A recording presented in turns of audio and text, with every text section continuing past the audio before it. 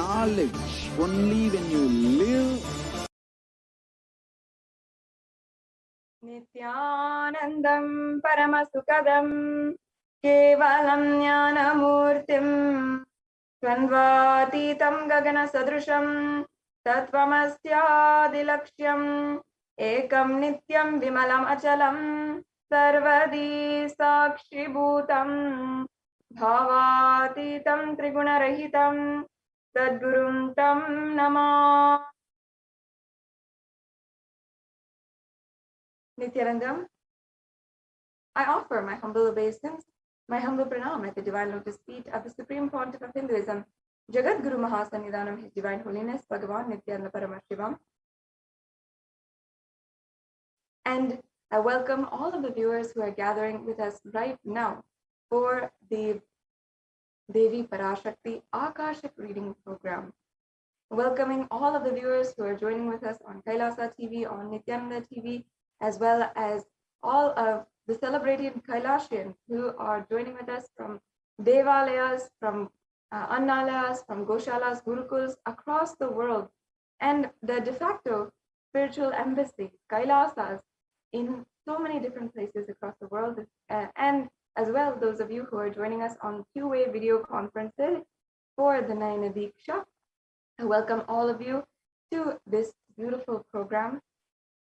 And I know that many of you today who are joining with us are each and every one of you searching for something deeper in your life, searching for a higher context, a deeper goal, something which fulfills your very soul and consciousness. And perhaps you've been searching for this for years to come, have been looking for it, whether it comes to name and fame or a good status in society, or if it comes to wealth, or if it comes to health, whatever it is, you might be searching for this very thing. And you might be searching deeply, yearning for one thing in your life that will completely fulfill you. And that one thing is love. Love is the undercurrent behind everything that we are doing and everything that we are searching for. Ultimately, we are looking for love. But many of us today, we confuse love with maybe our normal superficial relationships. We have different languages for love. For example, giving compliments or spending time with each other or giving gifts. All of these are forms and acts and expression of love, but you cannot say that they are love themselves, and we cannot ever define love just within the limits of a simple language. Love, according to Sanatana Hindu Dharma, has a divine element, a divine quality. Love is able to transform and transcend you through all of your different fears, your different your conflicts in your life, as well as even make you heal so many different aspects of yourself which you feel, perhaps a extreme anxious and anxiety disorder, or even not being able to confront yourself about your deepest fears and deepest insecurities. Love has the power to transcend and transform you throughout anything. And Devi Parashakti, manifesting through the Supreme Pontiff of Hinduism, had recently revealed that the beautiful truth, Anbhe meaning love is God. Love is God, and love is divine. And that is the very way that we can strengthen ourselves.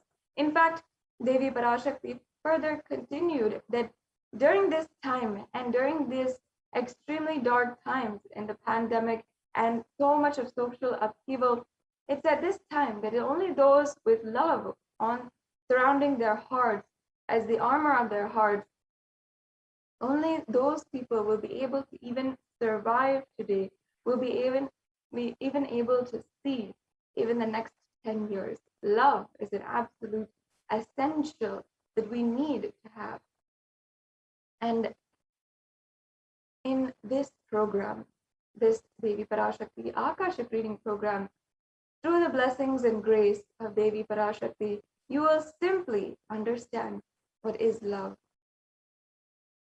Devi Parashakti is the cosmic mother, the embodiment of the cosmic feminine consciousness, and the source of billions and billions of universes which from her come in and go out.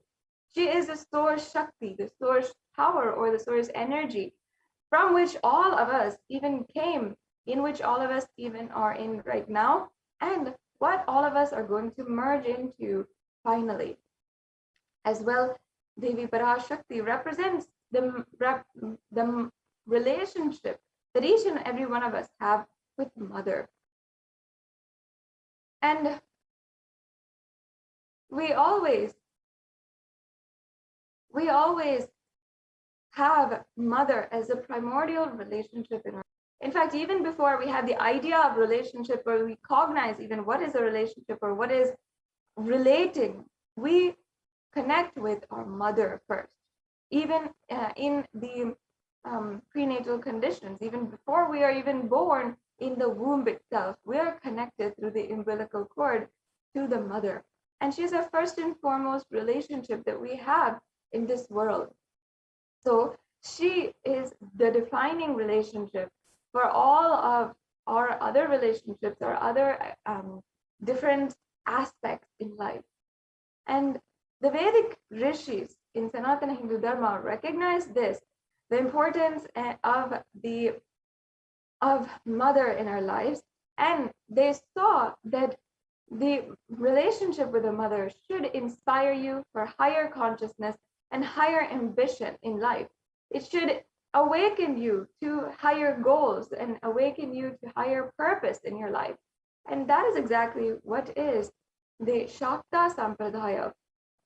The Shakta Sampradaya is the mother worship, which the Supreme Pontiff of Hinduism is himself a practitioner from the very advent of his life, from the very young age.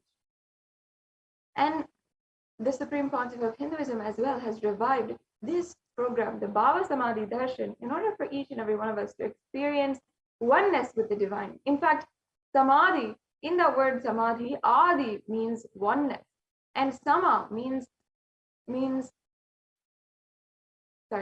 Adi means source or origin, and Sama means oneness with that source. Bhava means emotion or aspect. So Bhava Samadhi together, it means attaining oneness through a certain aspect. And that is the ultimate point of this whole program, having and experiencing oneness with the divine. And if you don't know what that means, as we go through, you will have more and more deeper understandings of what is oneness and how we can experience it and how it is the one thing that will give everything in our lives. And not only that, the Bhava Samadhi program awakens the Kundalini energy.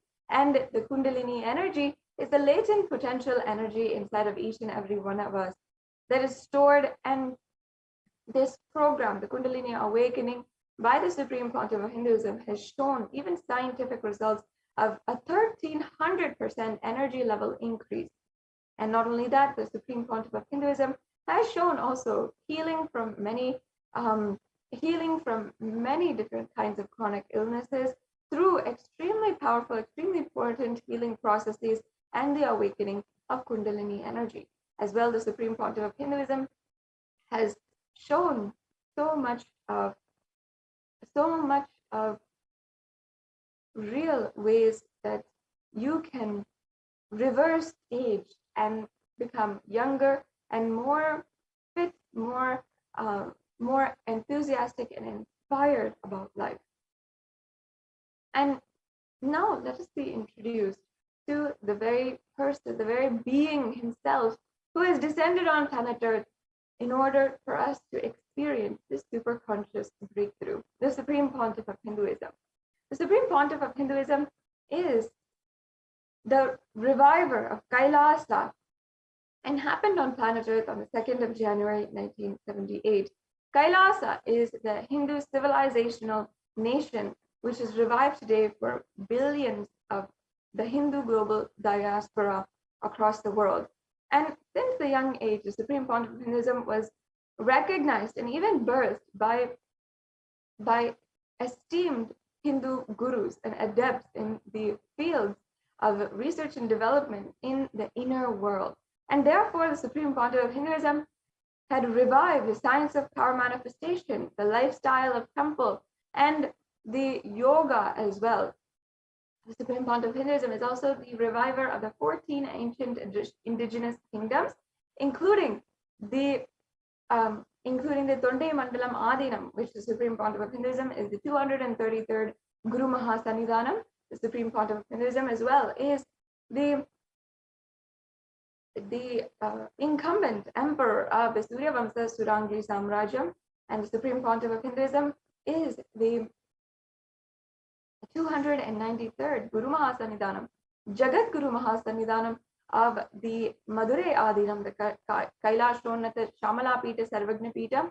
As well, the Supreme Pontiff of Hinduism is the Mahamandaleshwar of the Mahanirvani Akada, and the 1008 Acharya Mahamandaleshwar of the Mahanirvani Akada, the Atal Akada. Then the Supreme Pontiff of Hinduism is also the 23rd Guru Mahasannidhanam of the Dharma Mukti Swargapuram Adinam. Lastly, the Supreme Pontiff of Hinduism was elected as the Supreme Pontiff of Hinduism in 2015 by a congregation of 1,008 Hindu leaders, esteemed Hindu leaders, who voted and elected him as the Supreme Pontiff. As well, the Supreme Pontiff of Hinduism has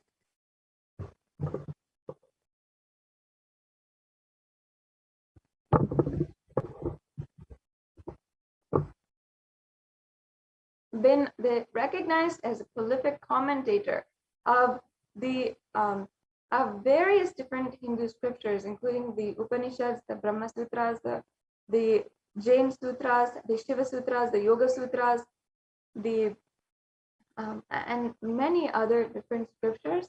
And the Supreme Pontiff of Hinduism has authored books on these sutras as well as different topics. And that's more than 300 books in English, Tamil, and Sanskrit. And as well, the Supreme Pontiff of Hinduism had these books are translated into 50 further languages and distributed across so many millions of people digitally as well as the physical copies. The Supreme Pontiff of Hinduism has given more than 20,000 hours of discourses, of sessions, of darshans, and so much more, which is all available in the YouTube channel at Kailasa's HDH Nithyananda. And the Supreme Pontiff of Hinduism, as well as revived over 100 Sarvagna Pitas, or the Hindu ecosystems around the world, in 2,500 satsang centers, places where people gathered in order to practice the teachings of the Supreme Pontiff of Hinduism. As well, the Supreme Pontiff of Hinduism has revived the 108 sampradayas, or ancient endangered lineages, including the Rudrakanyas and Rudras, the Rishis and Rishikas, the Sannyasis, the Bhairavis, and so many more. And the Supreme Pontiff of Hinduism has established the world's largest Hindu university, Kailasa's Nithyananda Hindu University, with satellite campuses in more than 150 countries. As well, the Supreme Pontiff of Hinduism has revived Sanatana Hindu Dharma despite so much of attack, and continues to work day in and day out for the revival of Sanatana Hindu Dharma. And with this, it brings us to a conclusion of this segment, an introduction to this whole program, the Devi Parashakti Akashic reading program. In the next segment, we will be starting the demonstration of the extraordinary Shaktis.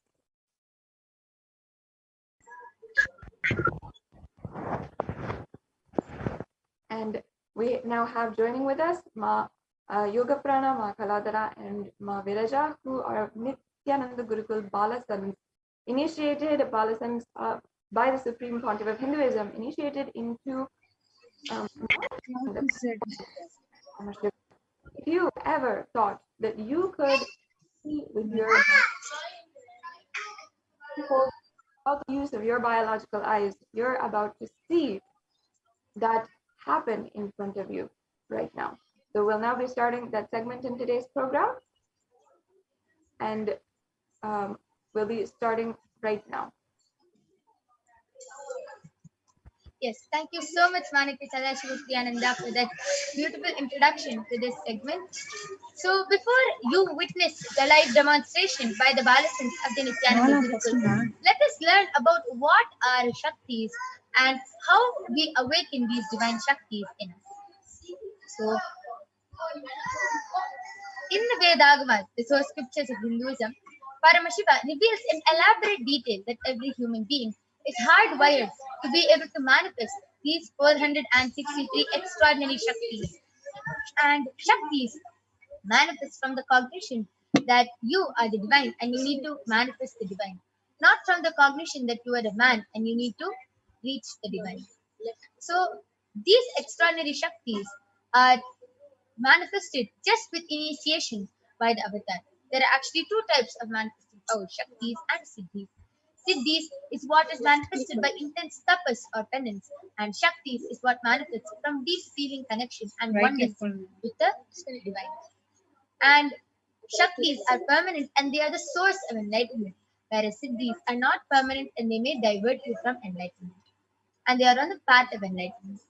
And what we are going to be demonstrating to you is Shakti, where you will be witnessing how these Shaktis manifest just with one touch, just with one initiation from the avatar.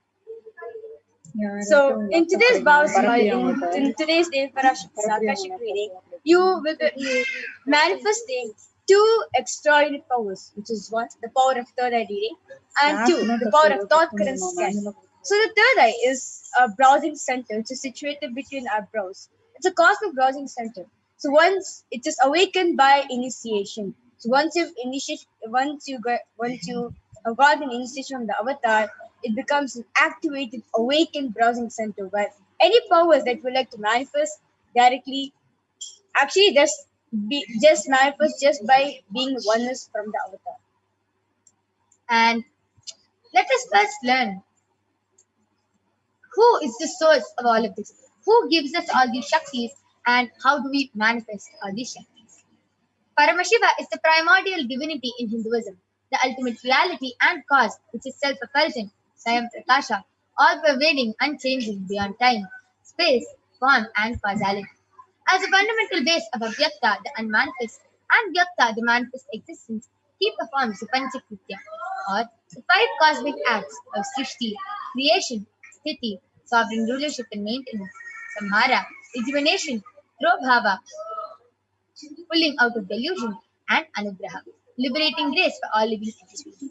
And Paramashiva himself has come down in the form of the Supreme Pontiff of Hinduism, Jagat Guru Mahasamidhanam, His Divine Holiness Bhagavan Nithyananda Paramashivam, as the 1008th living incarnation and representation of Paramashiva, the reviver of Kailasa, which is the enlightened civilization, the ancient enlightened civilization, the great cosmic godly civilization.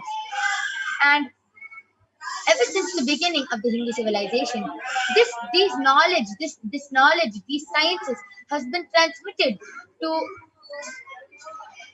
all the enlightened gurus by the Guru Parampara. So Swamiji has been trained and taught to revive these sciences by the Guru Parampara. So many gurus like Mata Bibudanand Puri, Pundi Swamigal, Yogi Raj Yoganand Puri, Visari Swamigal, so many of these enlightened gurus have taught and trained Swamiji to revive these extraordinary sciences just for millions to manifest the science of power manifestation from the disciplines of Vedanta, Tantra, Sri Vidya, Yoga, Yogic powers, Mantra Shastra, Siddha Vidya, the science of Aushadha, Bhakti Yoga, Paramashiva Jnana, and Paramashiva Vijnana. So how do we awaken these divine Shaktis in us? Just with initiation. These divine Shaktis are manifested just with initiation from the avatar.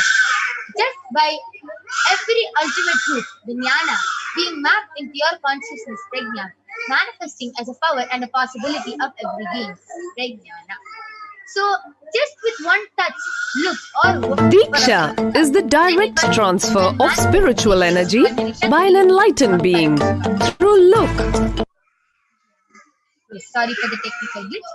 So now we'll be watching a video which explains and shows what is Diksha and how just with one touch Swamiji is able to transmit this experience to us. Word or touch. The traditional Vedic book Navaratneshwara states, Diksha is the direct Diksha is the direct transfer of spiritual energy by an enlightened being through look, word, or touch.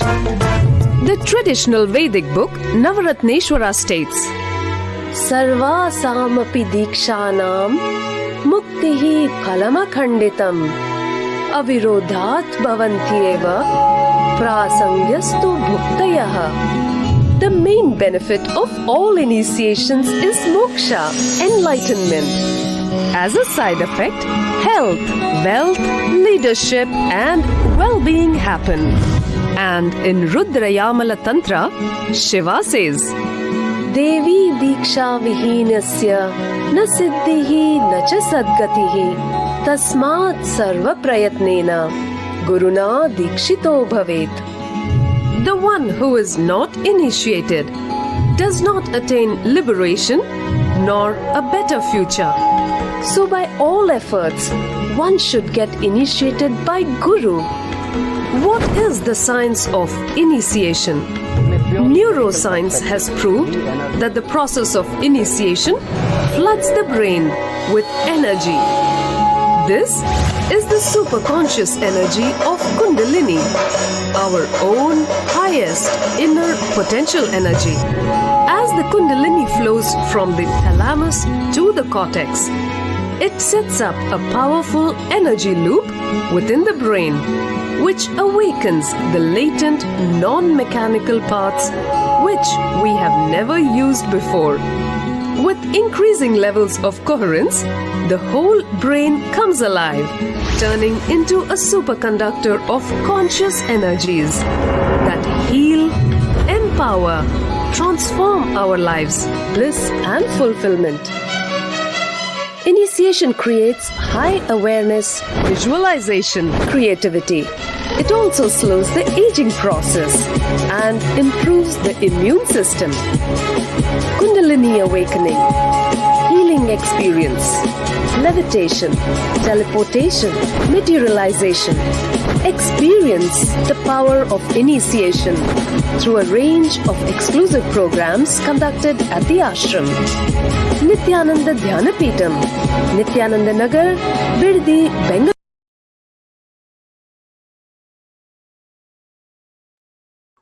Yes, with that beautiful video which explained what is Diksha and how we get the Diksha from the avatar, let us see how the science of power manifestation is authenticated through the four aspects of evidences or pramanas. So the first is the Shastra Pramana, which is the eternal unchangeable truth revealed in the source scriptures, the Vedas and the Agamas. And the second is the Apta Pramana, the experiences of Aptas or the authorities of Hinduism, the Vedic rishis and scientists who time test and verify the science. And third is Atma Pramana, the supreme point of Hinduism's personal experience on the science of power manifestation. The last is the Pratyaksha Pramana, the empirical evidence from observation and scientific experimentation is the Pratyaksha Pramana. So, let us get ready to witness a very unique and exciting demonstration of the power of third. But before that, where do we get all these Shastra Pramanas from? From the Vedas, which is a living. Vedas are the ultimate superior authorities for Hindus, and they are the pure science where the ultimate truths are explained. Agamas are the scriptures where the applied technology, the applied science is expanded. Vedas and Agamas are given the status of Shruti as they are directly revealed by Paramashiva. They are the ultimate, eternal, unchangeable truths, and any reference cited from these source scriptures or Shastras is called the Shastra Pramana. So now, let us witness an extraordinary demonstration by the Balasins of the Nithyananda Gurukul. Along with me, I have two Balasins, Manitya Kaladharananda and Manasi Virijananda. Ma Kaladhara is 15 years old and Ma Virija is 16 years old, and they will be manifesting this extraordinary Shakti of third eye for all of you. Before that, let us see the Shastra Pramanas for the power of third eye. The Shastra Pramana comes from the Vijnana Bhairava Tantra, Dharana Sutra 34. Kapalantarmanonyasa Tishtannilitalochanaha Ramena Manasodadhyat Lakshaye Lakshamuttamam. The translation goes, by fixing the mind on the inner space within the crown center and sitting stably without any movement, having the eyes closed in succession, by that stability of the mind and inner space, through the power of the third eye, one directly sees the ultimate goal Lakshyam by having the vision beyond the sight that reveals any object or place, attaining the space of Paramashiva. The next is the Apta Pramana, where Bhagavan Krishna initiates Arjuna into the power of third eye. In the Hindu Purana Bhagavad Gita, Bhagavan Krishna initiates Arjuna into the power of third eye to behold his Vishwarupa Darshana. And in the 11th chapter of the Bhagavad Gita, Arjuna completely narrates the cosmic form of Bhagavan Krishna as he sees it through the third eye. न तु मां शक्यसे द्रष्टुम् अनेनैव स्वचक्षुषा दिव्यं ददामि ते चक्षुः पश्य मे योगमैश्वरम्. Bhagavan Krishna says to Arjuna, but you cannot see my cosmic form with these physical eyes of yours. Therefore I grant you the divine third eye. Behold my cosmic opulence. The next is the Atma Pramana, where Bhagavan Swamiji beautifully shares in his own words how he had the experience of the third eye, of the 360-degree vision. Inside and outside broke.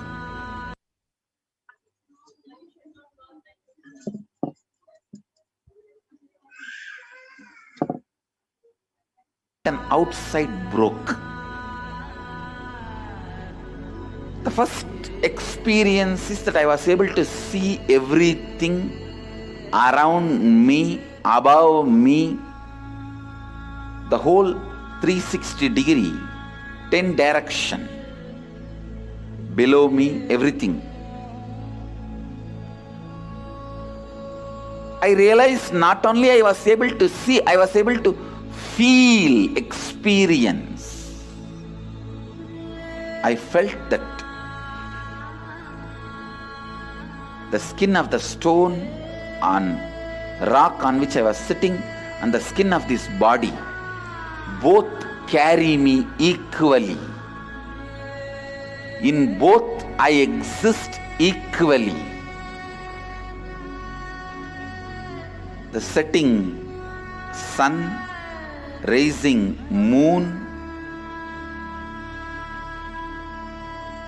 the whole Arunachala hill, all the plants, bush, shrubs, trees, everything.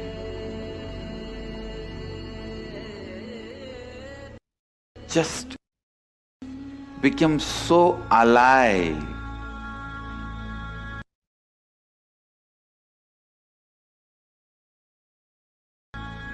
The idea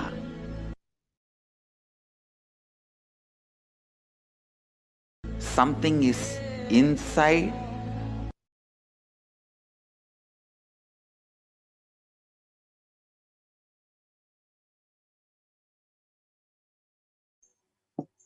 and last is the Pratyaksha Pramana, the empirical evidence from observation and scientific experimentation.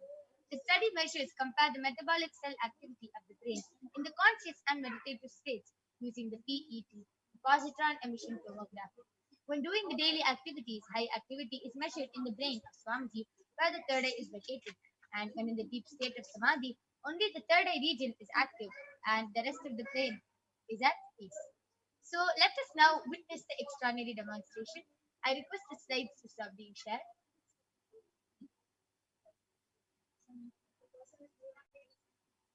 I request the slides to stop being shared.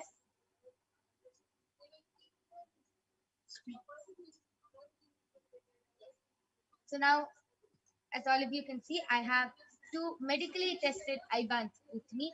In front is a complete opaque sheet, and behind is a thick sponge. And there is no gap between the opaque sheet and the sponge, and there is no possible way of light entering in this eye band. These two eye bands are medically tested eye bands tested by one of the top 10 hospitals of India, and they are completely proven and tested that even with your eyes open in these eye bands, there is no possible way of light entering. Now I'm going to be placing both these eye bands on Maharija and Ma Kaladra's eyes, and you can see that there's nothing.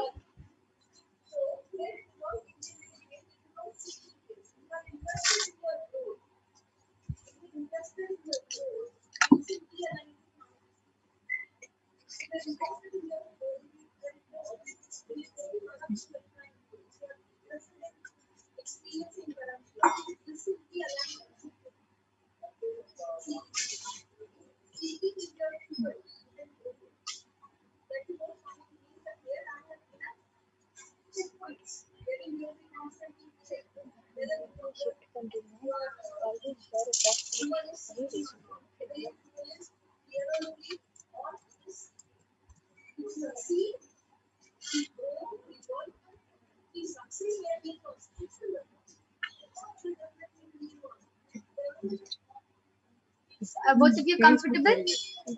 I request you to put the strap over my ears. Now? Yes. So Ma Virija and Ma Kaladra are comfortable, and you can see how the eye band is completely covering their eyes. And I request all of you to go ahead, post your YouTube comments in the Kailasa's HDH Nithyananda YouTube channel, and Ma Kaladra and Ma Virija will be reading out your comments live. So please go ahead and start posting your comments in the Kailasa's HDH Nithyananda YouTube channel. So before both of us start reading the comment section, we'd like to show all of you that the eye band which my yoga pran put on us is completely stuck. It's completely glued to our face. So we'll turn to our right, left, up, down, and all over.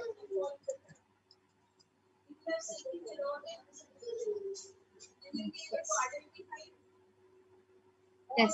So now I request all of you to go ahead and start posting your comments. Ma Virija and Ma Kaladra are eagerly waiting to read out your comments. And all of you can go ahead and post it in the Kailasa's SPH Nithyananda YouTube channel and also the SPH JGM Bhagwan Nithyananda Paramashivam Facebook page. Also, we will be reading comments from the YouTube channel and the Facebook page. So please go ahead and post your comments in any one of these platforms, and Ma Virija and Ma Kaladra are eagerly waiting to read your comments out.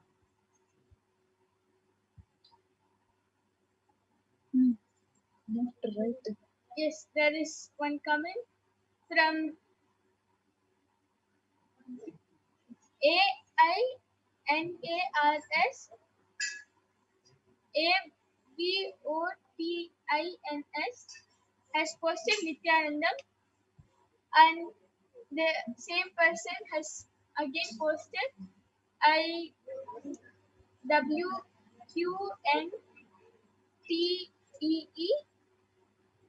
a third day solution in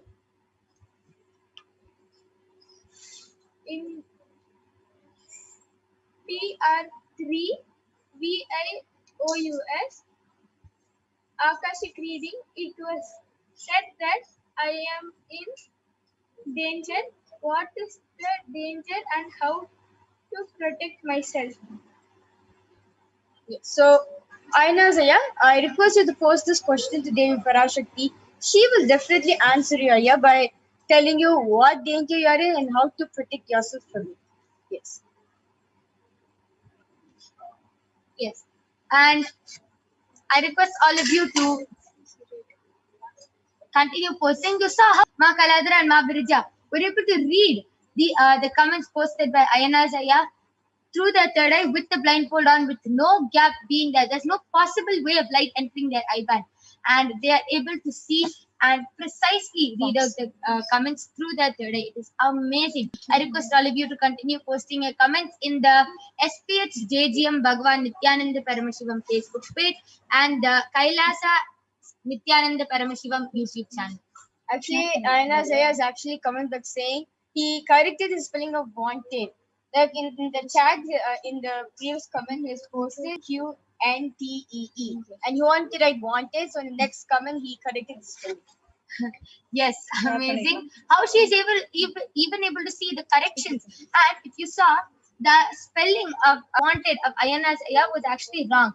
But Ma Kaladara read even that through her third eye so precisely. Amazing.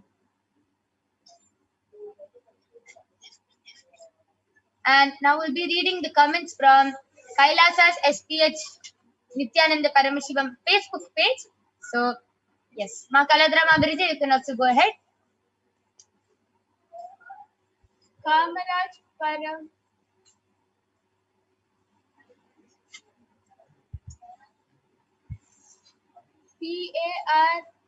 PARASURAMAN has posted hi. Vindhyachal Seth has posted Jai Gurudev Ji. This is the latest comment which has been posted just a minute ago. Wow. So she's even able to see how much time, how long ago it was posted. She was able to read the name. She was able to read the comment. Amazing.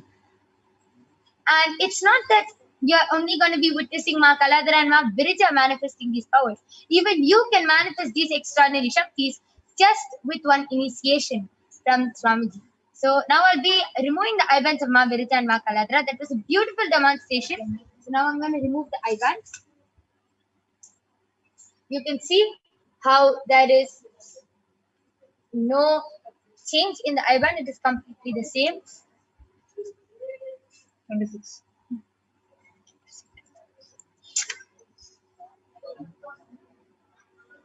And same with this.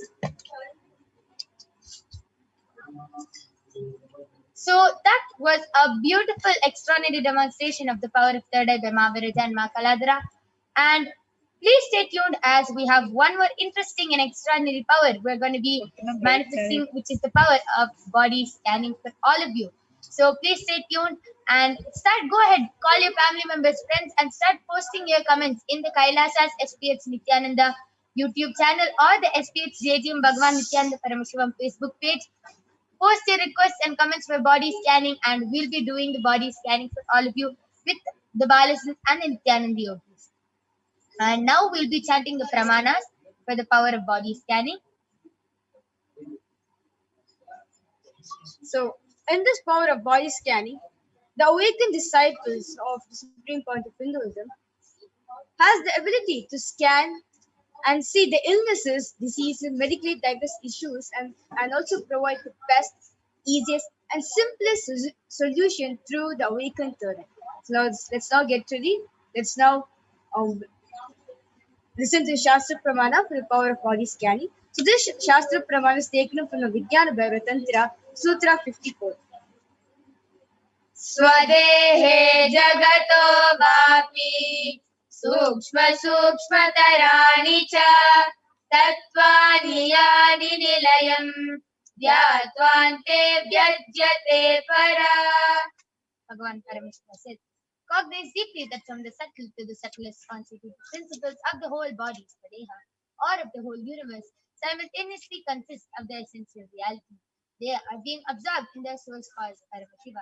And by the experience of such restful awareness, one becomes complete from all thoughts and the ultimate universal divine power, Paradevi. Adi Shakti is revealed and the supreme power manifestation happens. The next is the Apta Pramana, which is the experience and the reference of the power of body scanning from the life of a Siddha named Terayar. Terayar was a Siddha and one of the prominent disciples of Agatya. And one day, a man suffering from a severe headache came to Agatya for healing. He had scanned and revealed that there is a small Terai, a type of frog, sitting in his brain. And Agatya immediately instructs Teraya, his disciples, to perform an open head surgery and remove the frog. And remember, this is 5,000 years ago, and Theria successfully completes the open head, and the person is completely healed and cured of the headache.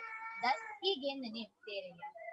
Next is the Atma Pramana. Swamiji beautifully shares that when he had broken his hand, he had a multiple compound hand fracture. Swamiji says, only when I had the multiple compound hand fracture, I was forced to go for surgery and therefore for medical checkups related to that. At that time, they detected heavy metal quantities in different organs of mine, and it was revealed that I had been poisoned without our knowledge. I needed to use diagnostic methods instead of medical facilities to study the body condition through the body scanning. And I found out that the problems and problems and imbalances had happened and where the balance had to be done. And I used allopathy as a second opinion just to verify my findings. So all these avatars, all the incarnations, their life is just a leela. As whatever they manifest in a life, it is already pre-planned. It's just a leela would say so. So Swamiji, in this beautiful leela, he manifests two powers: the power of Shishada, going beyond pain, and the power of body scanning. Scanning and being able to scan his own body and finding out what problems he had. Last is the Sakshi Pramana. You can see so many of the disciples of Swamiji, the initiated disciples, are able to manifest this extraordinary power of body scanning for all the devotees and disciples across the globe, and they have even shared their experience. So now you will be witnessing a live demonstration of the power of body scanning by the Balasins of the Nithyananda Gurukul and the Nithyananda Yogis. So please stay tuned. We'll be back right after the short break, and you are going to be witnessing this extraordinary Shakti. So go ahead, post your comments in the Kailasa's HDH Nithyananda YouTube channel or the SPH JGM Bhagwan Nithyananda Paramashivam Facebook page.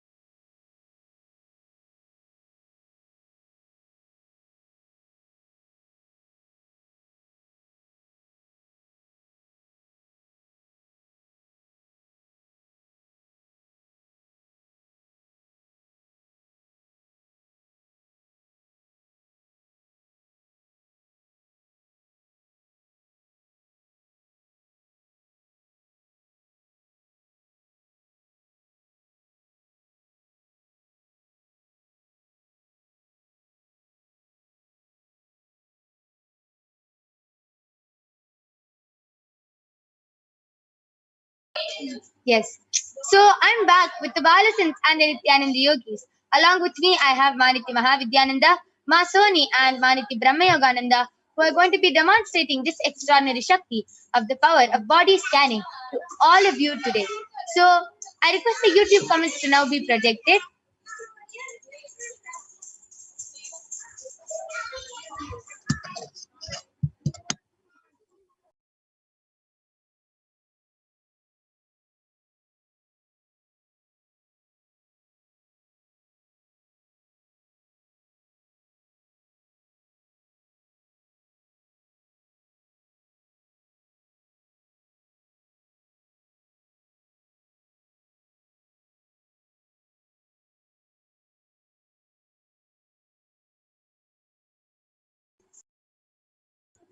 Yes. Suma Sumi Murali has posted, my father is having a major surgery now. Please scan and heal him. He is weakened in fear, got consent. And please scan my neck and back body pain and solution. Yes. Suma Mahavidya, you can do the body scanning for Ma Sumi Murali. Sony, you can do the body scanning for Ma Sumi Murali.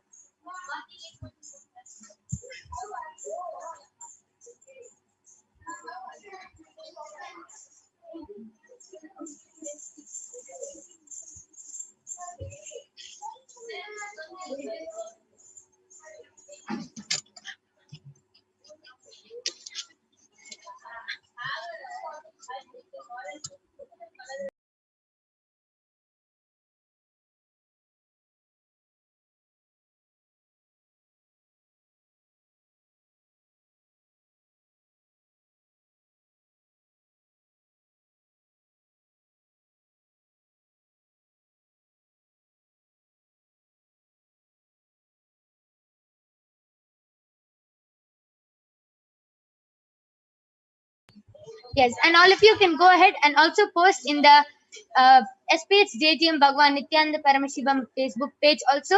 We are also taking comments from there. So please go ahead, post your comments in the Kailasa's SPH Nithyananda YouTube channel or the Facebook page.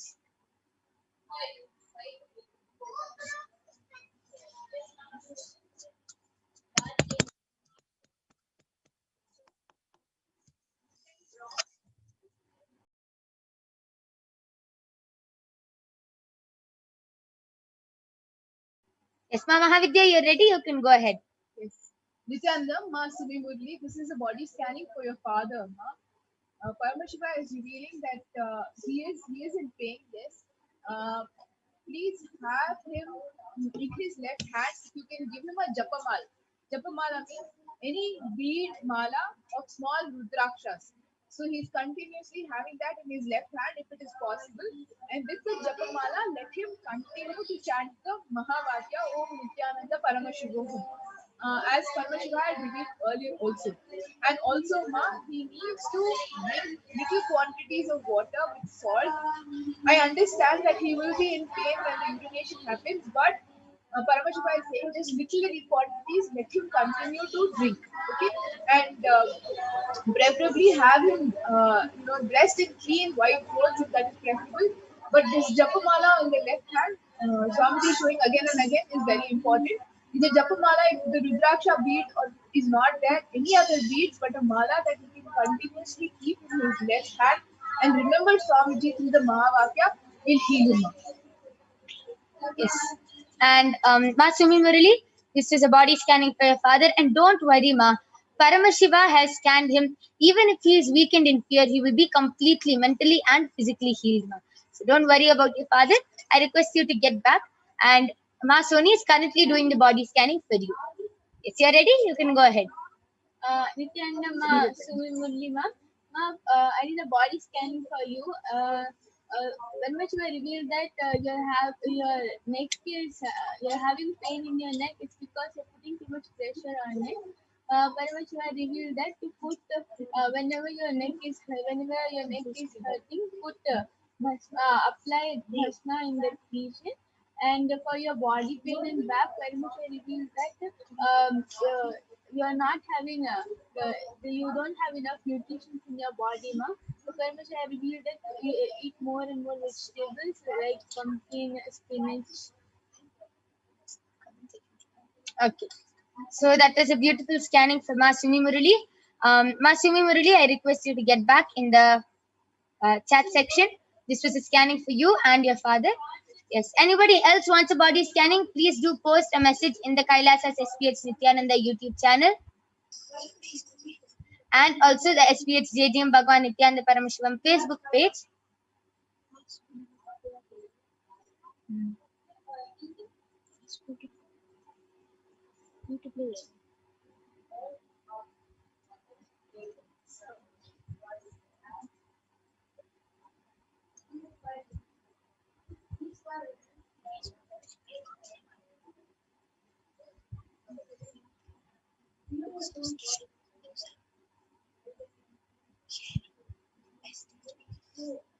Yes. Ma Mahavidya, why don't you go ahead and share how you manifest this power of body scanning. Okay. So all powers really are through the initiation of Swamiji. Immediately when there is a question asked or when there is a request for body scanning, all I do is just close my eyes, connect to Swamiji and ask a simple question of what it is to be revealed to them. What it is that is going to heal them, what answers and what solution needs to be given. And immediately through the third eye, Swamiji reveals whatever it is that has to be told. Often it is the person itself, and I see the person, I see what they are doing, I see their lifestyle habits, I see how they are moving, what their life is, and what their day is like, and I'm also shown what they need to change and why something is happening to them, and what is the cause, and what they need to do to improve it.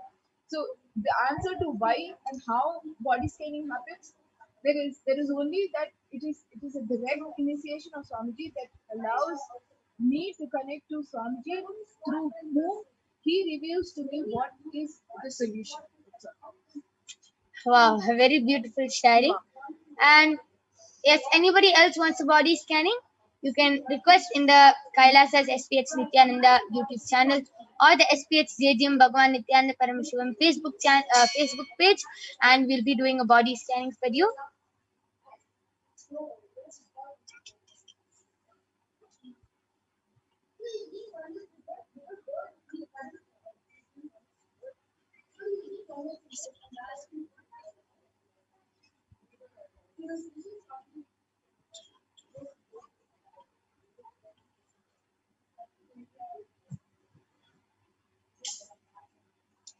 Yes, and all of you might be wondering what is the difference between a body scanning and by getting. Okay, so Ma Murali has posted, thank you, Ma. But father is in hospital now. I told him to do Mahavakya. I'll tell my sister to get one mala to him. Yes, Ma. Just follow the solution which Paramashiva gave. He will be completely healed. And please do remember, Paramashiva also suggested him to drink a little bit of water with salt also. And yes, and he will be completely healed. Okay, and the difference between getting a body scanning and by getting a checkup by the doctor done is that the third eye reveals the root cause of the problem, why the problem has started in your body. That is the one thing which a doctor cannot reveal. He can reveal that you have this problem, that problem, and he can give a medicine. But he will never be able to find out the root cause of the problem. Why? Because the root cause is always related to some incompletion, something in your childhood or past life, or something you're holding on to. Any body problem, like if you have skin problems, it is related to mother. If you have stomach cramps, it is related to mother incompletion. If you have shoulder pain, it is related to you not being able to take up responsibility, you feeling too overwhelmed. So every body problem you have, cancer is related to self-hatred. So every problem you have is related to some other incompletion you have with yourself. The third eye will reveal the root cause. There are so many times people got the scanning and Paramashiva revealed. All you have to do is complete with your SDHD, self-doubt, self-hatred, and self-denial. All you have to do is complete with it, and you will be healed. Everyone, that the person will be confused and puzzled. What are you saying? But then they will realize that if they attend to the root cause of the problem, which is their SDHD, which is the cause of the problem they're having in their body, they get completely healed. Because just like a weed plant, if you don't uproot the weed plant and you continue cutting its branches, the weed plant is only going to grow bigger and bigger. Only when you uproot the plant completely will it stop growing. Just like that, only when you uproot the root cause of the problem will you be completely healed. So, Ma Murali, this is also for you, Ma. Please tell your father to complete with the SDHD. Cancer, any cancer is also related to self-hatred. So please tell him to also just do the completion also. And Ayana's Aya has posted, I wanted a body scanning for my bedridden aunt Gunta Avotina. She can't walk, she is extremely overweight and has rheumatoid arthritis. Please do third eye healing and give her solution. I have her consent for all healings, etc. How to help her? She is in a quite helpless and negative mood due to her condition. Yes. So, Ma Brahma Yoga? You can do the body scanning for Ma Ayana, sorry, Ayana's Aya's aunt, Ma Gunta Avutina.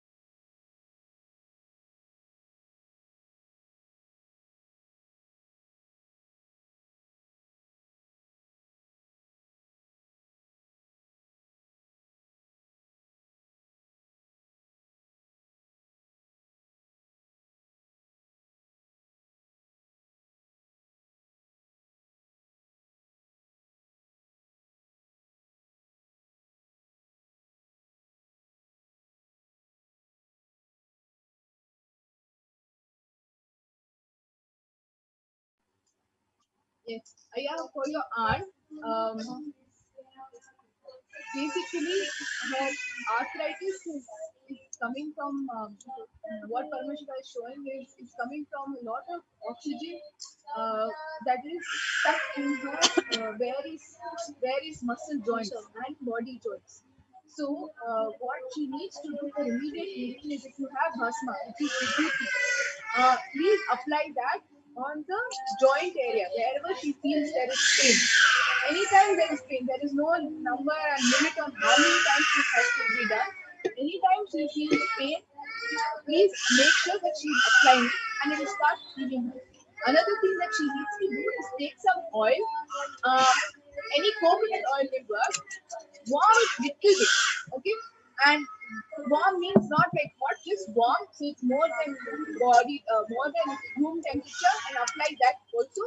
This can be done not when she is in pain or something, but during the rest of the day, just as she's doing a small little massage or wherever the joints are hurting. Okay, and tell her Aya to start doing how much ever she can. How much she can, doesn't need to stretch, but how much ever she can, she needs to start doing a little bit of yoga and start healing her. The Prathama Vinyasa Krama, which is a very special sequence that is given by Swamiji, is available on YouTube. It's guided. The video is guided version is there on YouTube. You can follow that. Let her do how much ever she can. A few times a day, 2 times, 3 times. Then she's sitting 10 minutes, 11 minutes. And doesn't have to be a full 42-minute cycle. Let her do 5 minutes, 11 minutes, 21 minutes. How much ever she can. And this will help her heal her very immediately.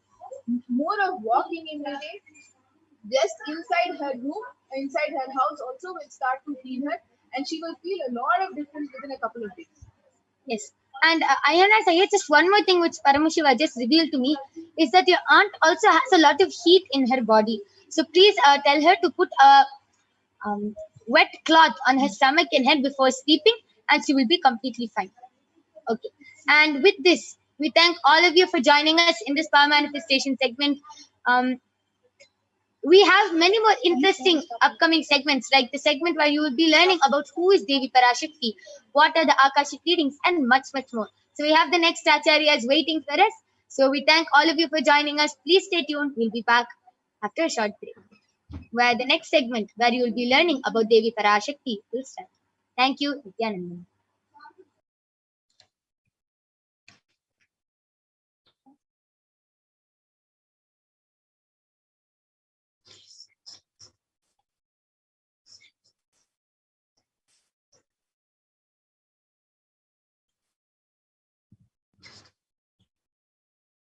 Yes, Nithyanandam, everyone. So now we will be learning about who is Devi Parashakti and what is divine feminine consciousness.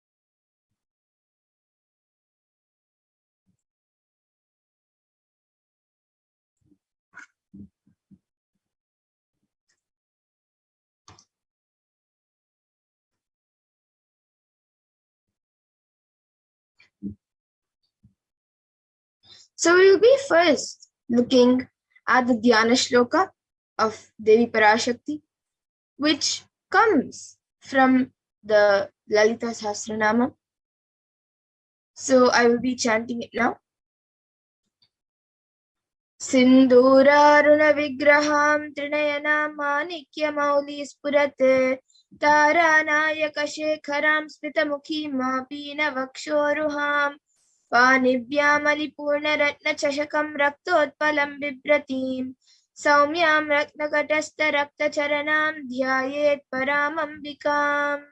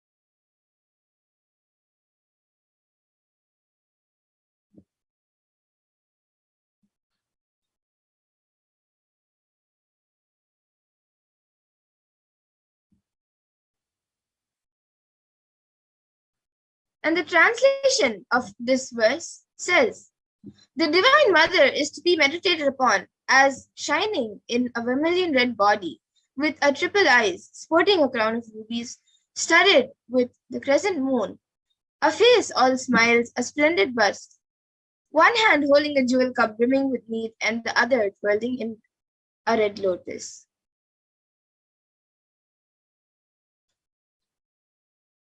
And then there's another verse, also from the Lalita Sahasranama, which also speaks about the beauty of Devi Parashakti.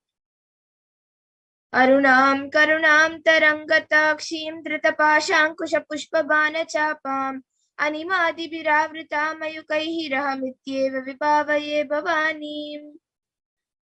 And this verse says, I meditate on the great empress. She is red in color, and her eyes are full of compassion, and holds the nose, the wood, the bow, and the flowery arrow in her hands.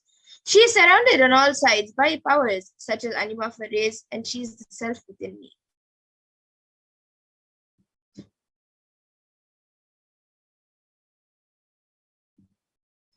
And Devi is the ultimate pure feminine consciousness. Parashakti is the cosmic mother. It is her cosmic womb, from which billions and billions of universes come out and go in. It is the source where the Big Bang and black holes go on. Parashakti is the source Shakti, source energy, and source power from which all of us came, which all of us are in even now, and which all of us are going to merge into.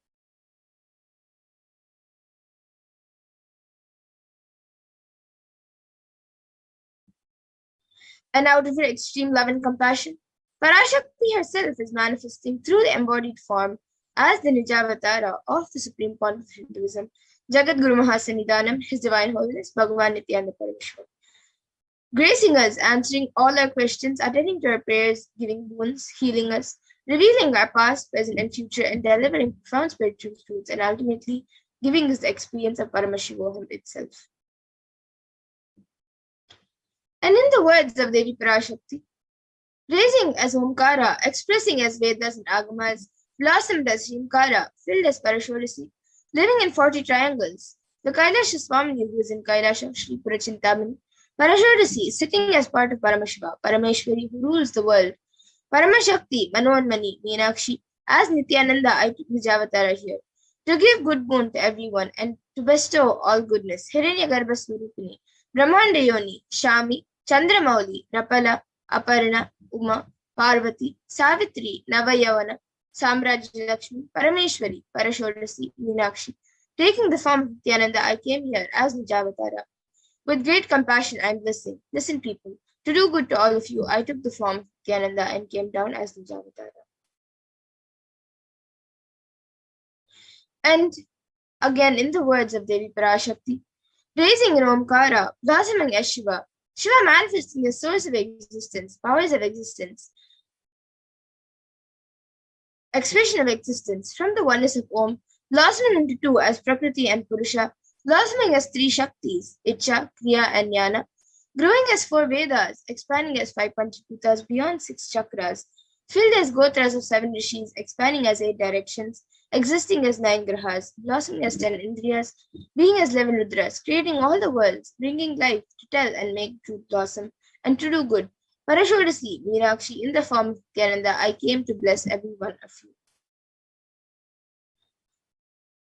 And now let's see how we can receive Devi Parashakti. So literally you are seeing Paramashiva and Parashakti at that moment. She is there on your screen. So always receive her very traditionally. You can keep two betel leaves, one banana, one betel nut, and one coin in front of the screen as you watch Devi Parashakti. And for those of you who don't know, a coin is actually considered the traditional dakshina in the Hindu tradition. It can be the lowest value. In India, it can be just a paise, and in the US, it can even be just a cent. Swamiji says, I'm not trying to monetize. Keep even 1 cent, it is okay. So for 100 days, if you have darshan, it will add up to $1.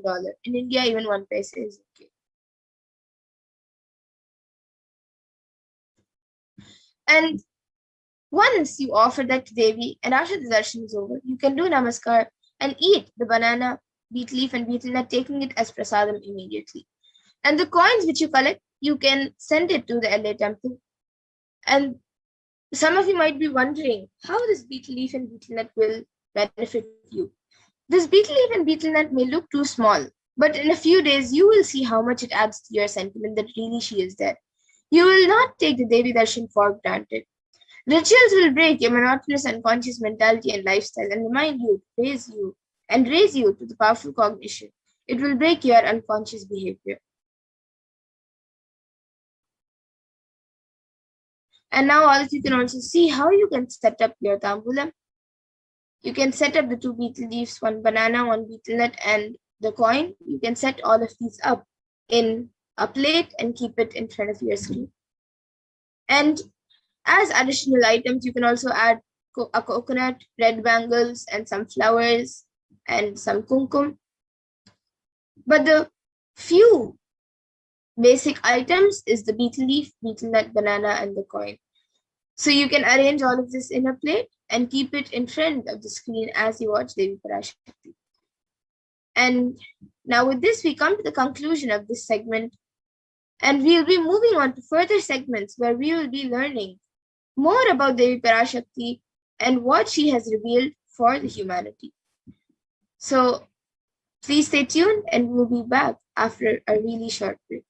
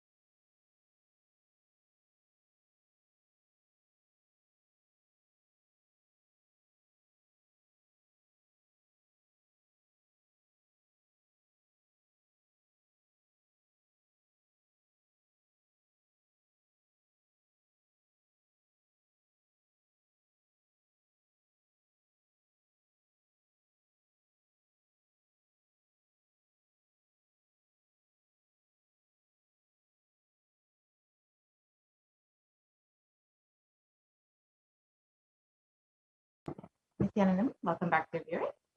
Now we will be entering into this next segment where we will be understanding some of Devi Parashakti's revelations made for humanity during this pralaya. So let us enter into this segment and understand a little bit more deeply how we can take heed to Devi's revelation.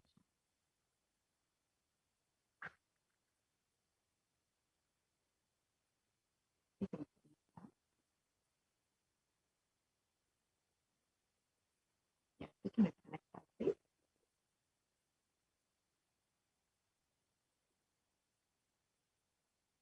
We can move to the next slide, please, Ma.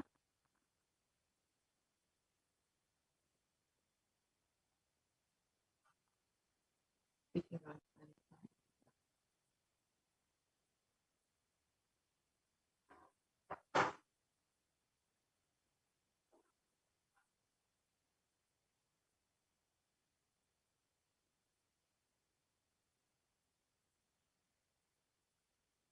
Yes, we can continue on.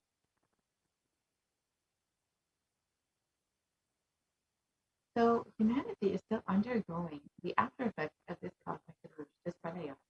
Thousands of deaths due to the global pandemic and emerging fungal epidemic, along with record numbers of natural disasters, have taken a huge toll on humanity's collective psyche, leading to an increase in poverty, malnutrition, depression, and mental health issues.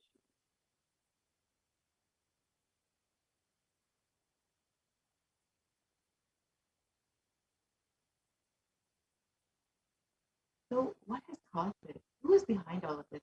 How could we have avoided this? What is the solution? In this segment, let us go through a scientific and statistical understanding of Devi Parashakti's revelations on the cause and the solution for this problem.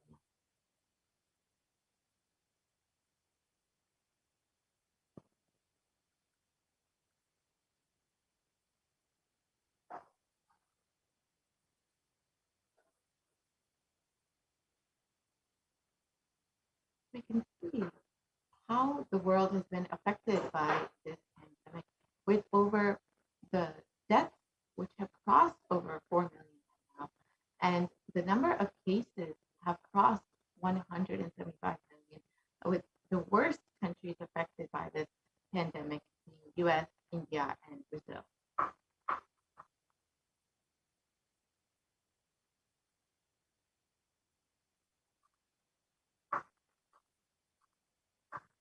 And the number of COVID cases within India alone has been 29 million. And the number of deaths due to COVID have crossed well over 370,000 people. And the number of people who have fallen into poverty since the beginning of the pandemic is around 75 million. And these numbers are considered to be severely underreported. The actual numbers could be much higher than what we are seeing here. And not only has the pandemic been affecting the physical health of the Indian population, but even the mental health of the Indian population. India is considered to be the 6th most depressed country, with rates of suicide and depression rapidly rising. 6.5% of the population is suffering from some form of mental illness, and it has a suicide rate of 10.9% for every 1 lakh people. 10.9 for every 1 lakh people. And the suicide is one of the biggest causes of death in the age group of 15 to 24. And the average suicide rate in India is 10.9 for every 1 lakh people.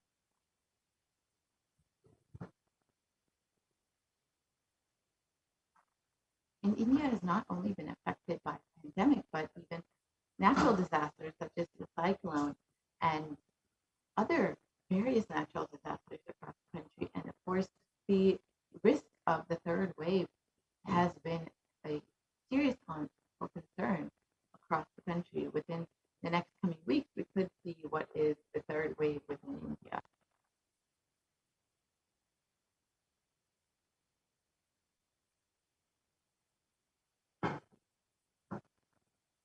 So how could all of this have been prevented? How could we have avoided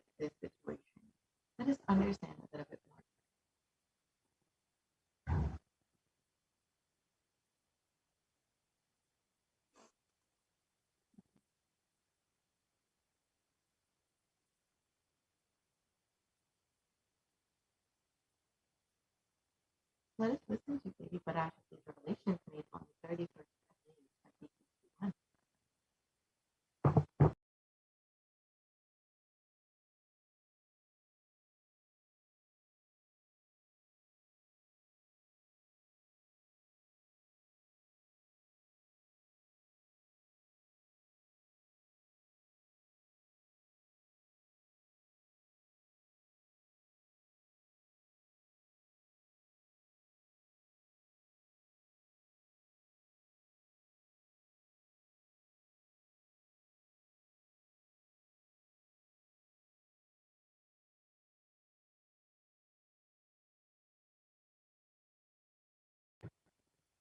I don't think the audio is being shared. The ultimate Shiva consciousness. Krishna is the bridge for you to achieve the Krishna consciousness. But Shiva consciousness, Krishna consciousness, all consciousness is one and the same.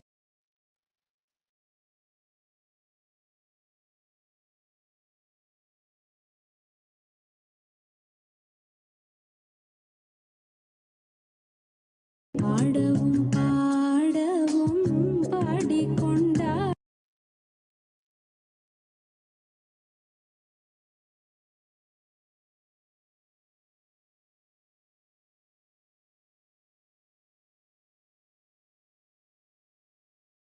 இரண்டாயிரத்திருபத்தி வரை India செல்ல வேண்டாமா என்று கேட்கின்றாய். நன்றாய் தெரிந்து கொள், சொல்வதை புரிந்து கொள். இந்த பெருநரகமான கிருமி போஜனம் இந்தியாவிற்குள் வரக்கூடாது என்பதற்காக 2020 பாரதம் முழுவதும் 12 ஜோதிர்லிங்கமும் பாத யாத்திரை செய்திடவே என் மகன் மூலமாய் திட்டமிட்டிருந்தேன். படுபாவிகள் ஓடத்தின் மாலுமியை ஊர்விட்டு துரத்தினார்கள். என்ன நடக்கிறதென்று பார். முறையாக கைலாய நாட்டின் தலைவனாக நிறை மரியாதையொடு நல் மதிப்பொடு என் நிஜாவதாரம் நித்யானந்தன் திருவடி மீண்டும் பாரதத்தில் பட்டு பாத யாத்திரை செய்த பிறகு மட்டுமே நீ அங்கு செல்ல வேண்டும். அதுவரை உன்னை காத்து செல்லாதே. ஓம் ஓம் ஓம்.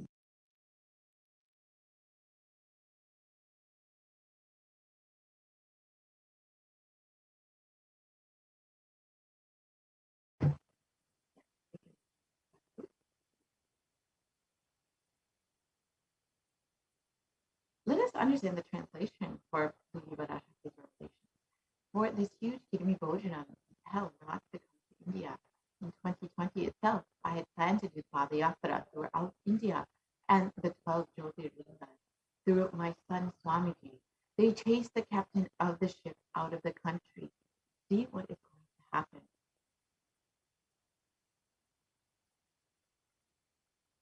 So let us now understand, go back to 2017 when the Supreme Court revealed the vision for the Padayatra is to be taken place in 2020.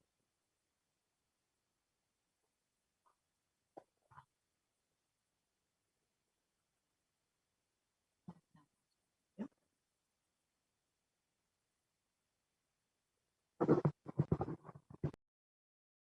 2020, planning for a full year. I'm going to walk from Rameshwaram to Amarnath. 1 year with 10,000 people, just walking all over India to spend time with people.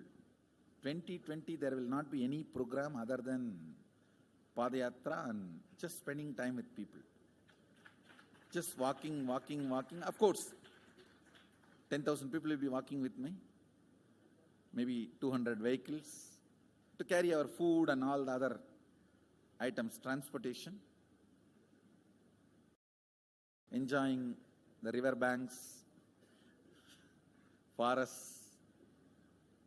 and time with nature. 10,000 people manifesting powers, walking from village to village. What do you think will happen?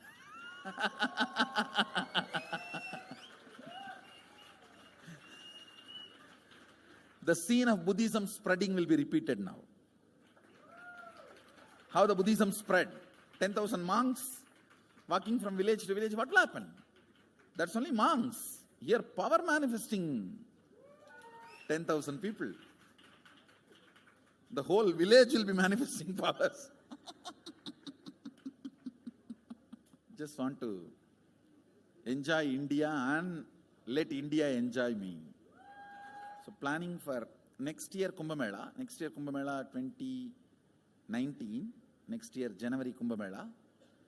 Before that, all the Balalayam, everything. Balalayam is going to be like the same structure outside with one stone tower, gold coated. It will be something like a 40 to 50 feet tall stone tower, and 5 Rajagopurams, which will be something like 120 feet. This will be the Balalayam. And after the Mulalayam is built, this Balalayam will serve as a Utsava Murti Sannidhi, where the Utsava Murtis will be worshipped and where the Archanas. See, in the main temple, there will not be any Archana or anything, because just for darshan itself, there will not be time. Like Tirupati, you can only have darshan and Arati, the camp for Arati. No other worship is allowed in the main temple. Because 12 Abhishekam is going to happen, 12 Kala Abhishekams. So continuously the rituals will be going on. People can have only darshan. They will not be able to involve themselves in any ritual. Other than darshan, nothing else will be allowed. So all the archana, all the other offerings, like people will offer the archanas and other, everything will be done to the Utsava Murti, which will be kept in the Balalayam, the present Balalayam, present structure. So people can spend time here. Like a main darshan, this will be like energy darshan, where you can give letter, get response. So by next year, the Balalayam will be ready. So 2019 full year, I will be conducting the programs and everything. 2020 will be the one full year Padayatra, walking. From next year Jayanti, means 2019's Jayanti to 2020's Jayanti, full year. Jayanti to Jayanti will be Padayatra. Before that, we will make 10,000 people power manifestors. It will be sannyasi, brahmachari, grihastha, all put together. 10,000 people will be walking. What a scene it will be. I think that is the only way the revival of Sanatana Hindu Dharma can be done. I need to get into the ground where people can see me, where they are living. I can't be waiting for people to come where I am living.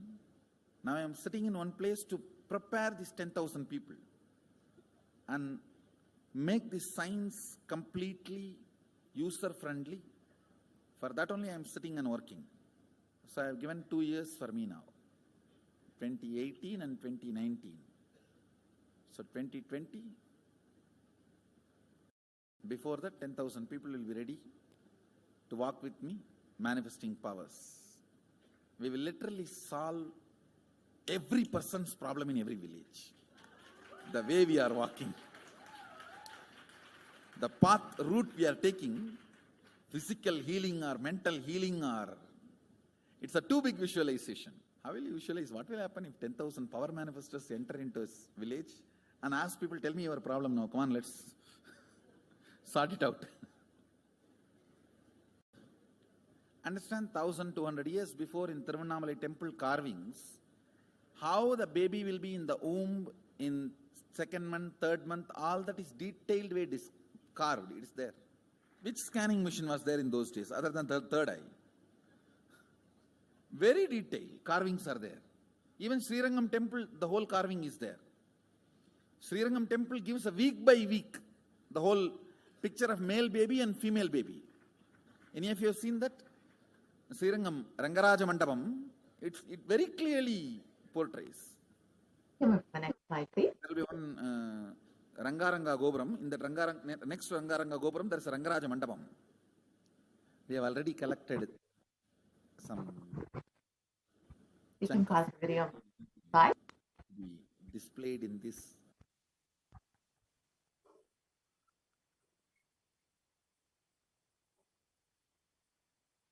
So we've listened to the Supreme Constitution's vision for the Padayatra that he revealed in 2017 itself. And with such a vast vision to attend to people where they are, to let people see the Supreme Concept of Hinduism where they are, to physically go and meet them and give them solutions for every problem, whether it's mental problem, physical problem, emotional problem, whatever the problem may be. The Supreme Concept of Hinduism was ready to attend to every person's problem. And this whole Padayatra would be like the scene of the Buddhism spreading and would be reviving Hinduism. And the Supreme Concept of Hinduism has been enriching and preparing humanity for this Padayatra since the age of 10 to save them from this Padayatra.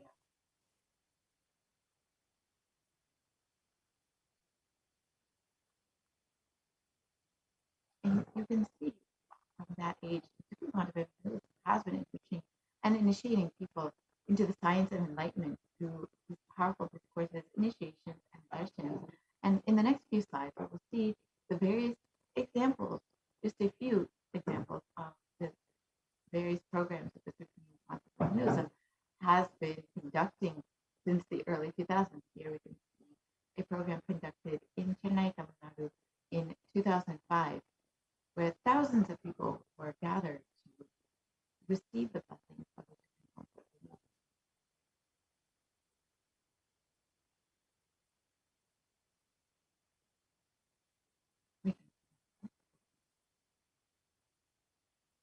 And here again in Tamil Nadu in 2005, the Supreme Court of Hinduism blessing and initiating thousands of people.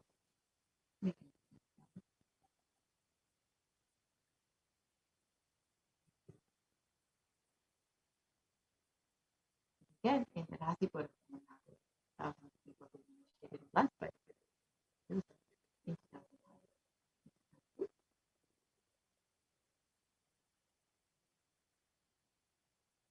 And in 2005, in Namakkal, Tamil Nadu, we see the Supreme Court of Hinduism conducting a mass satsang for the people of Tamil Nadu.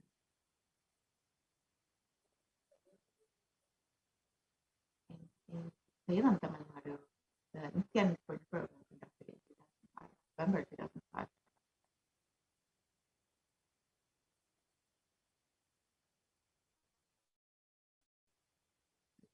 Nithyananda program conducted in City, Bangalore.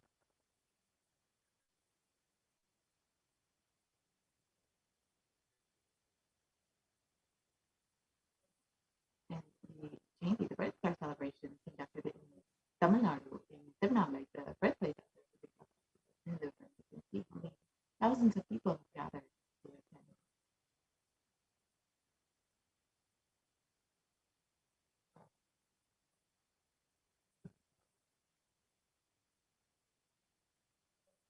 And the Jayanti celebration, the Adhikar verses like the Symphony Mass. And again, in Tirunelveli, the celebrations for Jayanti.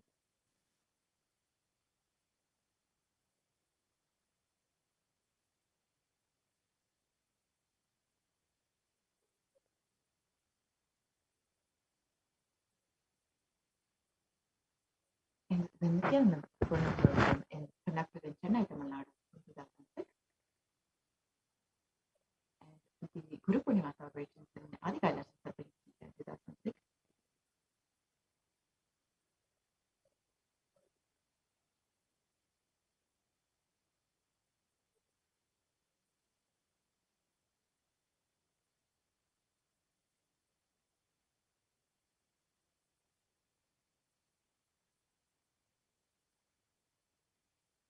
You can just see the various programs that have been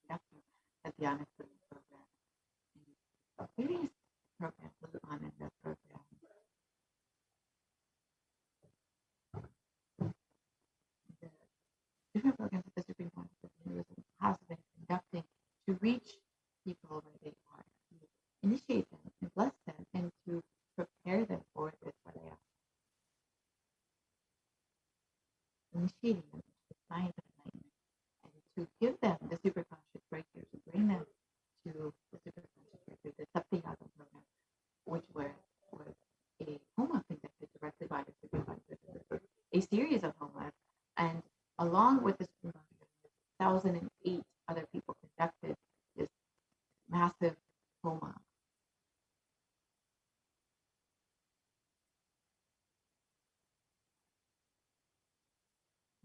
Photos from where the Supreme Consciousness conducting the homa and guiding 1,000 other people to conduct the same homa.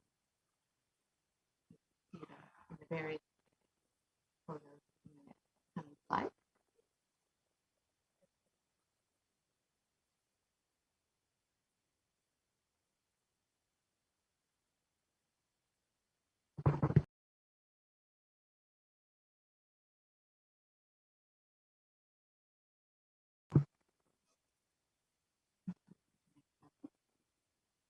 Yes, more photos of this. Yeah.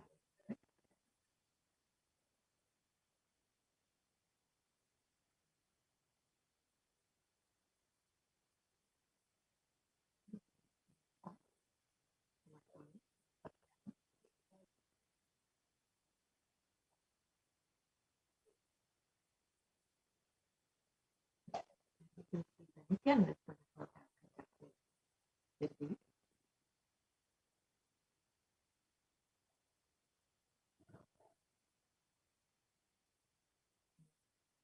Again, Nithyananda program conducted in Tamil Nadu.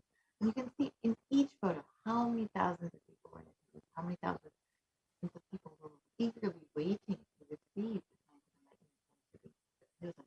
However, the anti-Hindu elements have made it nearly impossible for the Supreme Concept of Hinduism to do the re-energizing process by driving the Supreme Concept of Hinduism out of India.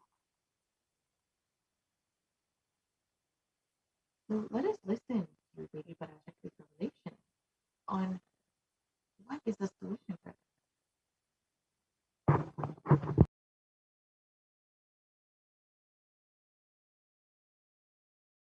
இரண்டாயிரத்திருபத்திரண்டு வரை India செல்ல வேண்டாமா என்று கேட்கின்றாய். நன்றாய் தெரிந்து கொள், சொல்வதைப் புரிந்து கொள். இந்த பெருநரகமான கிருமி போஜனம் இந்தியாவிற்குள் வரக்கூடாது என்பதற்காக 2020 பாரதம் முழுவதும் 12 ஜோதிர்லிங்கமும் பாத யாத்திரை செய்திடவே என் மகன் மூலமாய் திட்டமிட்டிருந்தேன். படுபாவிகள் ஓடத்தின் மாலுமியை ஊர்விட்டு துரத்தினார்கள். என்ன நடக்கிறதென்று பார். கைலாய நாட்டின் தலைவனாக நிறை மரியாதையொடு நல் மதிப்பொடு என் நிஜாவதாரம் நித்யானந்தன் திருவடி மீண்டும் பாரதத்தில் பட்டு பாத யாத்திரை செய்த பிறகு மட்டுமே நீ அங்கு செல்ல வேண்டும். அதுவரை உன்னை காத்து செல்லாதே. ஓம் ஓம் ஓம்.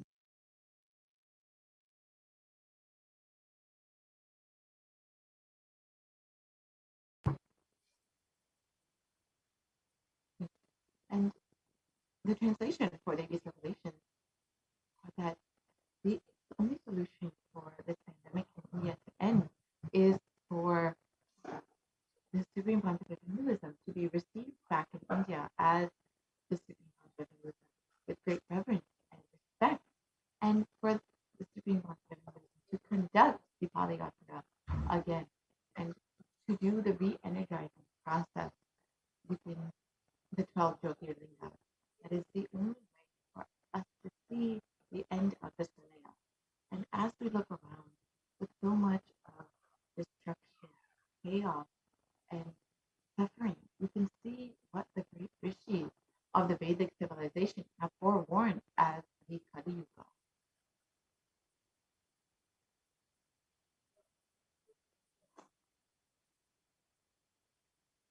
And here is the reference from the Kurma Purana of the Kali Yuga, where sage Vyasa reveals that the Kali Yuga is the worst of the four yugas, where man will be his own worst enemy. So let us look at the translation of this verse.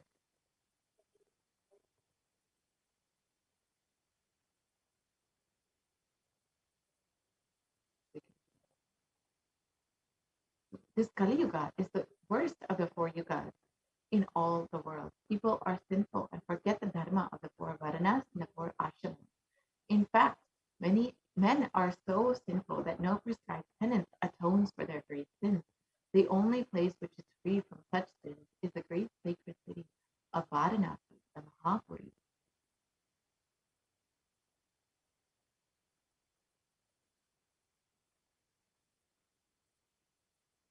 And here is another reference in the Golden Purana where it states that the Lord Rudra, Paramashiva himself, is the avatar for the Kali Yuga. And the translation for this verse is Brahma is the presiding divinity or Devata, the Lord for Krita Yuga, the first cycle of time. In the Treta Yuga, the second cycle of time, is Bhagavan Ravi, Surya, in which appeared Sri Rama. In the Dwapara Yuga, the third cycle of time, the presiding divinity is Vishnu. And in the Kali Yuga, the fourth cycle of time, the current age, the presiding divinity is the avatar of Lord Rudra, Lord Maheshwara, Mahasadashiva himself. And out of his deepest compassion, the Supreme Prophet of Hinduism, Paramashiva himself descended into the human form on the 2nd of January 1978 to protect humanity from this great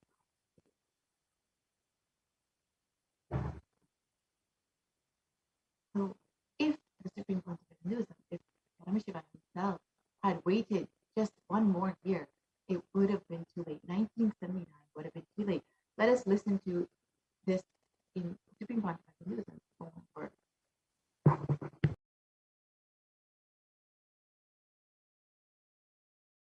And I tell you, O Hindus, don't be afraid. I am back with the same science. We are going to be rich.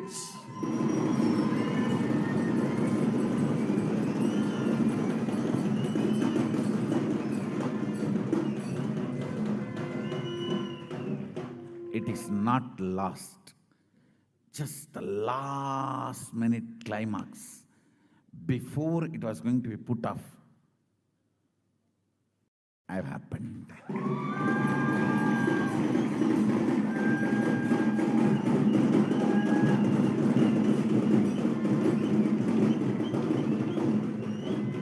(1979) would have been late. 1979 would have been late. If I had time, I would have sent only ambassadors. Because no time, I have to get up and come directly.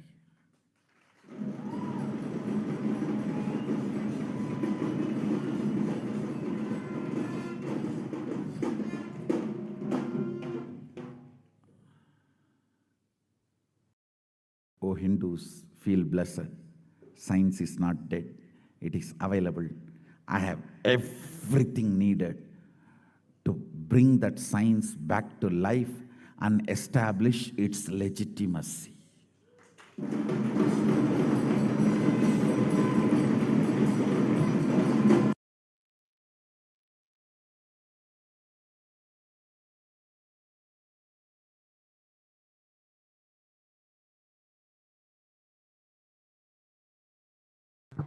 yes, the avatar's advent on planet Earth was to protect the world from this great cosmic deluge, to bring to the new age, to bring humanity to the Satya Yuga and live the super conscious earth.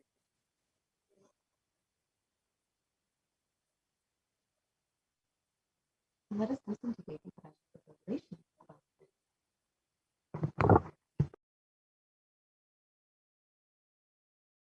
ஓம் ஓம் உலக மக்களே கேளுங்கள்.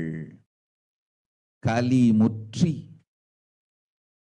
கலி கழிந்து புதுயுகம் சத்தியயுகம் புறப்பட வேண்டிய காலம் வந்ததனால் வந்திருக்கின்றது இந்த பெரும் பிரளயம்.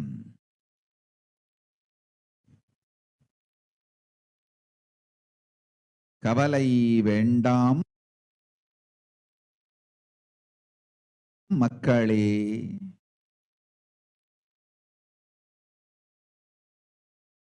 நித்யானந்தன் வடிவம் தாங்கி நாமே இங்கு வந்திருக்கின்றோம்.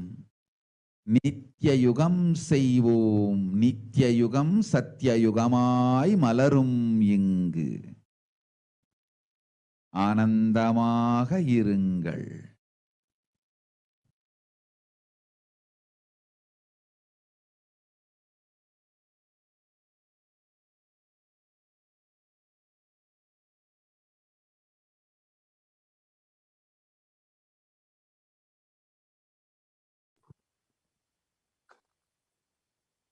So let us understand the translation.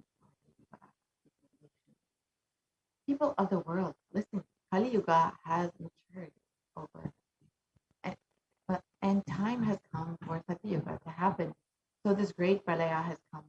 Don't worry, people. I, in the form of Nithyananda, I myself have come. I will make Nitya Yuga happen. Nitya Yuga will blossom into Satya Yuga.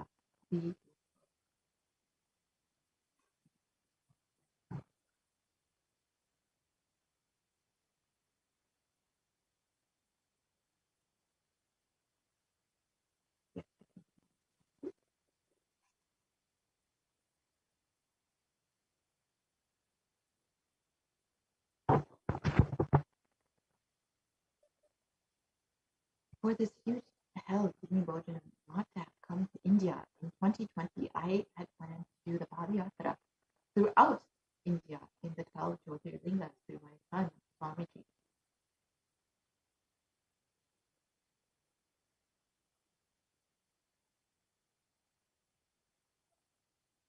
And in order to prepare for this yatra, the avatar began the Padayatra at the mere age of 10.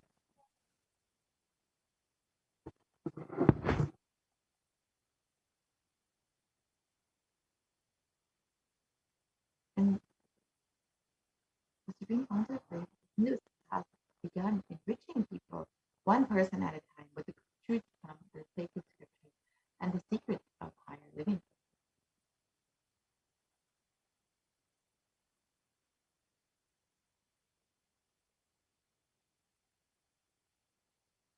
And even at the age of 14, 15, the Supreme Pontiff of Hinduism classmates remember the Supreme Pontiff of Hinduism led them from Guriyati, Tamil Nadu to Tirunelveli, his birthplace, and a huge pilgrimage site.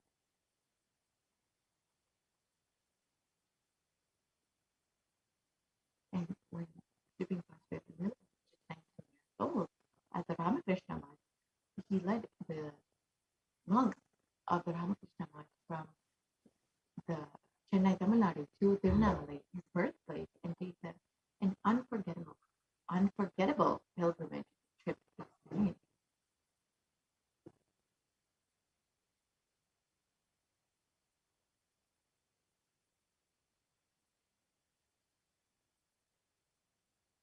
And the Supreme Pontiff of Hinduism continued walking the length and breadth of India, reaching more and more people, and preparing each one until the Supreme Pontiff of Hinduism founded the international mission, the Nithyananda Paramashivam, to revive Kailasa internationally on the 31st of December 1990.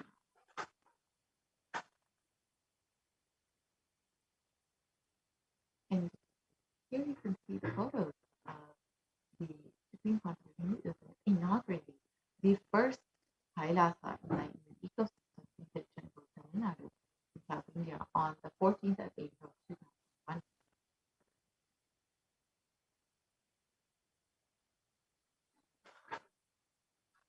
And in 2003, the Avatar continued his Vijayatra all over the world to enrich people from all backgrounds.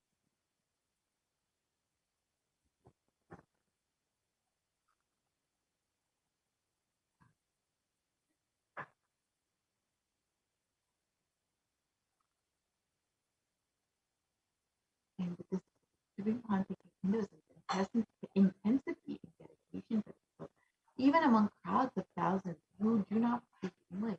The supreme conflict of Hinduism voice resonated deeply, and his presence moved each one to tears. And here you can see the photos of the devotees in Brazil and Guadalupe who had gathered the thousands of people to listen to the supreme conflict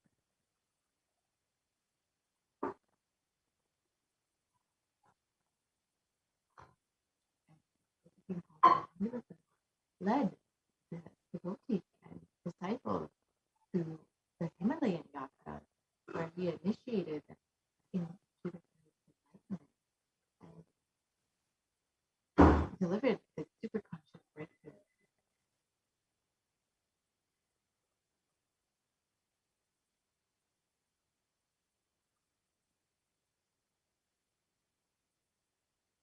And subsequently, the Avatar personally organized and led yatras yearly and guided individual souls, not to just the physical spiritual place, but even supernal.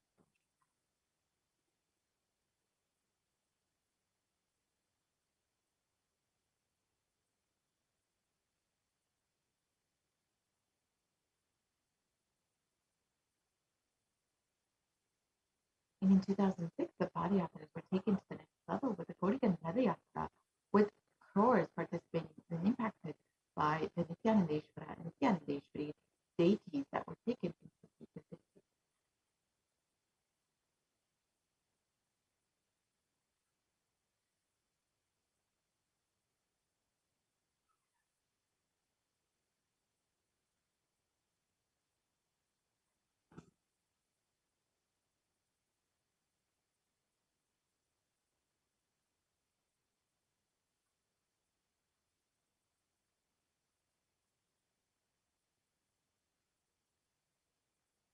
And so you can see a short clip of the Kodigan Nithyananda Yatra conducted in 2006.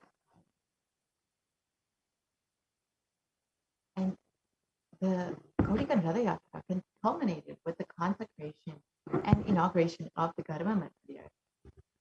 And here, the deities were energized as Achyavataras to radiate the energy of Paramashiva and Parashakti and to create the Adi Kailasha Satvignavita as a ship to save humanity from this upcoming Pralaya. And in the next few slides, we will see some of the various enlightenment ecosystems established for the sake of protecting humanity from Pralaya. Here you can see the Kailasa in Hyderabad, the Kailasa in Tiruchendur, and the Adi Kailasha Satvignavita. Spiritual energy centers were created to save India from this great cosmic deluge.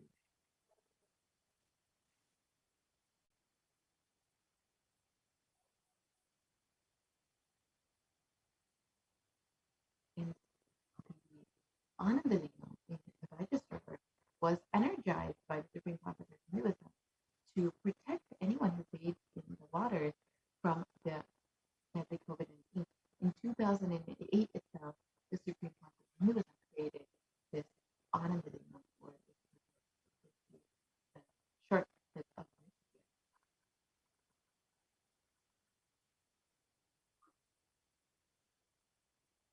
जनमस्सहस्राक्षाय च शतधन्वने च नमो गिरिशाय वजिपिविष्टाय च नमो मीढुष्टमाय च शुमते च नमो ह्रस्वाय च वामनाय च नमो बृहते च वर्षीयते च नमो वृद्धाय च संवृद्धने च नमो अग्र्याय च प्रथमाय च नम आशवे च जिराय च नम शीघ्रियाय च शीघ्राय च नम ऊर्म्याय च वस्वन्याय च नम स्रोतस्याय च दीप्याय च नमो ज्येष्ठाय च कनिष्ठाय च नमः पूर्वजाय च परजाय च नमो मध्यमाय च पगल्भाय च नमो जगन्याय च बुद्ध्याय च नमः सोभ्याय च प्रतिसर्याय च नमो याम्याय च क्षेम्याय च नमः उर्वर्याय च खल्याय च नमः श्वोप्याय च अवसान्याय च नमो वन्याय च कक्ष्याय च नमः श्रवाय च प्रतिश्रवाय च नमः आशुषेणाय च आशुरथाय च नमः शूराय च अवभिन्दते च नमो वर्मिणे च वरुथिने च नमो बिल्मिने च कवथिने च नमः श्रुताय च श्रुतसेनाय च नमो दुन्दुभ्याय च हनन्याय च नमो धृष्णवे च प्रवृषाय च नमो दूताय च प्रहिताय च नमो निषङ्गिने च श्रुतिमते नमस्ते च नमस्तीक्षेषवे च इधिने च नमस्वाय उधाय च सुधन्वने च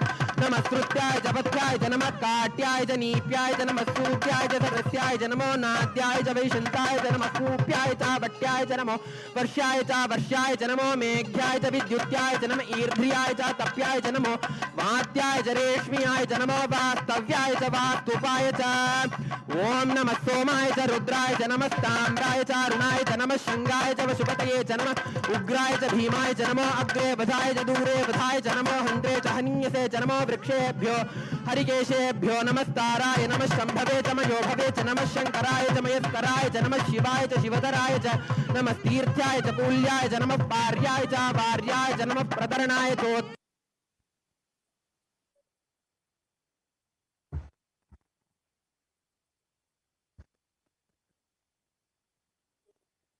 And in 2009, the Avatar held another Kodikandrale that garnered international attention, creating a movement where Black Hindus were once again embracing Hinduism. We can just watch a very short clip. போல நின்பதம் கண்ட என் மனோ நித்ய சத்குரு நித்ய சத்குரு நித்ய சத்குரு நித்யனே நித்ய சத்குரு நித்ய சத்குரு நித்ய சத்குரு நித்யனே நின்முகம் நீனைந்து இங்கு நிர்மலமாகவே ஆனதே இதய சக்கரம் அனகதமும் இனிமையோடு திறந்ததே நித்ய சத்குரு நித்ய சத்குரு நித்ய சத்குரு நித்யனே நித்ய சத்குரு நித்ய சத்குரு நித்ய Sadhguru நித்யனே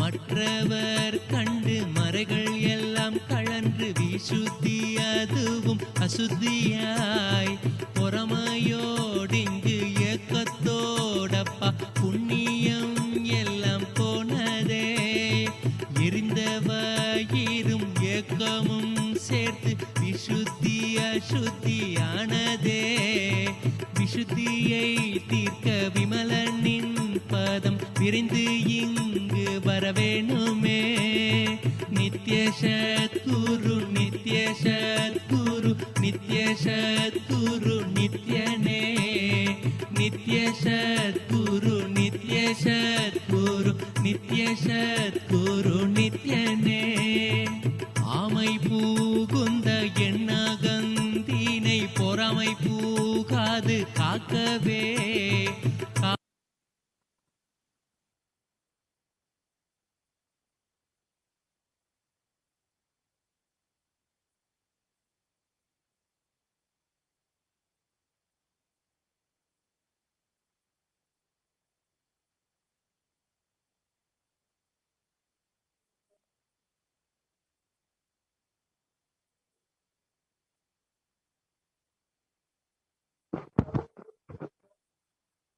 So wherever the avatars' feet have graced the planet Earth,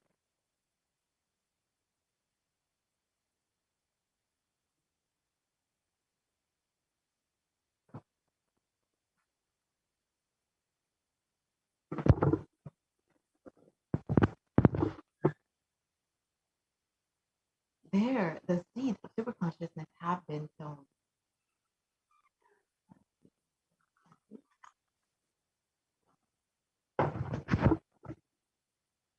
And here you can see the various enlightenment ecosystems established by the Supreme Consciousness of Hinduism for bringing the superconscious way to retrieve humanity and to save them from Australia. And the Supreme Consciousness of Hinduism has created hundreds of ecosystems, and within India, the Supreme Consciousness of Hinduism has opened up all of the Kailasas for the sake of this pandemic, for protecting humanity during this pandemic, this pralaya. So if you are interested in having multi-layered quarantine to protect yourself and your family, you can avail this opportunity by visiting kailasa.org/kailasacare to take heed to Lady Parashakti's revelation and the Supreme Pontiff of Hinduism's revelations and guidance, and protect yourself. The only priority for this year is to keep yourself alive. Do not take this lightly. With this, we will be concluding this segment and entering into the next segment, where we will be understanding some of Lady Parashakti's revelations made for humanity. We will be understanding some of the offerings that we can make for Devi Parashakti and how we can connect with Devi Parashakti much more deeply. After receiving so many blessings, boons, and guidance, how can we show our gratitude for Devi? We can do this through the various offerings that we can make to Devi. So we will be right back after a very quick break.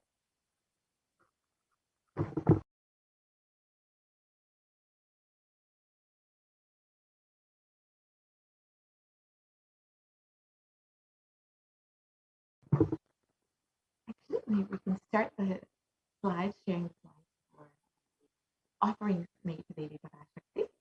We can enter into the segment and understand some of the ways we can connect with Devi and how we can receive her blessings and what exactly we can do to receive those blessings.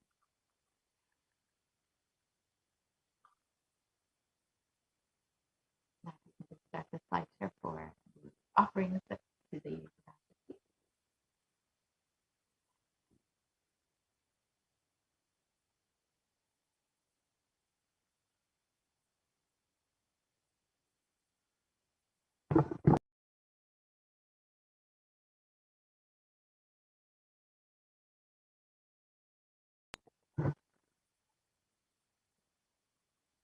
So let us look at some of the offerings that we can make to Devi.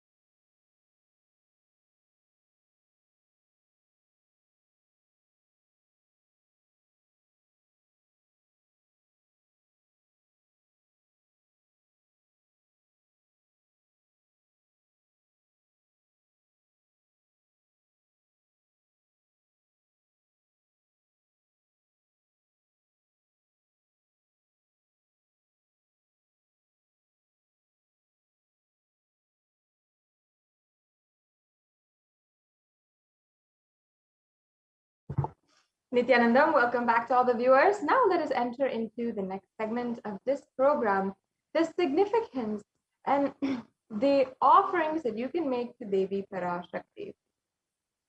And we'll be understanding in a wholesome way how these offerings are made, what is the significance of the offerings, what is the significance of every single different layer, and even some of the scriptural references of each and every one of these offerings. It is a pure science made for the whole world to enjoy and to experience Paramashivoham, experience oneness with Paramashiva and Parashakti. And this science of offerings has deeply rooted reasons, causes, and why each and every aspect is the way that it is. So in this segment, we'll be understanding all of those. We'll be chanting and remembering Devi Parashakti. We'll be sharing some of the beautiful stories, the leelas of Devi Parashakti, and what really is the context behind these offerings. And out of the gratitude for us to offer these beautiful offerings, we will be making, we will be sharing with you all, and really going into all the different ways that offerings are truly a beautiful part of the Hindu tradition. So as many of you know, in the Hindu tradition, whether it is our birthdays or our anniversaries, if we're getting a new car or a new home, or if we're starting school for the first time also, whatever it is, we always invite God. We always offer to God first. God is the first one on our minds to offer our gratitude and then request the guidance to proceed further in our lives, proceed further, and whatever it is, ask for guidance, protection, prayers, and whatever it is that might help us as we go further in our lives. And we deeply, devotionally, and humbly offer our respect and offer our love to God in the Hindu tradition. And just in that way, many of these offerings you will see, you can offer for these special occasions in your life. You can, in order to ultimately please Devi, in order to have that beautiful connection with Devi Parashakti, that feeling connection, and ultimately which leads to the oneness experience with Devi Parashakti.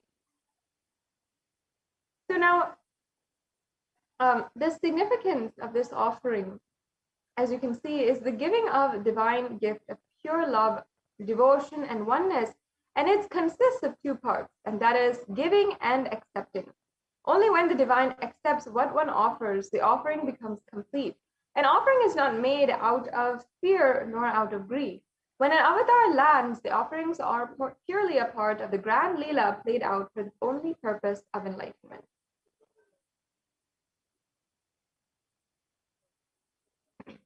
Yes, and before going into the segment, I'll now be chanting the Dhyana Shloka for Devi Parashakti, remembering her, and then proceed for the all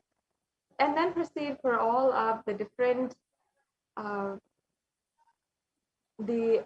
different offerings that we have, the more significances, the context, and the rest of the pramanas, the scriptural references as well. So let me now chant the Dhyana Shloka for Devi Parashakti. This is from the Moolagama, and it's the Manonmani Dhyanam. Actually, Manonmani is the form of Devi Parashakti who is sitting on the very lap of Paramashiva. So let us remember her and deeply imbibe her space. Hindu nivabeda karavahni syat pankajavara japaksha sarayuktam angahimabhushana vichitravasanam syat tungamukutojjvala manonmani swarupam. The English translation. Each and every one of these chants have such deep significance, and they have a greater and higher context behind them. And just by listening to them, imbibing them deeply with the space of unclutching and the space of Nirvikalpa Samadhi, you will see that the very meaning and the significance, the context, that very space even is absorbed by you, and you simply start radiating it.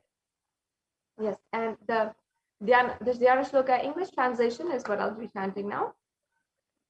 Moonlight face holding the Vedas on hand, fire in eyes with lotus flower gracing and blessing hands. One hand with the Japamala, beautifully decorated with jeweled ornaments and wonderful clothes and shining bright crown. Her name is Manonmani. And we'll now be chanting the next Dhyana Shloka. ध्याये देवीं त्रिनेत्रां शशिनिभवदनां वेदहस्तां ददानां सव्ये पद्मं वरदमपरे चाभयं चाक्षमालां दिव्यैराभरणविभूषिततनुं ब्रह्मादिभिः पूजितां देवीमेव मनोन्मनीं प्रतिदिनं कामात्रधात्रीं शुभाम्. And the English translation again.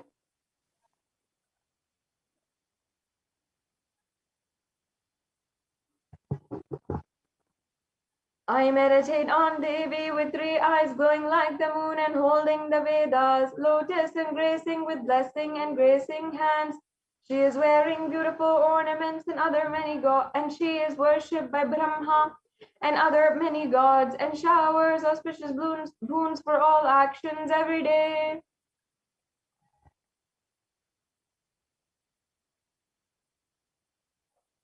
Yes, having invoked and invited the presence of Devi Parashakti herself now, let us go into the significance of the divine element gold. You'll see that many of these offerings are offerings in gold. And in our day and age, in our society, we do have a beautiful significance for gold, and we do place value on it. We see it as the most precious metal on planet Earth.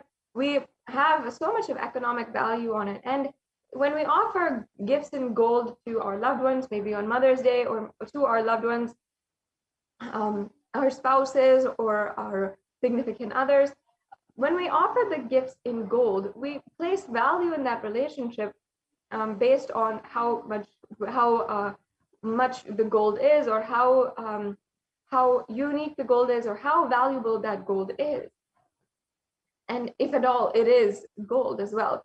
So it is a way that we do place value in things. However, in Sanatana Hindu Dharma, we didn't see it just as an economic value or with a superficial way. We saw literally the element gold for its divine properties, its sacred qualities. It has the property to be able to purify anything it touches. And here in the Atharva Veda, we have the exact verse where it, and this Atharva Veda is one of the oldest scriptures known to humankind. And here it really shows us the significance of the element gold. It says, triply born by birth is this gold, from atoms of Agni is one. It becomes dearest to Agni, and one fell away from the Soma when it was hurt. One day called the seed of virtuous and powerful Apaha. Let that triple gold be for your long life. And as I was saying, gold is a divine element. It purifies anything that it touches. And it is an element of spiritual significance and great spiritual power of healing and enlightening. The vibration of gold has the power to infuse the sattva energy and positive thought currents in anyone who wears and anyone who operates in its vicinity.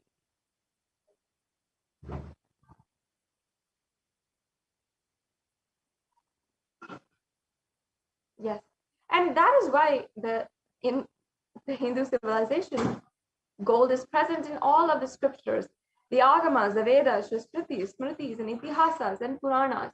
In Hindu scriptures, it is abundantly displayed that gold is the most auspicious and purest metal, which purifies the very being. In the Hindu civilization, everything was built in gold and exchanged in gold. Ritual feasts were offered in gold bricks. When one was to be saved from life-threatening illnesses, gold was offered as a fee. And gold was in abundance and used for weighing equivalent amounts of commodities, including cows. Kingdoms were built with huge doors of gold. The streets would have huge columns and huge archways made of gold. And horses and cows were always dressed in gold. And horses and cows, as we know, elephants, all the different animals, the sentient beings, were recognized and worshipped as well as the embodiments of pure consciousness, and literally worshipped. And that is why they were decked, adorned, and decorated as well in gold, the most sacred of the elements. And the Hindu civilization thrived on the banks of rivers of gold. The Indus River, for example, was the Hiranyamaya, or the river of gold, in the Rig Veda, and the river Saraswati was called the Hiranyavartani in the Atharva Veda. So in this way, gold is a supreme element for offering gifts to the ones you love and revere. And in the Vedic civilization, temples were constructed and paved in gold, deities were made in gold and decked and adorned in gold. And because it preserves the enlightenment energy for thousands of years, it lasts forever.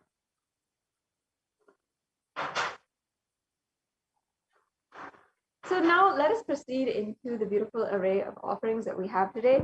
And you'll be able to see all the different offerings you can do. The first offering here is the Ihundi offering.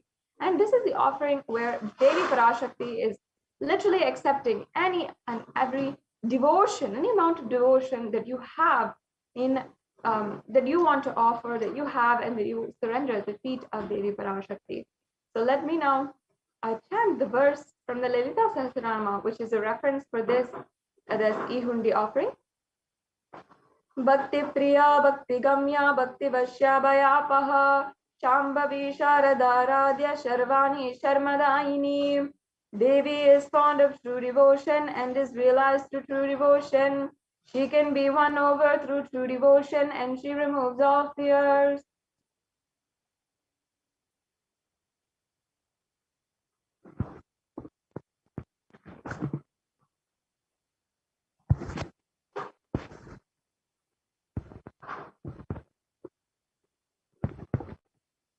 Yes. So the e-hundi offering is a beautiful way that you can offer any amount that you wish. It's a general donation. And if you have any fears, if there's any fears in the minds of devotees, Devi Parashakti is sure to remove that fear. So you can offer this e-hundi offering, and at the end of this segment, we'll be going through how to make this offering and what is the process and so forth. Yes, we can go on to the next slide.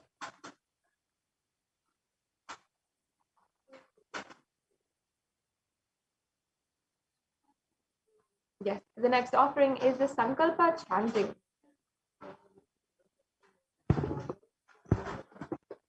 And in this offering, you'll be able to literally see how how literally whatever you're praying for, whatever you are manifesting, all of that is coming true.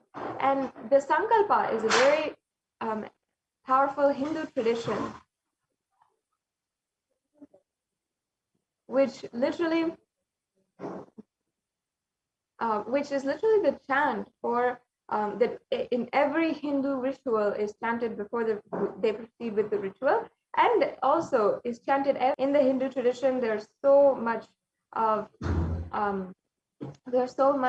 beautiful ways that you can offer and you can have and manifest what you want into reality. So through this Sankalpa, when it is chanted, it has embedded within its lines so many different beautiful offerings, beautiful prayers for the ultimate knowledge, health, wealth, going beyond fear, going beyond lust or greed. Everything is there with you. So just chanting this has so much of power.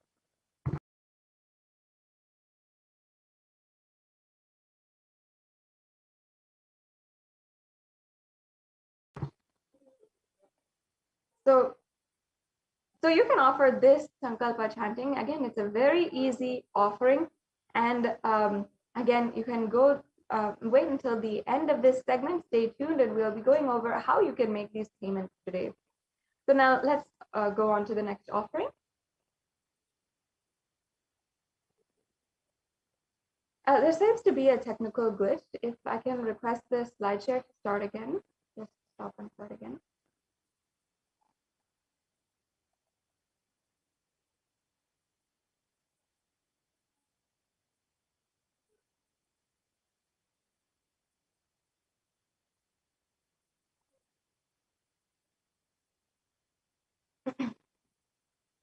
If I can request the slide share to stop and start again. There seems to be a technical glitch.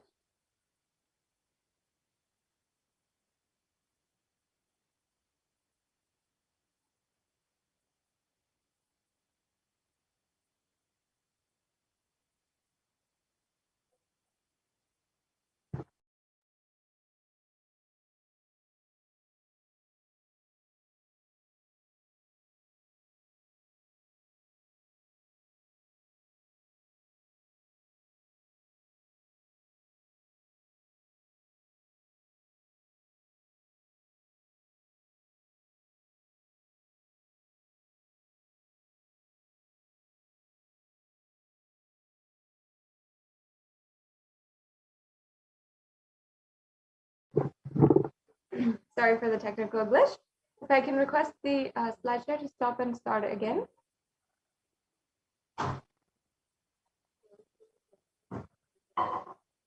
And while we get this sorted out, I invite all of the viewers to, you can make sure that you are following and subscribing in all the different various social media platforms as well. Yes, we can just project these slides again.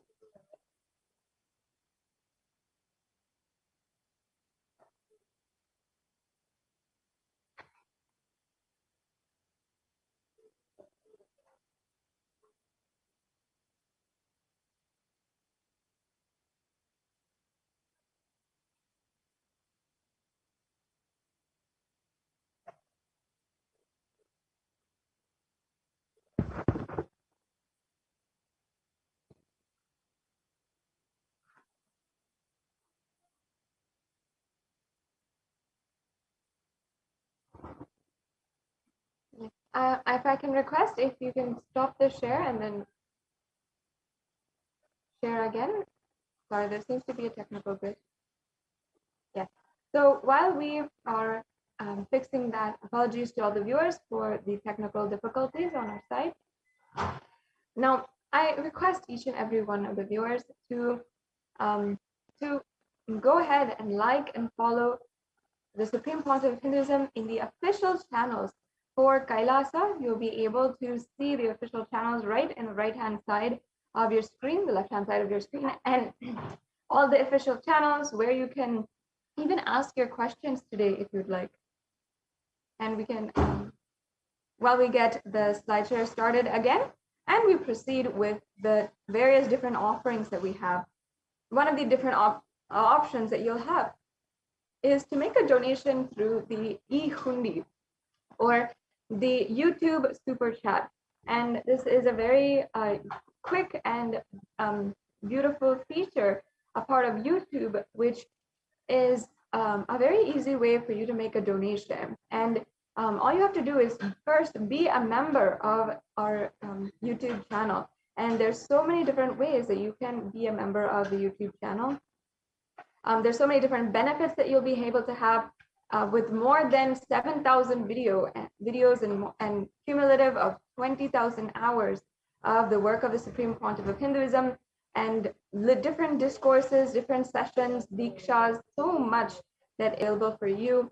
And even, of course, the notifications as soon as the live events are broadcasted, so you won't miss any live events as well. Okay, can we start this share again with the same slide?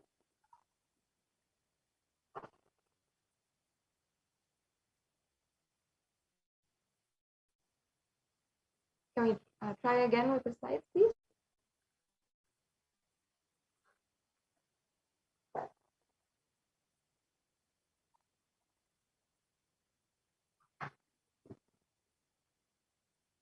The next offering that we have is the Sahasranama Swarna Kasu. And this offering is a beautiful offering where you can literally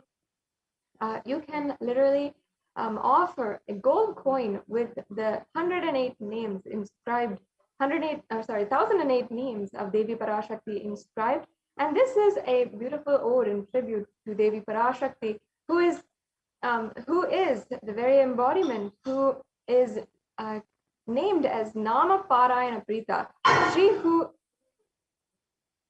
she who likes the repetition of her various names.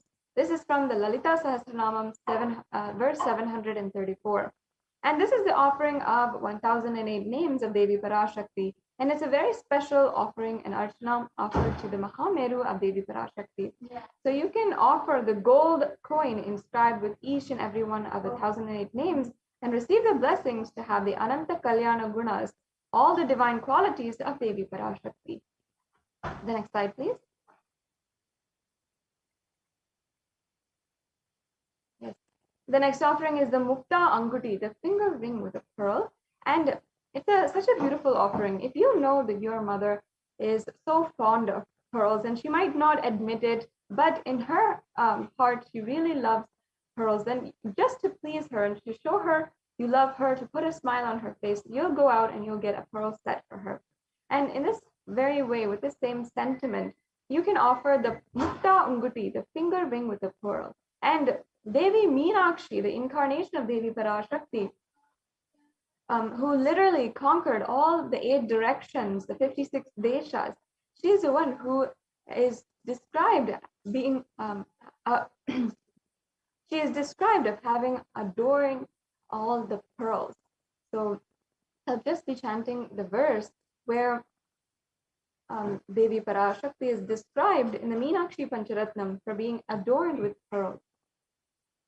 Muktaharanala Satkirita Ruchiram Purnendu Vaktra Prabham Shinjannu Purikinkini Manidaram Padma Prabhabasuram Sarvabhita Palapradam Girisutam Vani Rama Sevitam Meenakshim Panatosmi Santatamaham Karunyavaram Nidhim.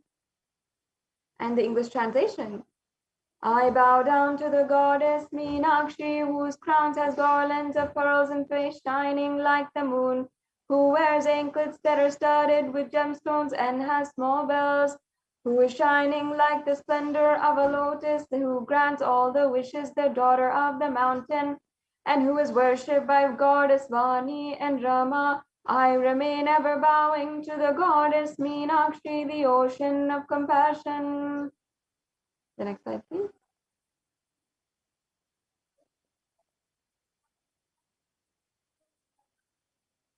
So you can offer this Mukta Anguti, the finger ring with a pearl, for Devi Meenakshi, and you will literally experience the same kind of beautiful state, space, being, and powers of Devi Meenakshi, who literally manifested Kailasa on planet Earth and ruled as a sovereign queen of Madurai.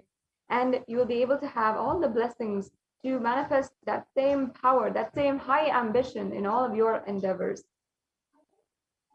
The next slide, please.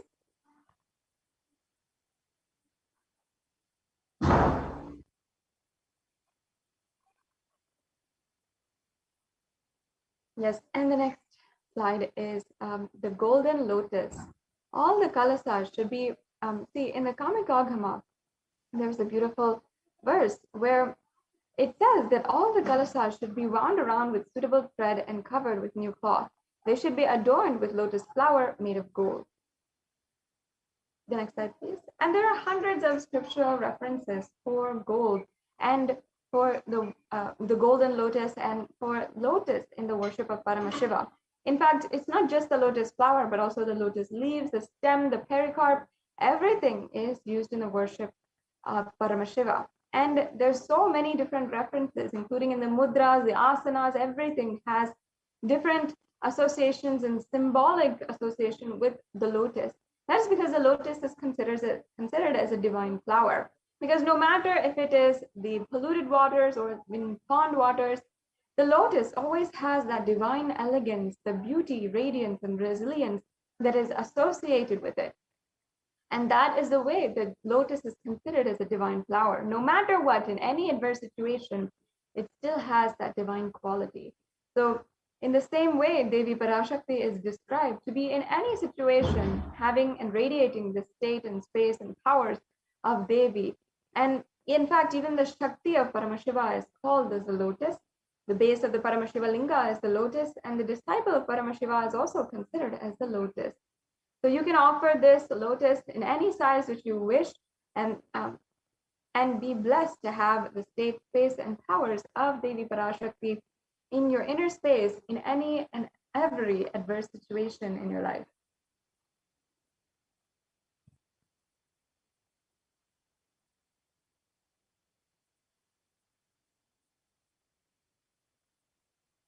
Yes, and the next offering is the Swarnameti, the golden toe ring. And this toe ring, this piece of jewelry has references in so many different Devi scriptures, and is actually very unique to Hinduism, even though in popular culture, this jewelry is very much known and used nowadays, but it has a root in Sanatana Hindu Dharma. The toe ring is adorning the toes of Devi Parashakti, which is described in the Saundarya Lahari to be so powerful that you can literally experience enlightenment itself just through the grace of her toenails. And I'll just be chanting that verse right now.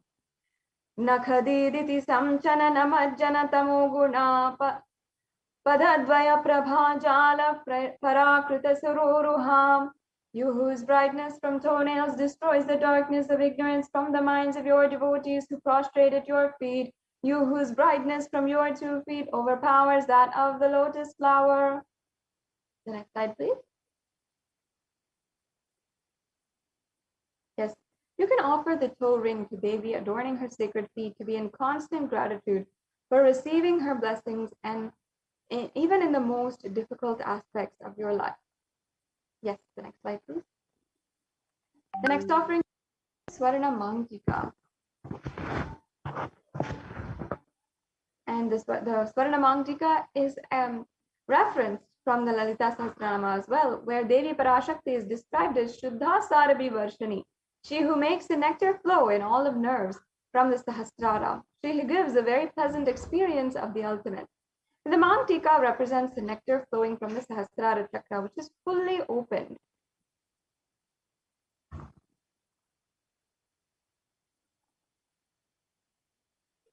And you can offer this Mang Tika to receive the blessings of Devi Parashakti and achieve the blissful state of overflowing gratitude in the space of complete completion.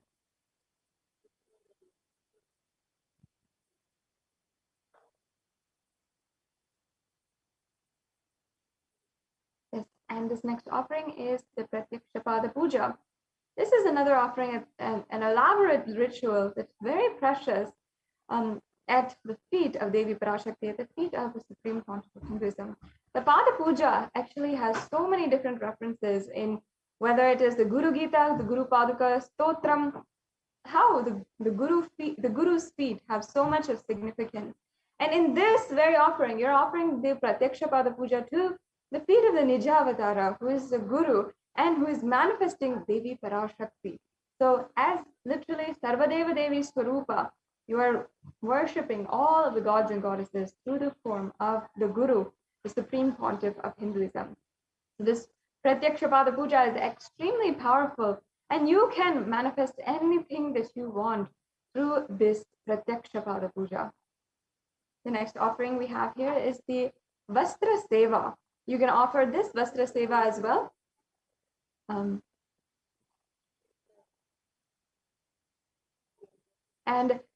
This will give you any of the protection that you want, any of the guidance that you want, and the auspicious blessings of the Supreme Pontiff of Hinduism.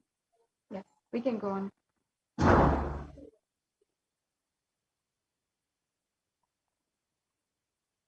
Yes, and now you can see a summary of all of the offerings here in the table. We have the Ihundi offering, which you can make again for any amount. It's just a general donation that you can do.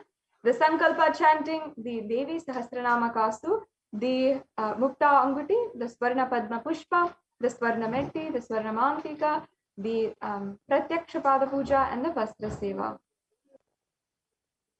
So all of these are available for you today to offer, and as you can see, it's an array of offerings. If you feel that one thing is not available or is not right for you, then you can go with another option. There are several different options, so you can offer your gratitude in some way or form today. So in this, the next steps, in the registration form, there are two options. Either you might be ready to make the offering today, or you have the intention to offer. So if you have the intention to offer, you might be interested in offering, you might need help in manifesting these offerings, or you want more details, you can go to the registration form and fill it out at tiny.cc/bhavasamadhi. And if you are ready for making a payment, you can go to tiny.cc/devi-offerings and you can fill out the payment form. This is a very brief payment form if you're used to online shopping, if you've done it before, as many of us are doing right now during the pandemic and during the global situation as on now. It's a very simple 3-step process, and you're just going to be able to fill out your payment details, and then you'll be set and ready to go. And after you fill out your payment, and after your payment is accepted, you need to immediately fill out the Sankalpa 2021 form. This form is extremely necessary as it allows the pujacharyas to chant your name during the offering, and you will need to fill out this form, and all of your names and your family's names will be chanted during the puja. So this brings us to a conclusion of this segment in today's program. We also have another option here, which is the YouTube super chat. So you can offer the e-hundi offering as well with the YouTube super chat.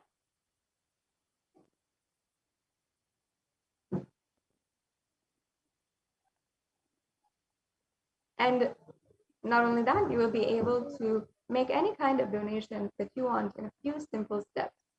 So now we will be coming to a conclusion of this segment and moving on to the next segment, where the representatives from the Adi Kailasa Sarvagnya Peetham will be sharing with us about the various different contributions of Adi Kailasa Sarvagnya Peetham, especially now. They'll be giving us the latest updates from the multi-layer quarantine center, which Adi Kailasa Sarvagna Peetham is right now. So yes, we have a representative from Adi Kailasa Sarvagna Peetham, Madhayami Swami, joining us, and we'll be moving on to the next segment. Nithyanandam, thank you very much. Mean by the word e-Kailasa. Listen intensely. Enlightenment ecosystem, literally enlightenment itself, in your own home, wherever you are. If you cannot come to Kailasa, it's okay. Kailasa can come to you. Kailasa coming to you is e-Kailasa.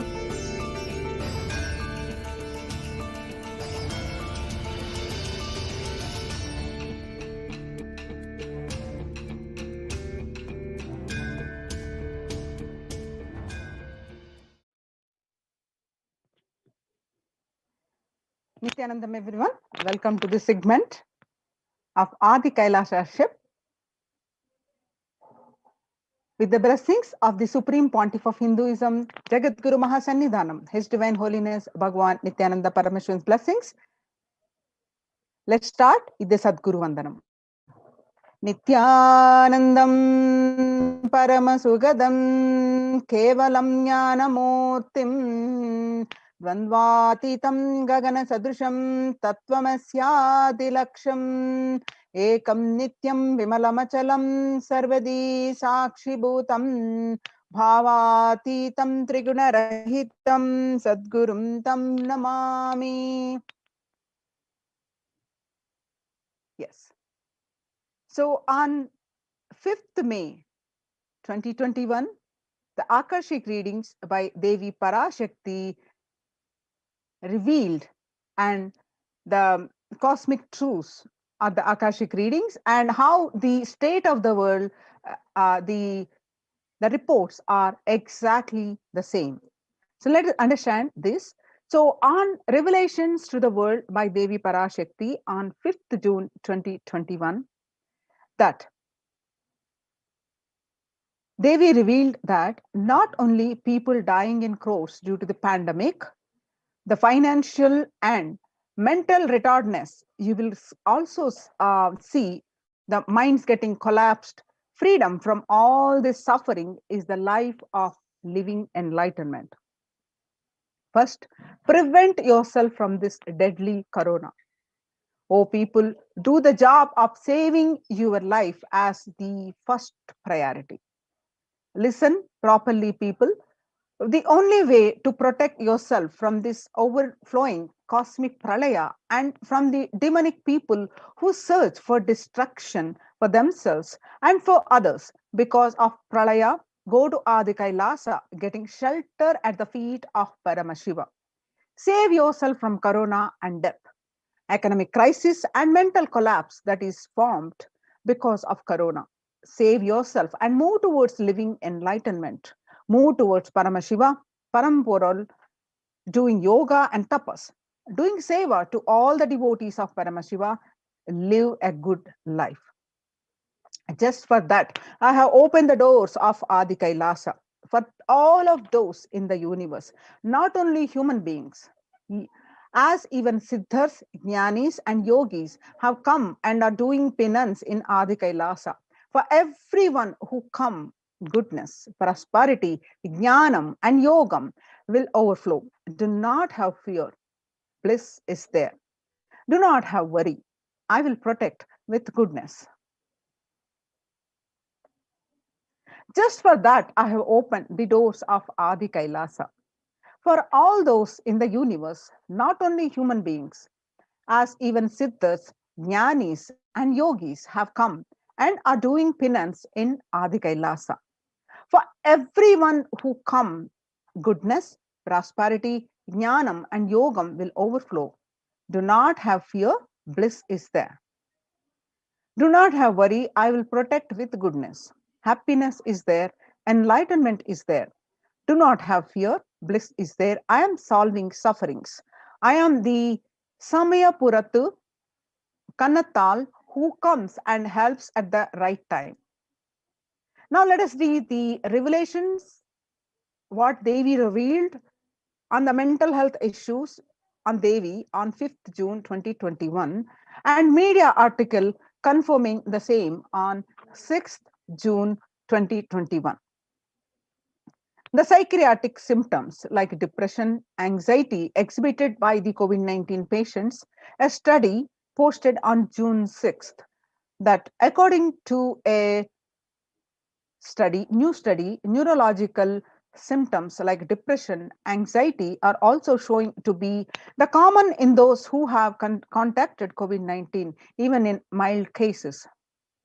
The BNC psychology, the revelations about the mental health issues by Devi Parashakti on 5th June 2021 and media article confirming the same on 8th June 2021. By the BMC Psychology, an article published on 8th June, Impact of COVID-19 on the Mental Health of US College Students. The result shows on this article that our results indicate that students closer to graduating faced increased anxiety, about 60.8%, feeling of loneliness about 54.1%, and depression about 59.8%. Many reported worries for the health of loved ones. Most impacted their mental health issues about 20%, and the need to take care of family most affected current and future plans, that is 31.8%. Almost one half of students took the exercising and other psychiatric treatments. Now, the revelations about mental health issues by Devi on 5th June 2021 and the research confirming the same on 10th June 2021 by Lauren Lumpkin, researchers at the Dartmouth College. The rates of anxiety and depression among college students continue to soar, researchers say. The researchers at Dartmouth College, who have tracked the moods and behaviors of about 200 college students for 4 years, says stress levels are their highest.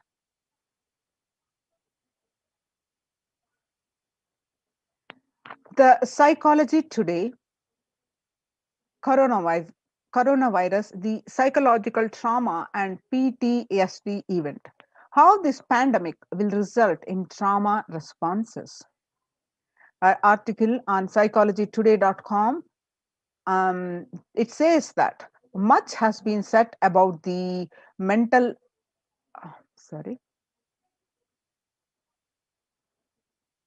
Much has been said about the mental health crisis that is occurring related to the coronavirus pandemic. Much of this information has focused on the all-consuming anxiety, panic, and fear that many are experiencing. While this is important and needs to be at the forefront of discussions, something that has not been discussed is the psychologically traumatic nature of what our nation and our world is experiencing.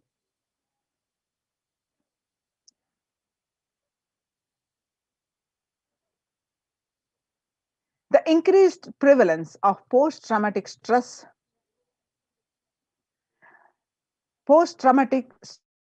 disorder is expected to emerge as a primary factor driving the growth of the global post-traumatic stress disorder therapeutics market over the period of assessment.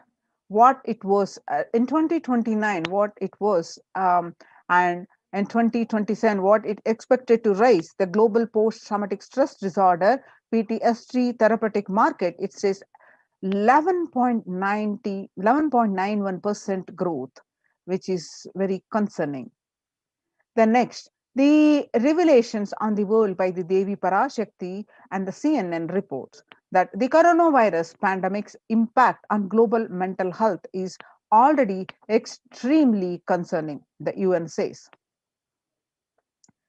According to the CNN report, that there is a high prevalence of mental distress in countries across the globe due to the coronavirus pandemic, especially among healthcare workers and children. According to the United Nations and the World Health Organization, the impact of the pandemic on people's mental health is already extremely concerning. The World Health Organization Director General Tedros Adhanom says that in a news release last Tuesday. The CNN Health says that coronavirus pandemic's impact on global mental health is already extremely concerning. UN says it is now crystal clear that mental health needs must be treated as a core element of our response to and recovery from the COVID-19 pandemic, Tedros said. One of the treatment is yoga. Yoga greatly improves mental, spiritual, and physical health. People who practice yoga experience less anxiety, less depression, and fewer symptoms of post-traumatic stress disorder. Yoga also improves well-being, including increased gratitude, relatedness, acceptance, centeredness, empowerment, and self-esteem, compassion, self-awareness, and hope. Yoga can help us to manage stress and self-regulate, an important tool in the current time. We are all equipped with innate coping strategies for responding to stress. But sometimes our stress response can become out of balance. We are living in a world that regularly activates our sympathetic response. The body's way of responding to stress, sometimes called fight or flight. This is balanced by our parasympathetic response, the way our body helps us to relax, rest. Yoga can help bring out our parasympathetic response back online and allow us to find balance. Activating our parasympathetic response brings us into a more restful space and allows us to find calmness, connection, and compassion. The deep, mindful breathing of yoga and meditation stimulates the vagus nerve, which activates the parasympathetic nervous system and supports self regulation and stress management. Yoga can be a valuable tool for self care, especially in challenging times. Yoga is now being used as an empirically based treatment, often in combination with other interventions, with the benefits for both physical and mental health. Many clinicians are recommending yoga as it may help support the effectiveness of traditional treatment approaches.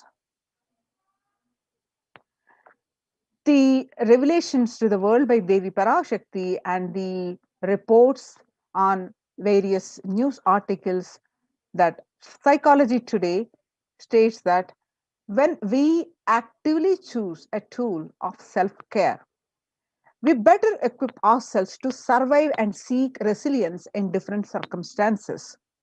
While it is but one tool, yoga offers the potential for connection and well being, even in these challenging times. Spirituality benefits mental health. Research shows that individuals have better mental health if they belong to a particular community or have religious beliefs. Spirituality can help people in many ways.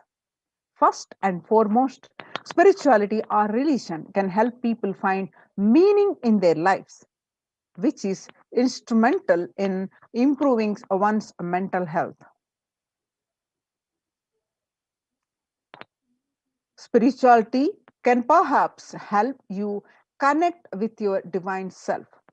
In addition to endowing meaning to your life, it has the potential to improve mental, physical, and emotional well being as well.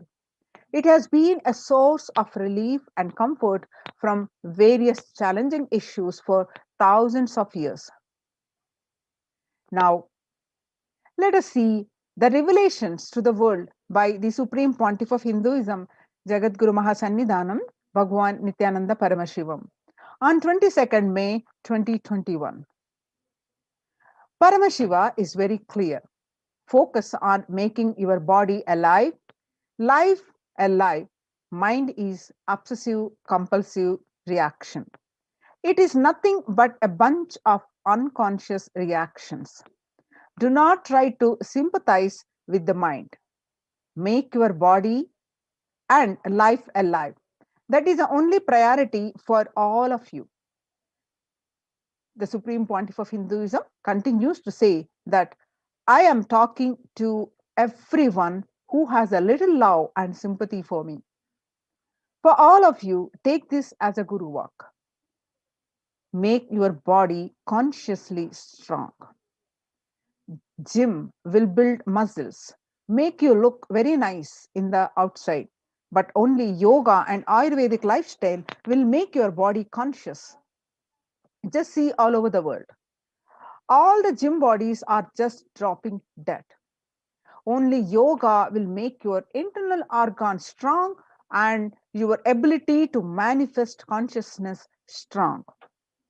The Supreme Pontiff of Hinduism continues to say that he revealed that let me give you the solution from Paramashiva to protect yourself from this whole pralaya, not just from corona. The amount of depression, the mental suffering, the way the whole world is suffering, the kind of poverty happening, people losing their job, income, having insecurity, comforts being lost, so much. Just make your life extremely strong. 3 years back, the Supreme Pontiff of Hinduism revealed in one of the satsang that, in his own words, keep yourself alive for next 3 years. I have enough evidence that 3 years back, I trained the whole Kailasa in 3 levels. One, devotees in their own homes. Second, Kailasa inside the Sangha physically, mentally, psychologically, or consciously for quarantine lifestyle. For being active without getting mentally broken by being in one place, doing intense yoga, making the body and internal organs strong, taking the bay leaf, neem juice, tulsi, haritaki, trifala churna, Ayurvedic lifestyle of less food and more energy. I only told it is for an important reason. Please wake up. Quarantine yourself, build your body. Don't bother about your business or any other profit or and anything else. This year, if you're alive, that is the greatest profit.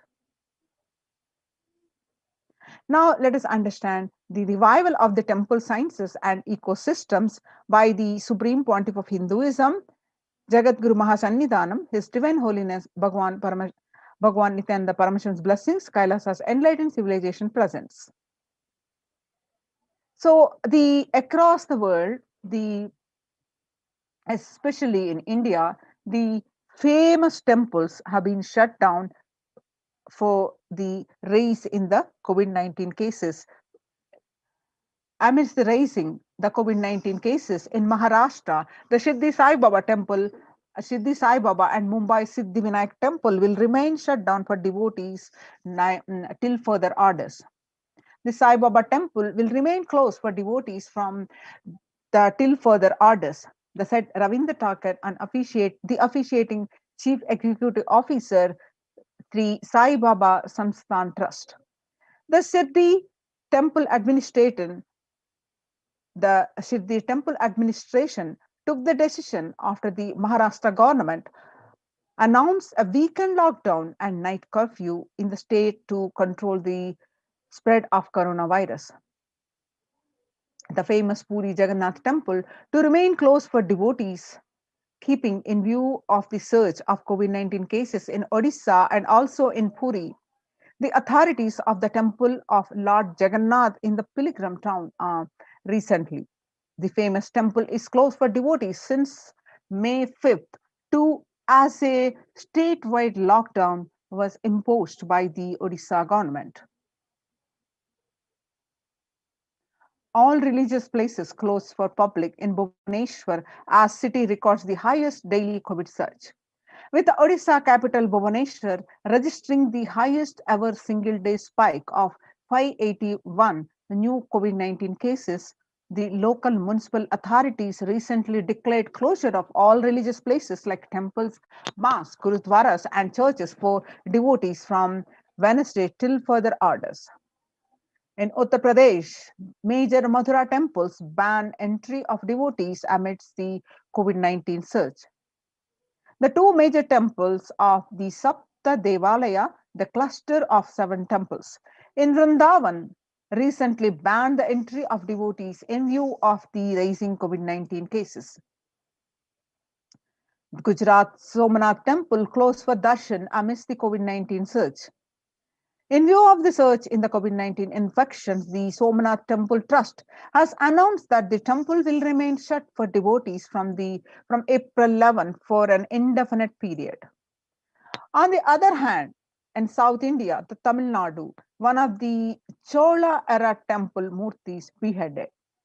The murtis of the Chola era temple have been vandalized in Pudukkottai, Tamil Nadu. A devotee who went to the temple was shocked to find all the murtis in the temple in a beheaded state. He lodged a complaint with the local police later.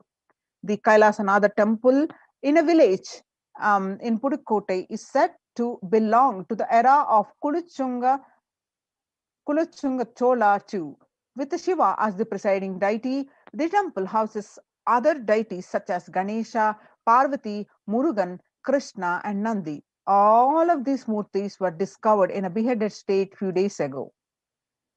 So, having understand the condition of the temples, the famous temples been shut down, and now in the times of COVID-19 is rampant, the ancient temples are in lockdown because of the risk of widespread corona disease. The devotees of these temples were visiting and having a darshan of their gods and goddesses for thousands.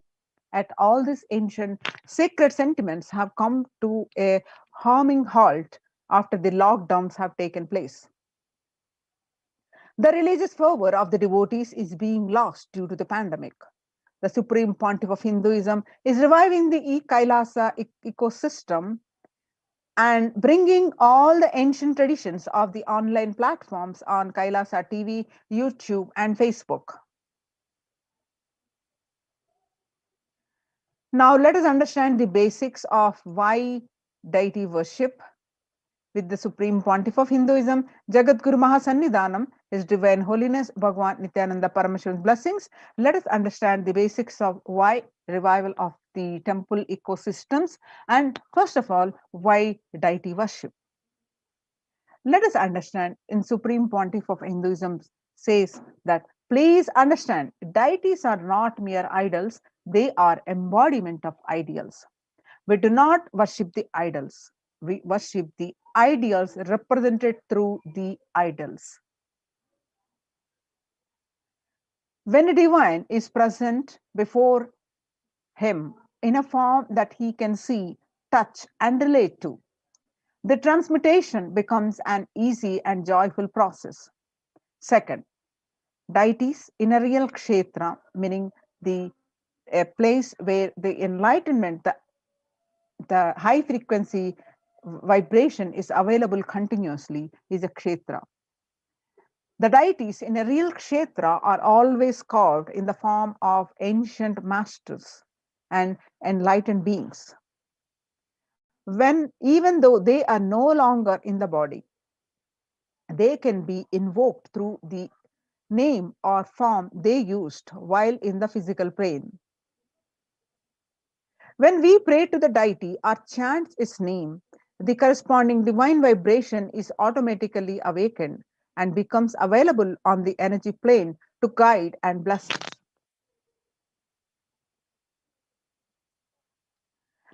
We mastered the science of bringing the divine to the deities and expressing the divine through the deities. The whole science has been mastered in the Vedic tradition. The revival of temples will be the revival of world peace and world bliss. Revival of temple culture and deity worship, where people are made to look in. There is where the revival of Sanatana Dharma, the Advaita Satya is the truth of the oneness. Experiencing the truth of oneness with the divine is going to happen, says the Supreme Pontiff of Hinduism.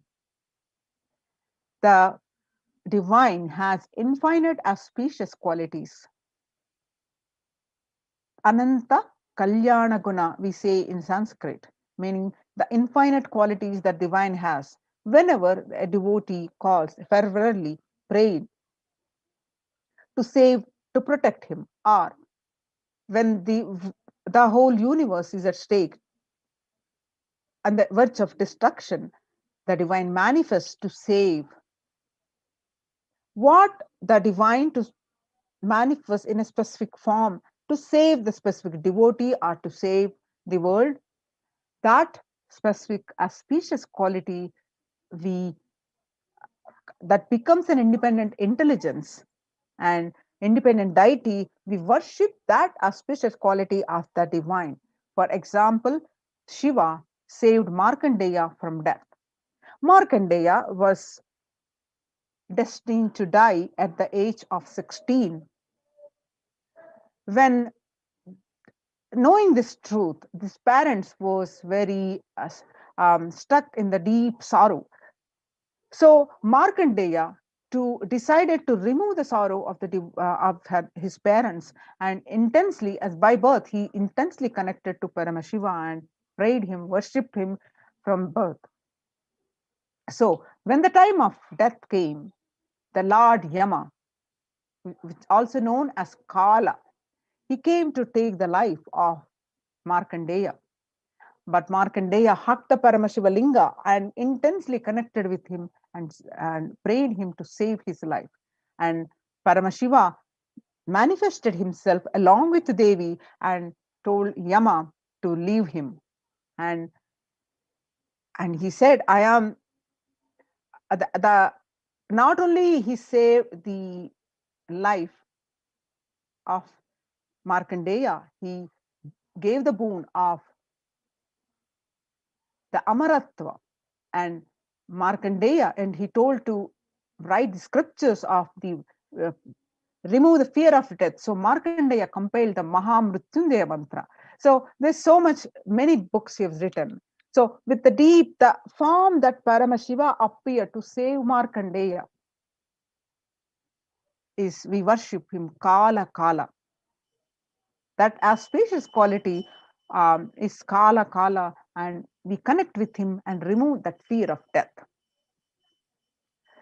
Same way, Paramashiva danced in ecstasy, and that action becomes Nataraja.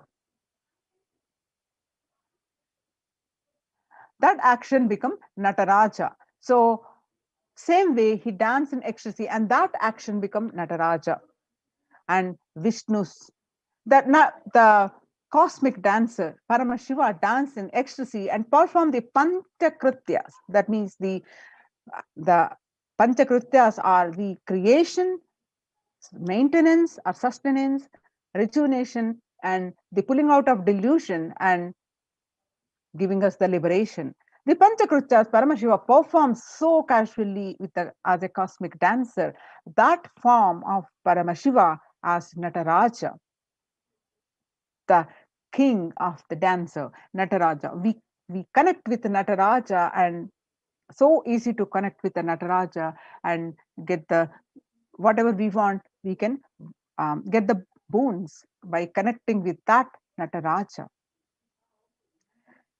Mahavishnu's very action of showering blessings on the world becomes Lakshmi. Same way, Brahma's very action of constantly sharing the wisdom becomes Saraswati.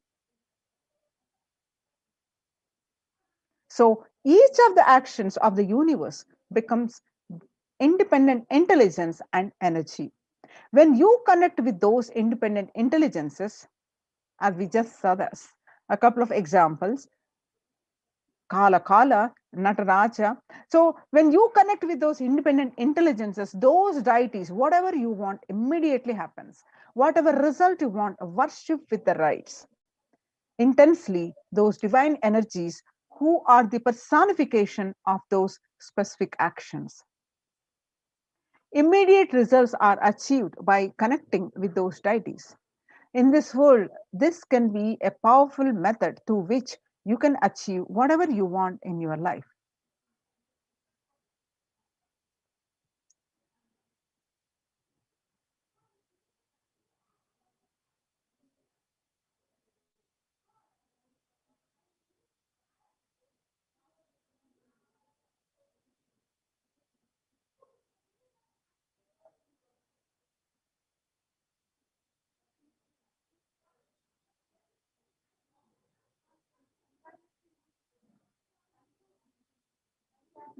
So, having understand the importance of the ecosystems, temple ecosystems, to for the current pandemic that is taking the toll of the majority of the people on their psychologically, physically, mentally, devastating the whole world, and the supreme pontiff of reviving the temple ecosystems, which is a crucial for the each individual's well-being, both in all levels, physically, mentally, psychologically, in all levels.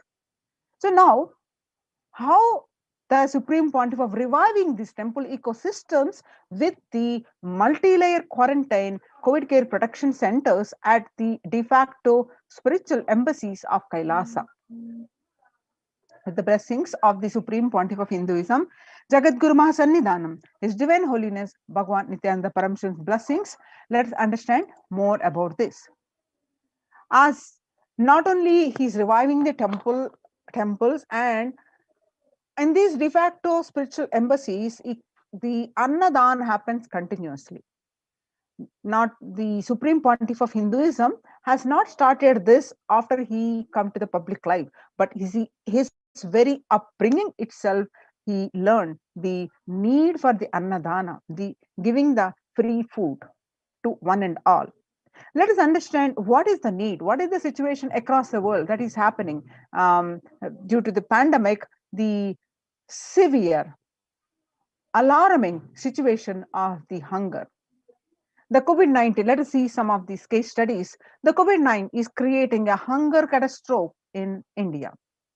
The pandemic has led to increase in global food insecurity, affecting vulnerable households in almost every country. It has exacerbated the existing inequalities, pushing millions of people into the vicious cycles of economic stagnation, loss of livelihood, and worsening food insecurity. And you can see the COVID-19 is creating a hunger catastrophe in India. The World Bank estimates that 71 million people will be pushed into extreme poverty across the globe as a result of the pandemic. The World Food Programme estimates that an additional 130 million people could fall into the category of food insecure, over and above the 820 million who were classified into such by the 2019 State of Food Insecurity report. Hunger in plain sight. COVID-19 worsens the plight of food insecurity. More than 50 million people have experienced the food insecurity during the pandemic, up to 35 million in 2019, according to the Feeding America nonprofit, a nation's largest domestic hunger relief organization. The child malnutrition and hunger skyrocket in Haiti as COVID-19 infections spike. At least 86,000 children are at risk of developing a severe acute child malnutrition this year in Haiti. According to the sources connected to the United Nations Children's Fund, the number of children projected to suffer from starvation this year has doubled as the impoverished nation continues to grapple with extraordinary political and social crises exacerbated by the pandemic. Refugees are paying the highest price in the COVID-19 pandemic. Vulnerable groups such as refugees are paying the highest price in the COVID-19 pandemic. We are seeing alarming trends that show many refugees around the world are unable to pay for food or rent or and are struggling to access healthcare and education. The price hikes in local markets and further displacement caused by the campfires have pushed many families further into food insecurity.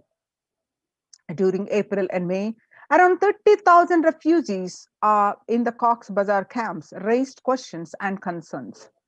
With 60% seeking services, including urgent food relief and shelter, just over one third, that is 37%, requested health or medical care. The famine risk spikes amidst conflict, COVID-19, and funding groups. The number of people teetering on the brink of famine has risen from 34 million projected at the beginning of the year to 41 million projected as of June, he said. Without immediate emergency food assistance, they too face starvation as the slightest shock will push them over the cliff into the famine conditions. The World Bank released an analysis of the rising food insecurity rates in response to the COVID-19 pandemic. The report released on May 20th, 2021 stated that COVID-19 impacts have led to severe and widespread increases to global food insecurity, affecting vulnerable households in almost every country, which impacts expected to continue through 2021 and into 2022. It also states that the global food prices increased significantly by 38% since January 2020. The World Economic Forum released that 155 million people are caught up in food crisis of varying severity. 133,000 people in Burkina, South Sudan, and Yemen are most at risk. 10 countries account for two-thirds of those facing acute hunger. The resilience of agri-food systems is being eroded by conflict, insecurity, and environmental trends. Join now in COVID care protection centers.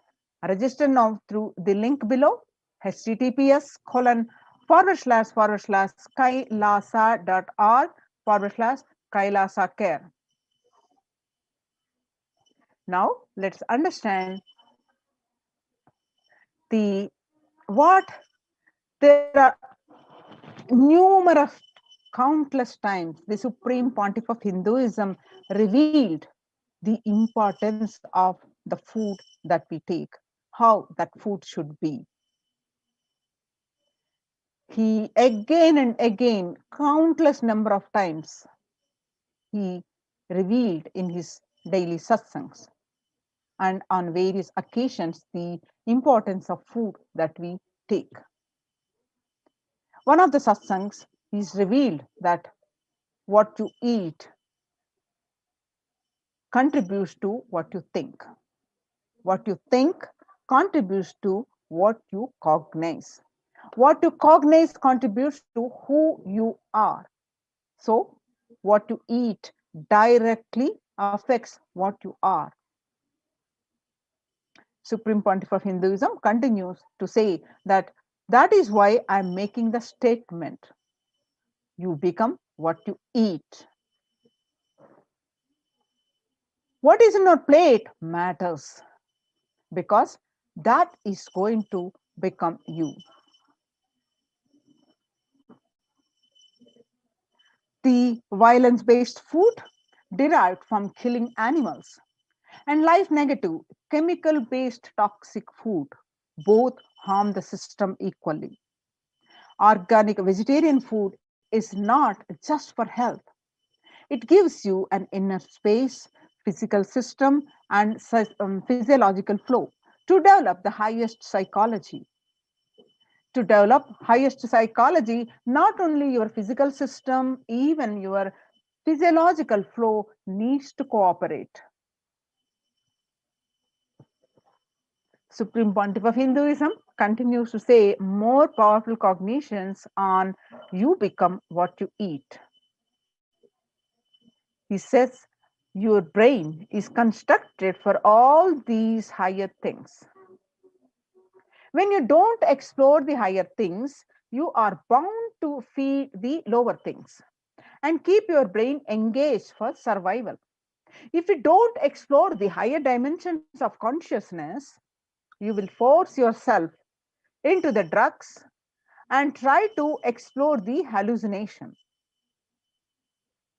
Imaginary, illusory dimensions of the universe. So make vegetarianism as a lifestyle. Supreme Pontiff of Hinduism says that the human body is naturally designed for vegetarian food. The inner mechanisms like feeling, thinking, words, everything designed to function with vegetarian food.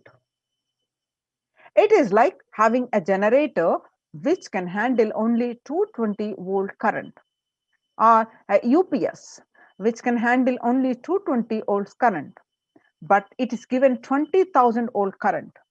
What will happen? It will get fused. So the food without anxiety, without fear, without depression, and without biomemories, if they are consumed by a person, the energy with which they think, the energy with which they utter words, the energy with which they act, the energy with which they feel, everything will be aligned to a natural source of energy. It will be aligned to nature, which is the inner potential energy.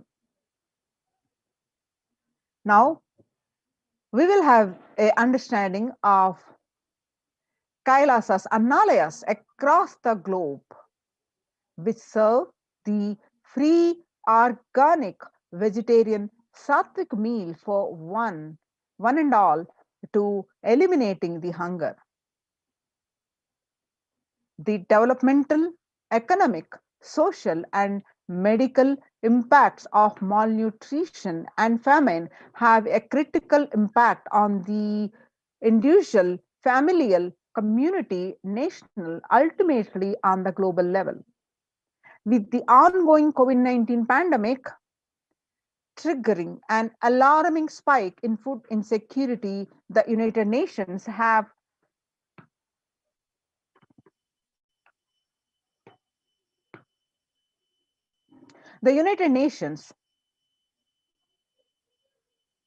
given warnings of families of biblical proportions. In 2020 alone, 690 million people were estimated to be pushed into food insecurity. The access and the availability to organic food has become of utmost importance. Through the Kailasa Department of Agriculture, the Supreme Pontiff of Hinduism, Jagadguru Mahasannidhanam, His Divine Holiness Bhagwan Nithyananda Paramashivam, has committed to the distribution of free organic food to everyone, not just since the beginning of his public life, but from his very upbringing itself.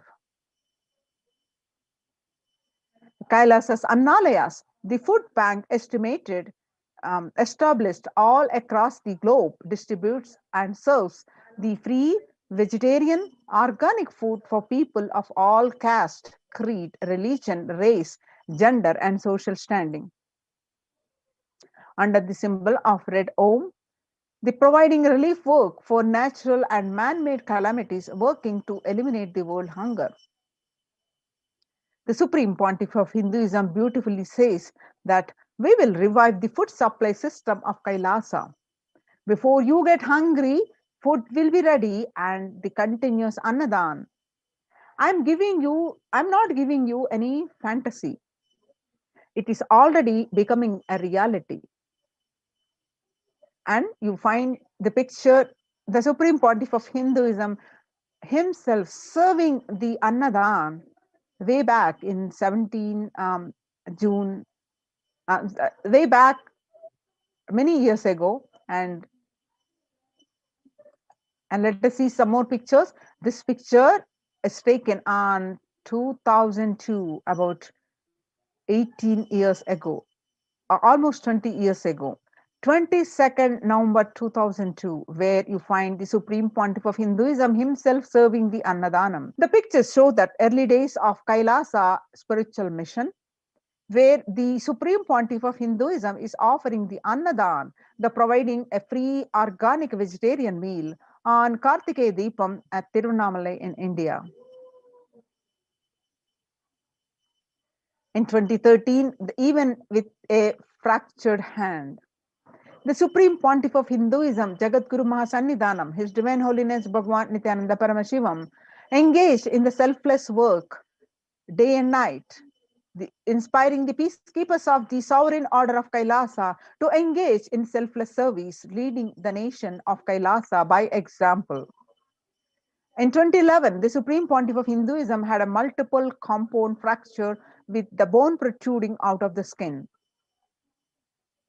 In 2013, two steel implants that were fastened in 2011 were removed as the bones had healed completely.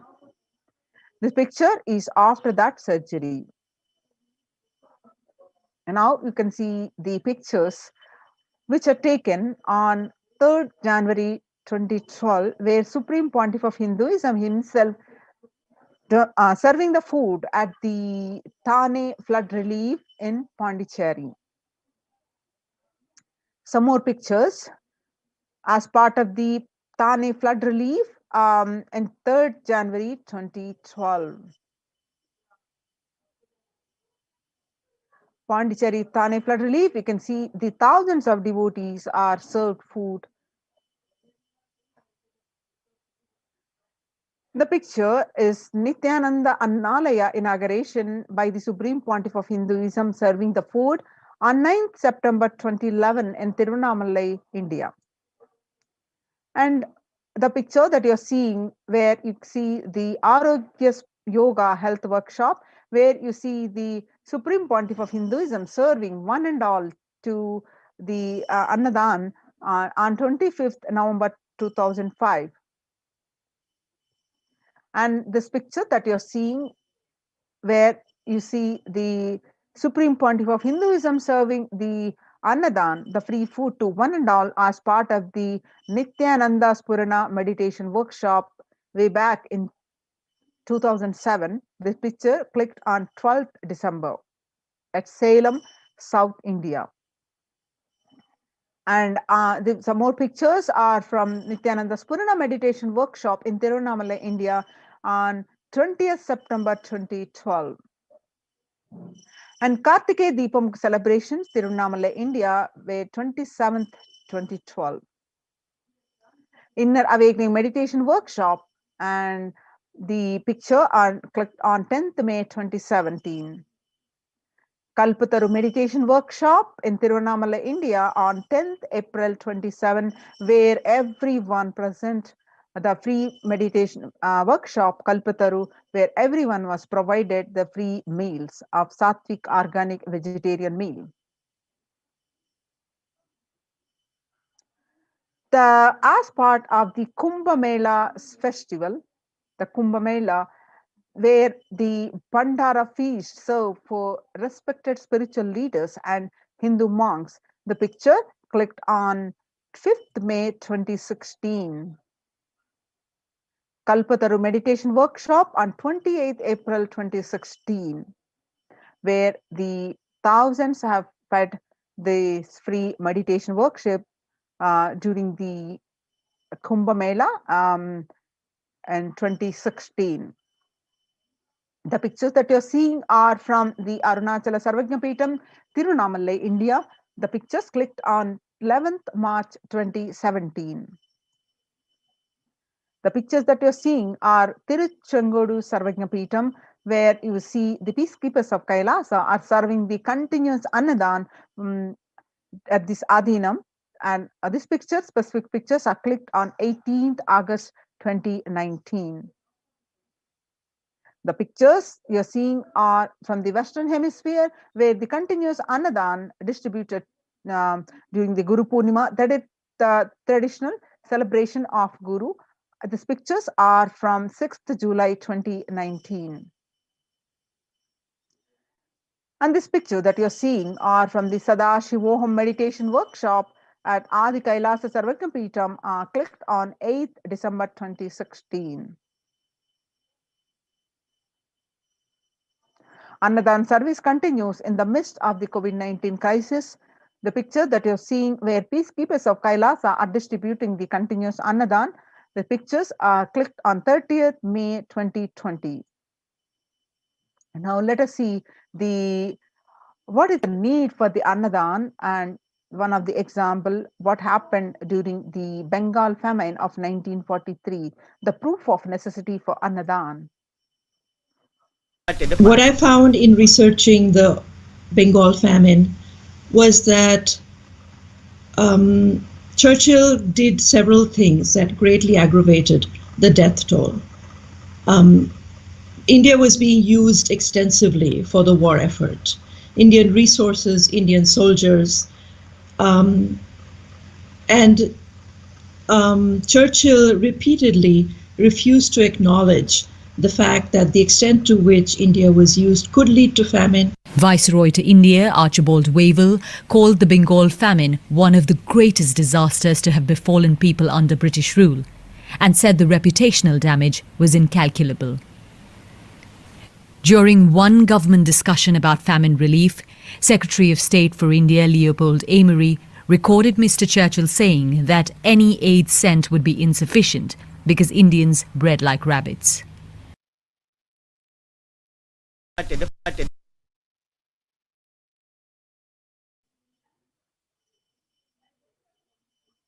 In 1943 and 1944, in the man-made famine of Bengal, as per existing records, 3+ million were murdered. The Prime Minister of the world's biggest empire, controlling 1/3 of mankind, claimed they could not do anything about the people dying of hunger because Hindus bred like rabbits and the famine was their fault. On the other hand, in 2016, just in one event, Ujjain Kumbh Mela, the peacekeepers of Kailasa served organic food to over 3+ million people. The peacekeepers of Kailasa, under the leadership of the Supreme Pontiff of Hinduism, have served the more than 1 billion free meals. Not only that, past 26 years, and are determined to end hunger and poverty in all its forms. The continuous Annadan is happening in all the Kailasas across the world. Kailasa with 200 peacekeepers at any given time can deliver whatever what even one of the biggest countries could not deliver. Kailasa is not driven by war, fear, or greed. It is an enlightenment-based nation driven by selfless service.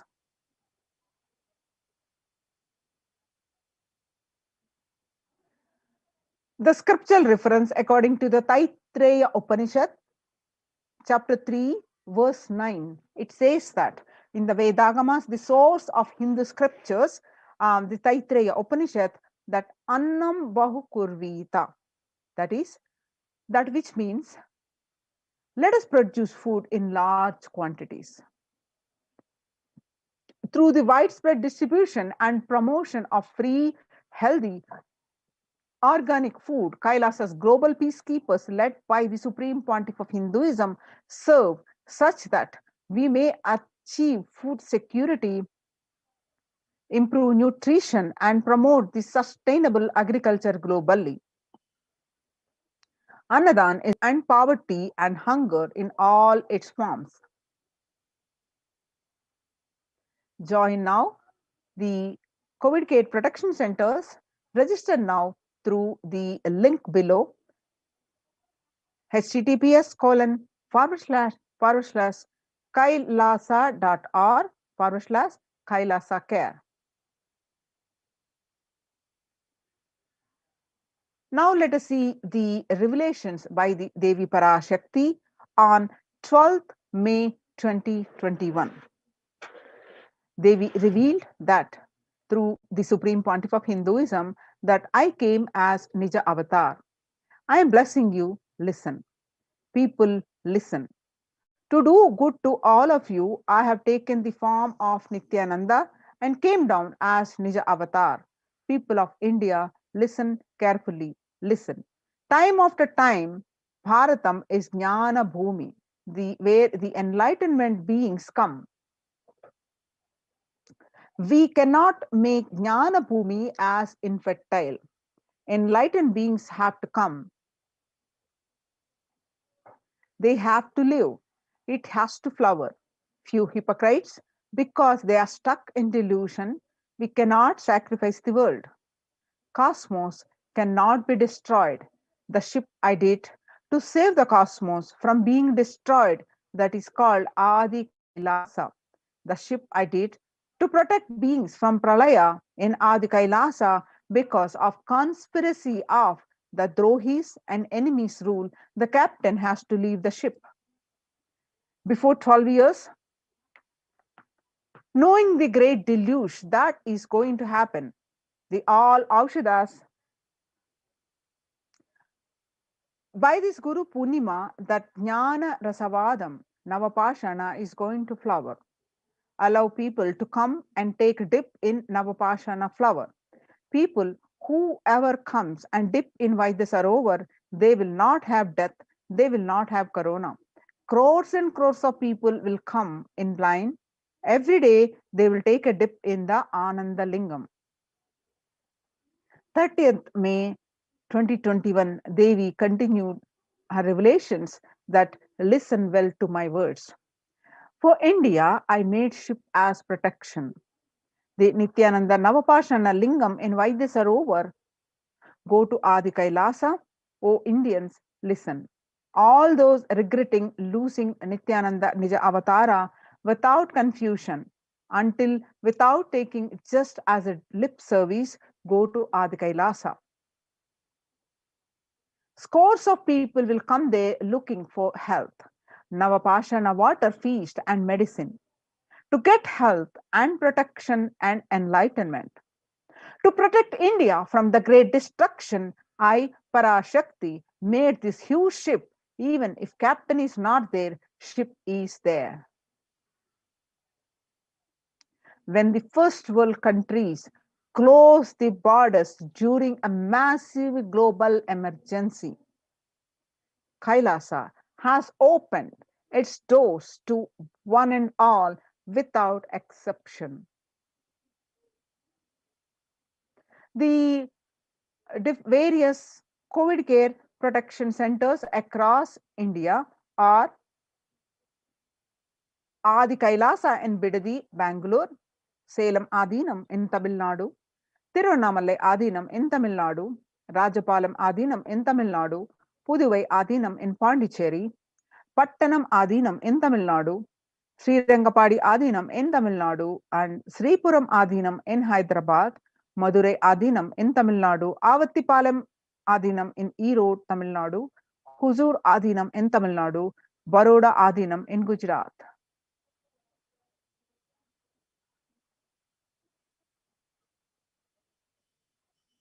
Kailasa rushes to aid India as India finds itself on the verge of COVID-19 third wave. Multiple free COVID care centers opened across India.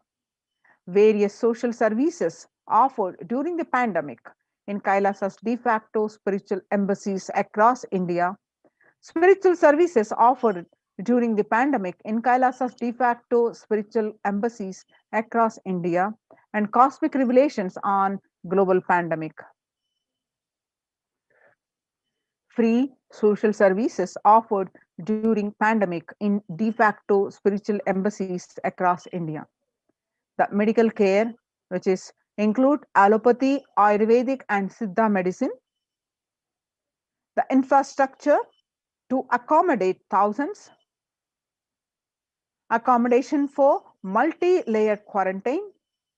Emergency ambulances and ICU on wheels.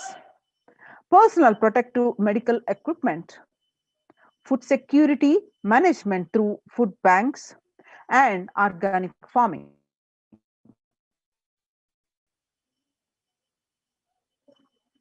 Join now in one of the Kailasa's COVID care protection centers. Register now through the link below, https://kailasa.org/Kailasa care.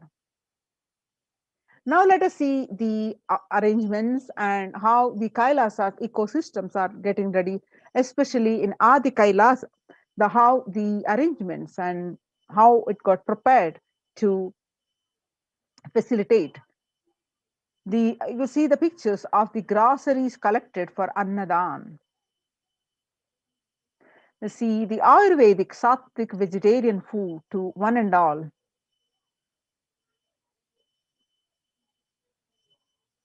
Kailasa Department of Housing, Adi Kailasa Sarvajnapeetam, India, the Adinavasis of Adi Kailasa continued working round the clock in organizing the storage of groceries to accommodate the large number of people arriving for Kailasa's COVID protection initiative. Kailasa Department of Agriculture at Adi Kailasa Sarvajnapeetam, India, that the banana plantain in Adi Kailasa Sarvajnapeetam, a glimpse of the self-sustainability and lifestyle and being cultivated in multi-layered quarantine facilities. Kailasa Department of Agriculture, some more pictures that you see at the Adi Kailasa Sarvajnapeetam, where the environmental friendly, sustainable, economy friendly methods of agriculture are getting done. You see the peacekeepers of Kailasa are preparing the next pasture of land by dividing irrigation and preparing of manure.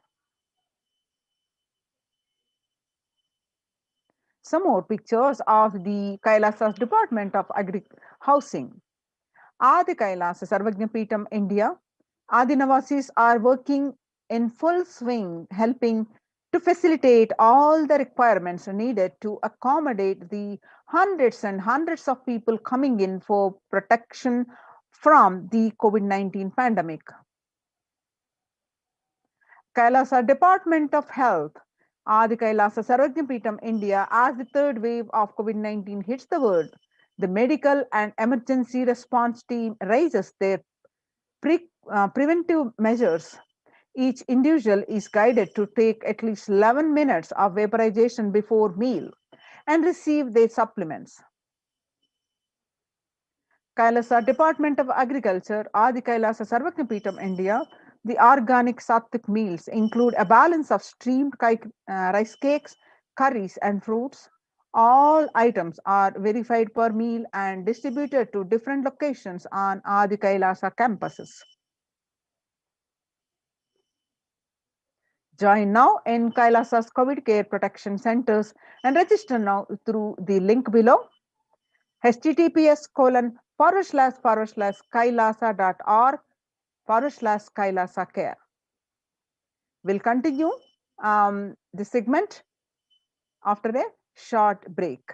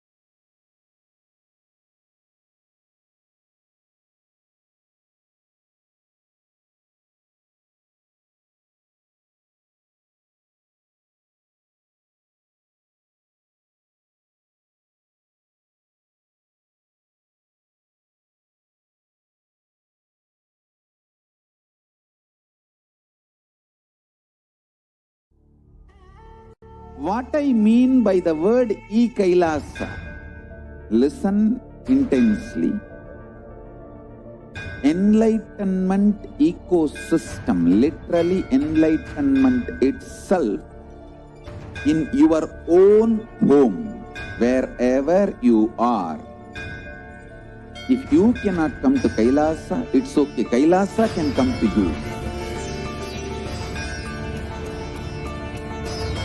Kailasa coming to you is e-Kailasa.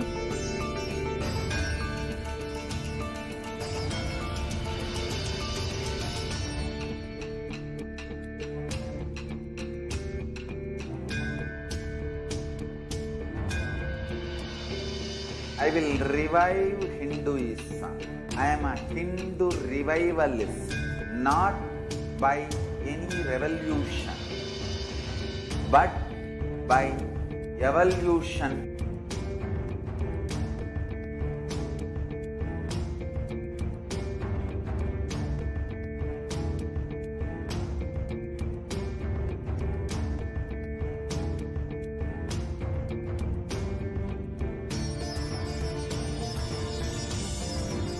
And setting model community.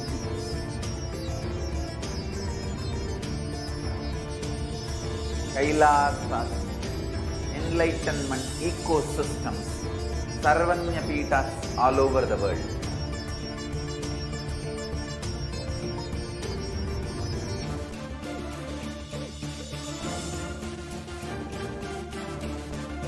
All powerful cognition.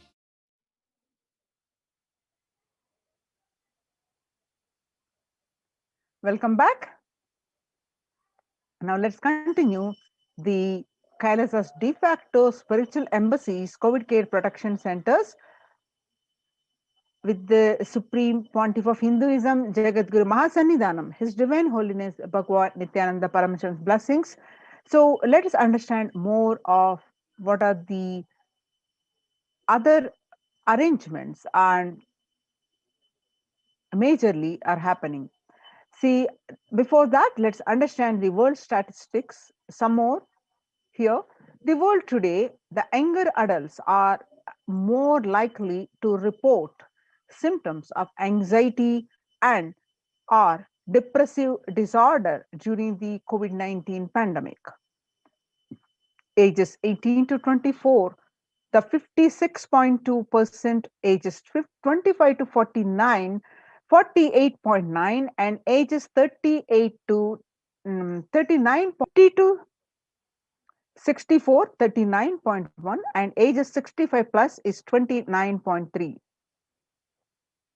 The average share of adults reporting symptoms of anxiety disorder and or depressive disorder on January to June, a 6 months period in 2019, which was 11%, and 1 month in January 2021 spiked up to 41.1%. The Household Pulse survey reveals this. The share of adults reporting symptoms of anxiety and or depressive disorder during the COVID-19 pandemic by age, adults aged 18 to 24, 56%, and ages 25 to 49, about 48.9%, and adults ages 50 to 64, about 39.1%, and adults ages 65 plus are 29.3. This indicates the statistically significant difference between the adults ages 18 to 24. The data shown includes adults ages 18 plus with symptoms of anxiety and or depressive disorder that generally occur more than half the days or nearly every day. Data shown is from the December 19 to 21, 2020, the source of US Census Bureau Household Pulse Survey 2020. So, how are you feeling? What employees say they feel more than half the time at work? 34% say I am tired. 34 more percent say I'm stressed. 27% say I'm burnt out. And 22% say I'm discouraged. 19% say I'm distracted. And 17% say I'm depressed. So, COVID-19 is the significant stressor for most Americans. Stress in America in 2020, a national mental health crisis. Nearly 8 in 10, that is 78%, say the coronavirus pandemic is a significant source of stress in their lives. Literally everyone. Nearly 7 in 10, that is 67%, say they have experienced increased stress over the course of the pandemic. 1 in 4 essential workers, that is 25%, diagnosed with mental health disorder since start of pandemic. You can see the statistics that COVID-19 could exacerbate doctors' existing mental health burden. More than 60,000 US healthcare workers have contacted the COVID-19 and 300 have died. Of the health workers who treated patients during the China's COVID-19 outbreak, 50% showed signs of depression. 45% showed signs of anxiety, according to the preliminary research. An estimated 300 to 400 physicians die by the suicide every year. The source is the Journal of Medical Regulation. Self-reported mental health among the pregnant women, new mothers. Before the COVID-19 pandemic, the depression rate were 15% and anxiety rate were 29%. But after the during the COVID-19 pandemic, the depression rates increased to 40.7 from 15% to 40.7%. According to the report of Helio.com, and the anxiety increased before pandemic it was 29%, and now after the pandemic, during the pandemic, it is 72%. The US cases of depression have tripled during the COVID-19 pandemic. A large study finds a dramatic increase in the number of adults in the United States reporting symptoms of depression during the COVID-19 pandemic. The number of adults experiencing the depression in the United States have tripled. According to a major study, researchers estimate that more than 1 in 4 US adults now report experiencing symptoms of depression. Before the pandemic, 8.5% of US adults reported being depressed, but that number has risen to 27.8% as the country struggles with COVID-19.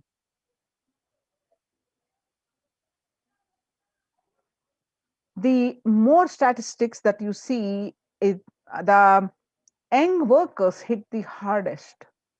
Ages 22 to 25 hit hardest at 89%.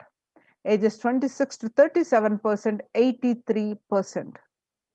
And ages 38 to 54, 73%. And ages 55 to 74, 62%. The younger respondents were more likely to say that the pandemic has had a negative effect on their mental health. Now, let us understand the contributions from the Kailasa Department of Human Services and Kailasa Department of Enlightened Civilization presents with the Supreme Pontiff of Hinduism's blessings. Kailasa's Department of Religion and Worship, the Department of Human Services, and each of the Kailasa's temple ecosystems consider the right of all human beings, in fact, all beings. The ultimate goal for Hinduism and Kailasa, led by the Supreme Pontiff of Hinduism, Jagadguru Mahasannidhanam, His Divine Holiness Bhagwan Nithyananda Paramashivam, is the material and spiritual well-being and prosperity of humanity. Kailasa is a place where everything related to superconsciousness is revived. All the sampradayas, all the spiritual ecosystems created for enlightenment will be revived and established in such a way it never gets lost again, and they're forever serving the humanity, says the Supreme Pontiff of Hinduism. And he revealed this on 6th January 2019. Now let us see some of the pictures, how the Supreme Pontiff of Hinduism worked tirelessly to establish these Kailasas across the world, across the continent, across the globe. Some of the pictures, let's see as glimpse.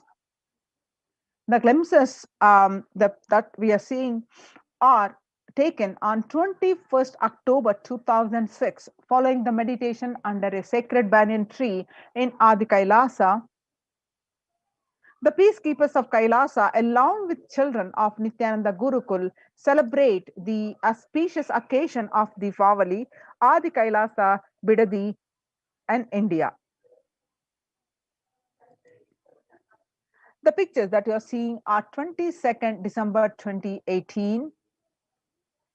Peacekeepers of Kailasa and the participants of Paramashivoham meditation workshop take part in the celebrations of a traditional flag hoisting ceremony, which is the pictures are taken in the Adi Kailasa Sarvajna Peetham. The pictures that you are seeing are from the Supreme Pontiff of Hinduism conducting the Nithyananda Spurana Convention, the Life Bliss Program Level 2, and a meditation workshop at Chennai, where the Supreme Pontiff of Hinduism himself conducting to thousands of devotees, which were taken on 14th December 2006. On 17th December 2006, the Supreme Pontiff of Hinduism conducting the Nithyananda Spurana Convention, which is also called the Life Bliss Program Level 2, at the St. Peter's Engineering College at Chennai, India.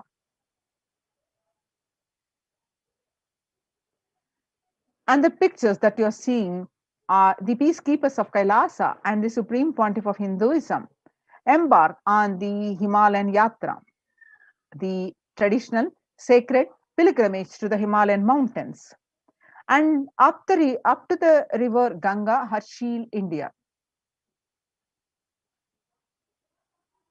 The temple ecosystem of Tirunamalai serves as the driving factor in maintaining the lifestyle of health, wealth, and well-being for the citizens of Tirunamalai. One of the remaining living ecosystems, temple ecosystems, this picture are taken where you see the thousands of devotees are in procession, and the Supreme Pontiff of Hinduism is welcoming all of them by waving the flag of Kailasa. The peacekeepers of Kailasa and the participants of the Paramashivoham meditation workshop take part in morning meditation and traditional puja and ritualistic worship. The blissful pictures are taken on 31st December 2018 at the Adi Kailasa Sarvajna Peetham, Bidadi, India. The peacekeepers of Kailasa, led by the Supreme Pontiff of Hinduism, take part in the Kara Seva, the voluntary contribution of physical service towards the cleaning or construction of the sacred Hindu temple in Adi Kailasa, Bidadi, India. Now you see the Kailasas ecosystems around the world, where you see the Kailasas temples and ecosystems across the world, thousands across the continents and across the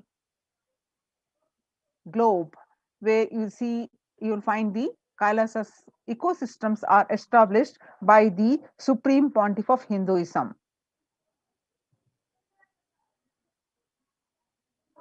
Starting from the Kailasa in Tirunamalai in way back in 1994. Leftmost picture that you see where the Mataji Vibhudanandapuri traditionally passed on to the hands of the Tirunamalai Kailasa and Tirunamalai to the Supreme Pontiff of Hinduism. And the rightmost picture that you see taken on in the year 2017, Kailasa and Tirunamalai receiving the visitors and delegates for the Kalpataru meditation workshop and Shivadiksha. The blissful picture that you see where taken on 11th March 27, Kailasa in Tirunamalai, where thousands arrive to celebrate the enlightenment ecosystem and to traditionally meet the Supreme Pontiff of Hinduism, Jagadguru Mahasannidhanam, His Divine Holiness Bhagwan Nithyananda Paramashivam. The pictures that you're seeing on Kailasa in Los Angeles, California, as a 25,000 square foot temple complex.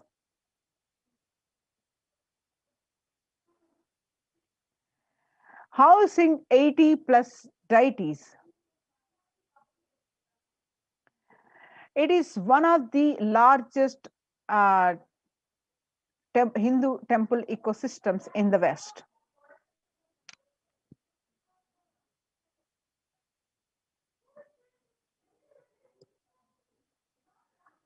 The pictures that you're seeing are from the Kailasa in Columbus, Ohio, USA, the first temple established by the Supreme Pontiff of Hinduism outside in India. The temple physically came to life in just 9 months.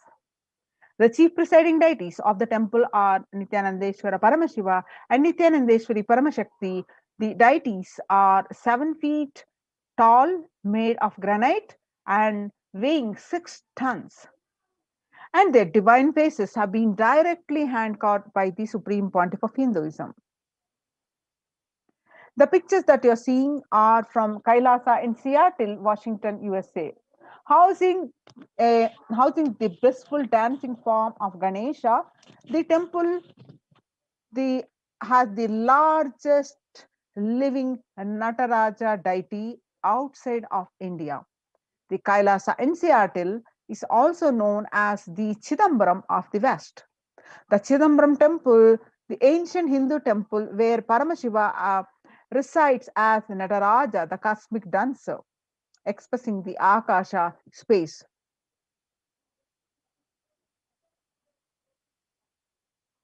The pictures that you are seeing are from the Kailasa in San Jose, California, inaugurated in 2009. Kailasa in San Jose radiates the energy of the Madurai Meenakshi Amman temple. The chief presiding deities are the Nithyanandeshwara Paramashiva and Nithyanandeshwari Paramashakti and the Shiva Nithyanandeshwara Paramashivalinga, which have been created, installed, and energized by the Supreme Pontiff of Hinduism himself. The pictures that you are seeing are from Kailasa in St. Louis, Missouri. Alongside the Shivalinga and Nityananda Ganesha, Kailasa in St. Louis carries the energy of Tirumala Tirupati of South India and houses one of the tallest Venkateshwara deities in North America, along with his consorts Sri Devi and Bhudevi. The beautiful landscape nestled among the woods and the rolling hills of Missouri stretches for 20 acres. Tirumala Tirupati is one of the most beloved of Lord Vishnu, whose temple is the most visited of any religion in the world. The Kailasa in Phoenix, Arizona. The pictures that you are seeing are from the Kailasa in Phoenix, Arizona, home to over 21 deities, and with a temple structure of 2,500 square foot. Kailasa in Phoenix has been directly established by the Supreme Pontiff of Hinduism, Bhagwan Nithyananda Paramashivam, serving as an energy field of worship, meditation, and celebration for over 7 years. The pictures that you're seeing are from Kailasa in Houston, Texas. Formally inaugurated in 2017, the Supreme Pontiff of Hinduism has declared Kailasa in Houston as the Parihara Sthala for all the Navagraha doshas. Navagraha doshas, which all the Parihara Sthala means the Navagrahas are hold you responsible for all the good, bad that you do. The result of that, every human being are bound to experience, and Navagrahas held you responsible for that. So, but if in the course of time, if one decides to do the Parihara, the Prayaschitta, and decide to change their actions, then one can pray to Navagrahas. This Houston temple has blessed as the Parihara Sthala for all the Navagraha doshas. The pictures that you're seeing are from the Kailasa in Toronto, Canada. Inaugurated on July 2011, Kailasa in Toronto is the only Hindu temple in the West with all 63 Naimanars and 18 Siddhas residing as deities. The temple deities here are seated exactly as they existentially preside in Kailasa around Paramashiva, the primordial deity of Hinduism. The Naimanars are the most endearing and notable saints of Hinduism. And Siddhas are literally meaning the accomplished, perfected one. The more pictures are from Kailasa in Toronto, Canada, active and alive from 2011 onwards. Kailasa in Toronto has been blessed to radiate the superconsciousness energy of Kailasa. This temple ecosystem goes on providing various temple services to the community, such as Annadan, traditional Hindu ceremonies. Kailasa Department of Enlightened Civilization presents. Now let us understand the ecosystems, how the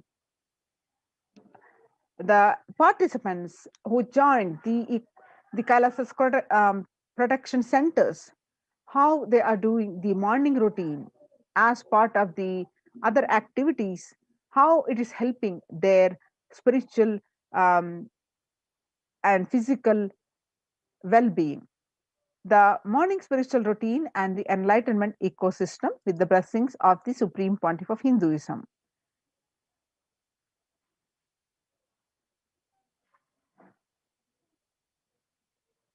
Morning spiritual routine is the fuel to reach Kailasa.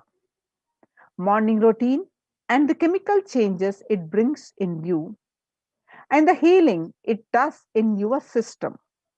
The biological rhythm it sets in your system. All of them are very important. It is an important fuel for you to experience the multiple dimensions of the universe. Spiritual routine and integrity to that spiritual routine. The initiations by the Supreme Pontiff of Hinduism are completely private, personal between you and me, says the Supreme Pontiff of Hinduism. The members of the Kailasa's protective, preventive, multi-layered quarantine initiative take part every day in the morning spiritual routine here in Adi Kailasa Sarvajna Peetam. The morning spiritual routine consists of the Panchakriya. Soon after you get up, you do the Panchakriya where you cleanse your body and are followed by the Nithyananda Yoga and followed by the Nitya Pratyaksha Paduka Puja and the taking of the kashayams like neem juice, all the herbal juice, and the Nitya Satsang. Morning spiritual routine, when you do it sincerely with integrity, it tune your biological clock to the spiritual practices because the chemistry that you enjoy inside matters that decide the kind of plane of the universe, dimension of the universe you are going to experience. Kailasa or Patala. Kailasa is the where place the highest abode where the Paramashiva exists, resides. Patala is the lowest realm where the lower than the human realm and where the demons live. Or Swarga or Naraka, that means the Swarga is the heavens and Naraka is the hell. Morning spiritual routine is the direct path to Kailasa.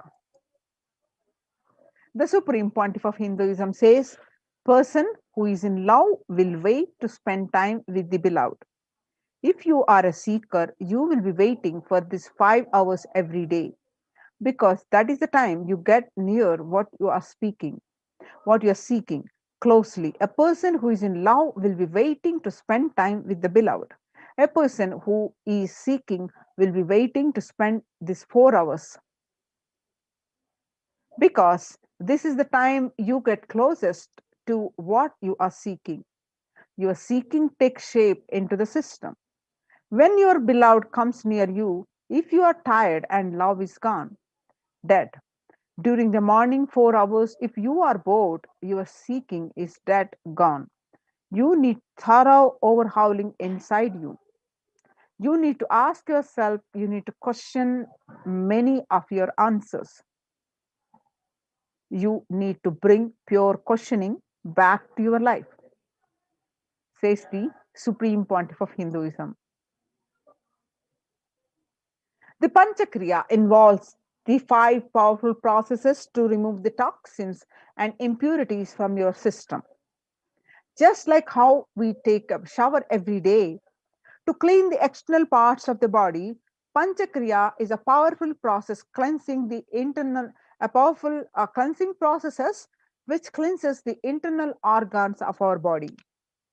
Keeping it cool, these techniques not only cleanse our body but bring peace and balance to our mind and lightness and bliss to our being. After you cleanse your body, you do the yoga. When you do the yoga, you experience your entire body becoming Amrita Sharira. That means Amrita is a nectar. Your Sharira is body. So after doing the yoga, your body feels like your body is filled with the nectar. It becomes an ecstatic body just by the air, without any external touch. In puja, you experience the space of bhakti, devotion, the space of surrender that occurs to you from this devotion moves you from I, which is so heavy, to the God or Guru. This surrender allows us to drop all the unnecessary baggage from the head. One of the beautiful pujas in Hinduism is in Rudrabhishekam, we offer sacred bath to the Shivalinga while chanting a powerful mantras. The Shivalinga is a deity which beautifully represents the divine. Its form indicates how God is beyond form and formless. In puja, we sit down and connect with the God by performing the Rudrabhishekam. O Sadashiva, O God, I know you are the source of everything. You are everything, and you are in this Shivalinga, and you are in this body. Let me connect with you. Let you reveal yourself to me. When we sit in that power, we sit with that context and do the action of Rudrabhishekam. We experience the Bhava Samadhi. Only in Bhava Samadhi can give us the highest taste and higher joy in life. Rudrabhishekam is a beautiful ritual which allows us to experience the Bhava Samadhi of Shivoham, that I am the divine.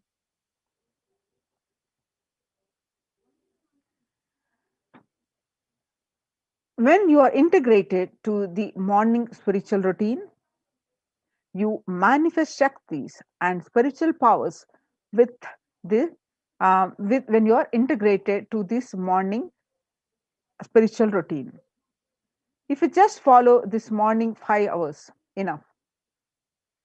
The Supreme Pontiff of Hinduism says that you will have Vak Shakti, that is, whatever you say will become reality.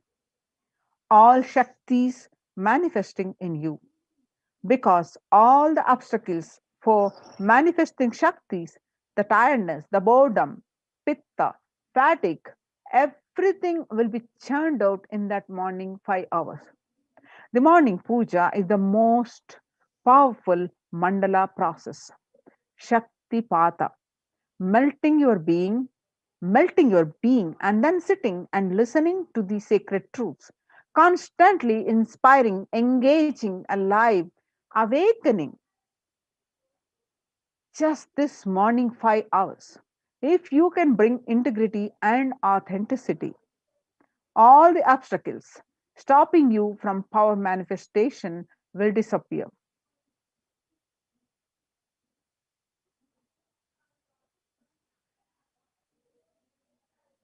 Some may think that I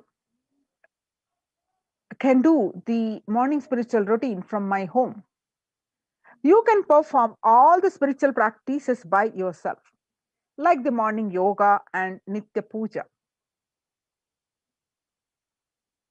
But there will always be a risk of losing your initial inspiration and excitement after a few days and or after few weeks.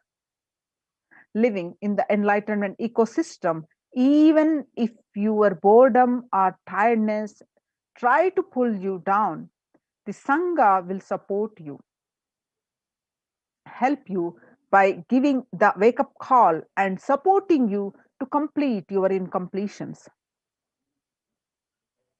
In Sanatana Hindu Dharma, coming back to the revival of the temple ecosystems, the Supreme Pontiff of Hinduism continue to explain that in Sanatana Hindu Dharma, we had at least 10,000 sampradayas, religious, spiritual traditions, keeping this enlightenment science alive. Each Hindu Sampradaya is a spiritual ecosystem created for keeping enlightenment science alive. Every monastery, every adhinam, every mutt, every temple, every Veda Patashala, every Sarvajna Pita is a lineage, Sampradaya created to keep the ecosystem of spiritual enlightenment alive. Some may be a Shakta.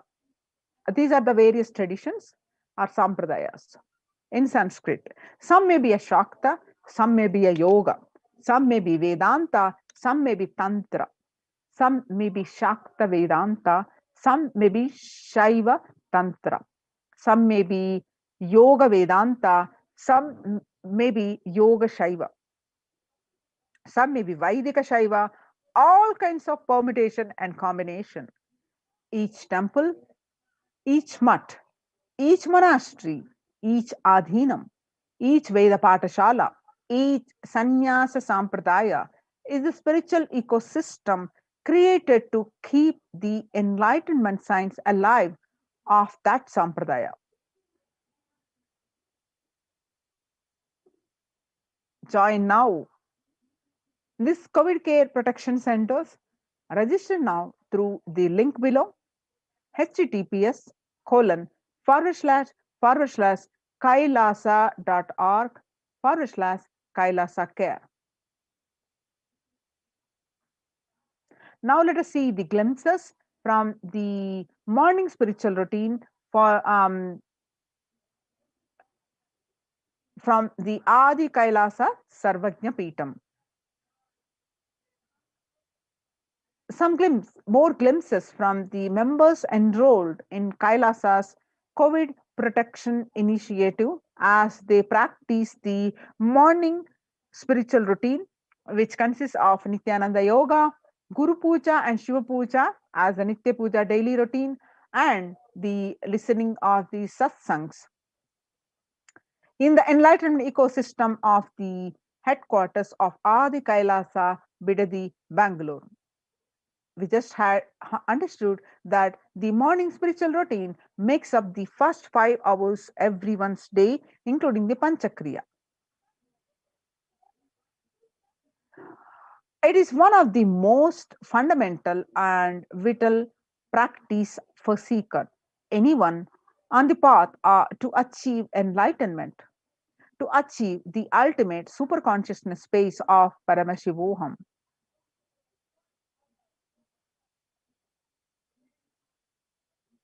More glimpses of this morning spiritual routine from the Adi Kailasa Sarvajna Peetam, India. Some more glimpses from the morning spiritual routine.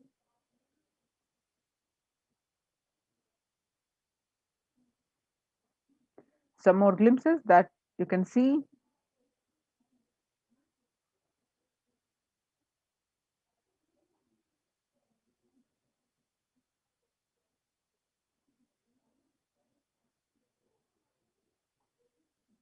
Some more glimpses.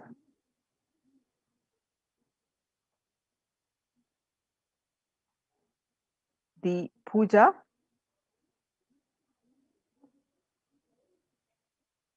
by the participants of these COVID care centers from Adi Kailasa Sarvajna Peetam. So join now of these COVID care protection centers and register now through the link below https colon forward slash kailasa.org /Kailasa care.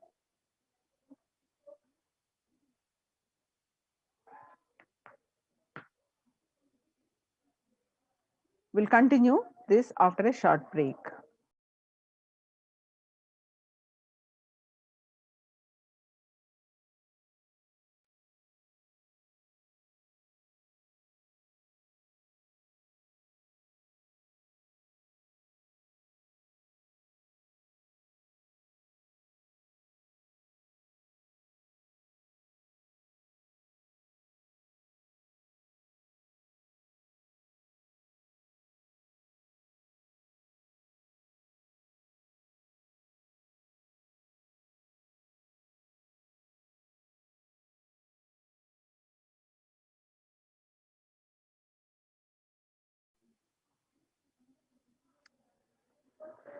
Now let's have some more understanding from the revelations of the Devi Parashakti and what is the need for joining these Kailasas multi-layered quarantine opportunity for India and joining these COVID care protection centers during the COVID-19 as a practical solution resulting in health, joy and bliss.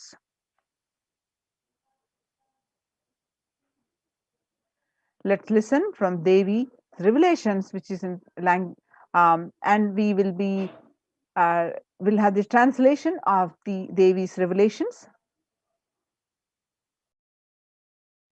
நீ சொல்லும் நபர்கள் போடும் சண்டை சச்சரவெல்லாம் எரியும் பெருநெருப்பில் இருக்கும் இரண்டு எலிகள் போடும் சண்டை போன்றது. யார் சரி யார் தவறென்பது இப்பொழுது முக்கியம் அல்ல. உயிர் காத்துக் கொள்ளுங்கள், எல்லோரும் நன்றாய் புரிந்து கொள்ளுங்கள். நன்மையைச் சொல்லுகின்றேன், உண்மையைச் சொல்லுகின்றேன். இந்திய நாட்டில் இருக்கும் மக்கள் எல்லோரும் கேளுங்கள். கருட புராணத்தில் வியாசன் சொன்ன கிருமி போஜனம் என்னும் நரகம் திறந்து நேரடியாய் இந்தியா மீது இடிபோல் விழுகின்றது. ஆதி கைலாசத்திற்கு ஓடிச் சென்று வருமுன் காத்துக் கொள்வது மட்டுமே ஒரே வழி. கொரோனா பெருந்தொற்று கொள்ளை நோய் கிருமி போஜனம் எனும் நரகத்தை பூமிக்கு கொண்டு வந்து விட்டது. அகோர தாண்டவத்தின் ஆட்டம் யாராலும் அடக்க முடியாத அளவிற்கு ஆரம்பித்து விட்டது. புதிதாய் உருக்கொண்டிருக்கும் இந்த நுண்ணுயிரி மைல்கள் கடந்தும் காற்றினில் உயிரோடு இருந்து மற்ற உயிர்களையும் அழித்து உடல்களை தின்னும் பெரும் வலிவு கொண்ட பேரசுரர்களாய் வலம் வரத் துவங்கி விடுகின்றது. நன்றாய் புரிந்து கொள்ளுங்கள். வருமுன் காத்துக் கொள்ளுங்கள், அது ஒன்றே வழி. அதற்காகவே ஆதி கைலாசத்தை திறந்து வைத்திருக்கின்றேன். உயிர் காத்துக் கொள்ள வேண்டி விரும்பும் எல்லோரும் ஓடுங்கள் ஆதி கைலாசத்திற்கு. இந்தியாவில்தான் இந்த நரகம் திறந்து உலகெங்கும் பரவப் போகின்றது. கிருமி போஜன நரகம் பூமிக்கு வந்துவிட்டது. மனிதர்கள் செய்த மகா கொடுமைகளினால். அன்னை முன்னின்று என் அடியவரை காப்பேன் சொல்வதை கேட்டு உயிர் காத்துக் கொள்ள விரும்புவோர் வருமுன் காப்பது ஒன்றே வழி என்று தெரிந்து செல்லுங்கள் ஆதி கையிலைக்கு. ஓம் ஓம். நீ The translation of what Devi Parashakti revealed in this video on 31st May 2021 that everyone in India, all of you listen. The hell of Krimi Bojanam that was mentioned by the Vyasa in Garuda Puranam has opened and is directly falling on India as thunder, running to Adi Kailasa and protection. From it is the only way protection by preventive quarantine. Deadly corona, life-taking disease has brought the hell known as Krimi Bojanam to earth. The dance of Agora Thandava, which no one could control, has started. This microorganism that has formed will be alive in air for miles together. Destroying other souls, it will eat bodies. It has started the roaming as the great demons with tremendous strength. tremendous strength. Understand properly, prevention is the only way. For that, I have opened Adi Kailasa. For those who want to save their lives, all of you run to Adi Kailasa. Only in India, this hell is going to open and is going to spread to the whole world. The Krimi Bhojanam hell has come to the earth because of the sufferings done by the humans. Mother, I will protect those at my feet, those who listen to me and wish to save their lives. Learning that prevention is the only way, go to Adi Kailasa. The various scriptural references of the Krimi Bhojanam or Krimi Bhojana are from the various scriptures references.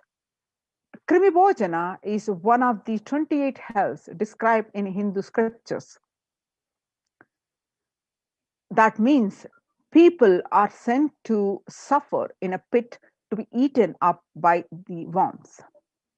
In Garuda Purana, cosmology of hell and the nether regions. In Devi Bhagavata Purana, we find the reference.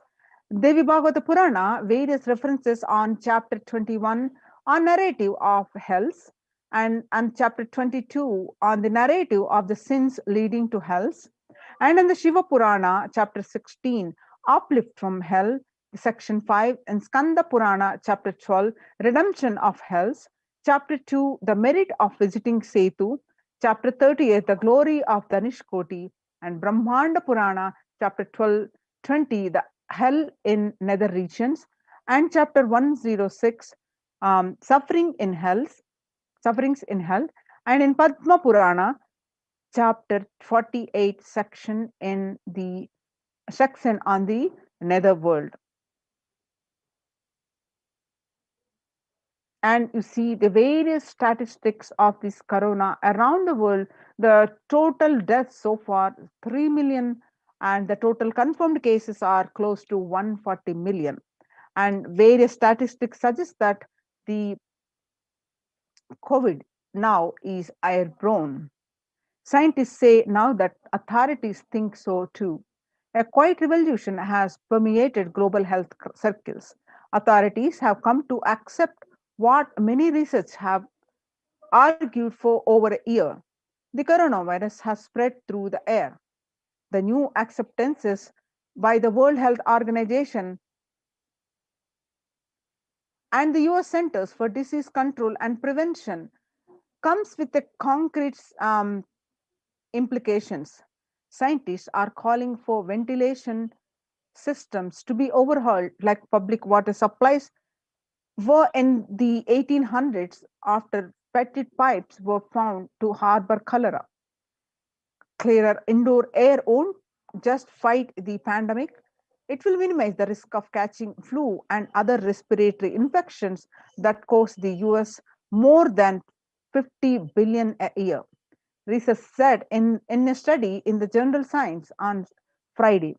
According to these germs and their associated sickness, the productivity losses would therefore offset the cost of upgrading the ventilation and filtration in the buildings. The various newspaper articles published that, and the various statistics um, uh, are, you can see the statistics that corona is now airborne and spreading so fast that home quarantine is not possible, and even the government making statements. Assam Chief Minister Himanta Biswa Sharma said that home quarantine is the prime reason for the large number of deaths during the second wave of corona in Assam. And the Economic Times, the Maharashtra government recently announced the decision to stop home quarantine in 18 districts, which show higher COVID positivity rate than the state's average. State Public Health Minister Rajesh Tope said that the decision to ensure better healthcare facilities to patients in districts, which are showing the higher positivity rate. I see the home quarantine is not possible in India. The Business Line published recently that because of the majority of the people, about 41% of the houses have just one room, or 32% of the room just in two rooms, and an average 3 to 5 people live in one room. And in order to utilize the India's healthcare infrastructure optimally to manage the expanding fallout of coronavirus, the central government on 27th April signaled to change the approach from mandating that every person who tests positive for the virus be moved to isolation beds in dedicated hospitals or units. The government allowed home quarantine for those who with mild symptoms. The key additional condition was that their house should allow for self quarantining, that in India it's easier than said than done. Now, you see the various statistics, various articles publishing that it is impossible to do the home quarantine in India. When the first world countries closed their borders during a massive global emergency, Kailasa has opened its doors to all without exception. Join now in Kailasa's COVID care protection centers and save life. And the link is http://kailasa.org/Kailasa care. Now we will be moving on to the next segment of this program after a short break.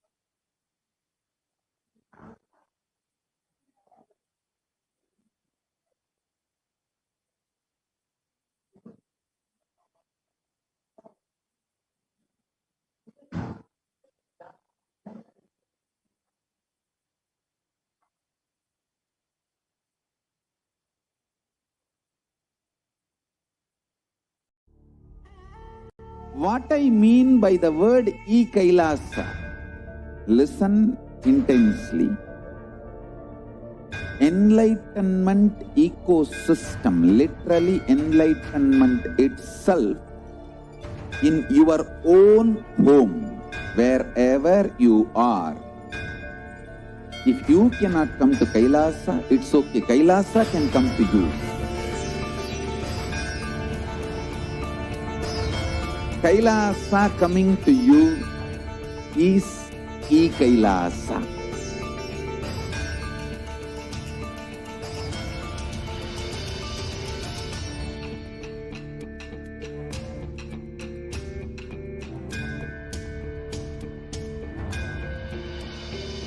I will revive Hinduism.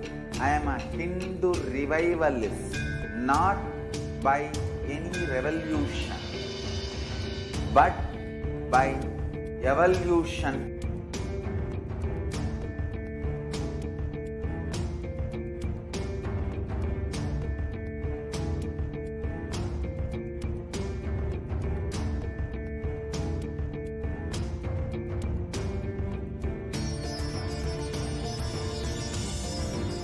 And setting model communities.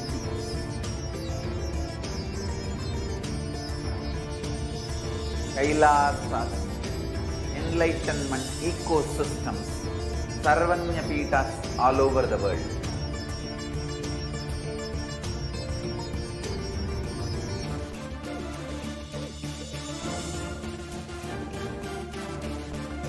All powerful cognition, knowledge, only when you live power manifestation and possibilities manifestation happens. It's a fundamental truth.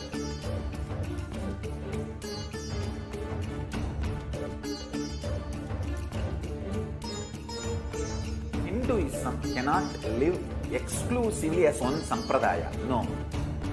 All sampradayas of Hinduism is an ecosystem.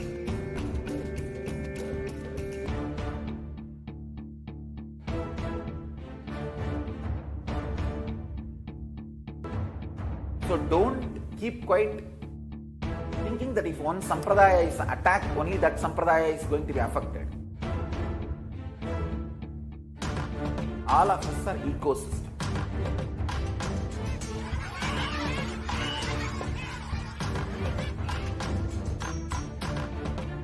I invite all of you to get involved and enjoy Hinduism by the principle of Dharmo Rakshati Rakshitaha. When you protect Dharma, Dharma protects. Spiritual, the spiritual prosperity will happen to whole planet Earth. We all have to coexist together.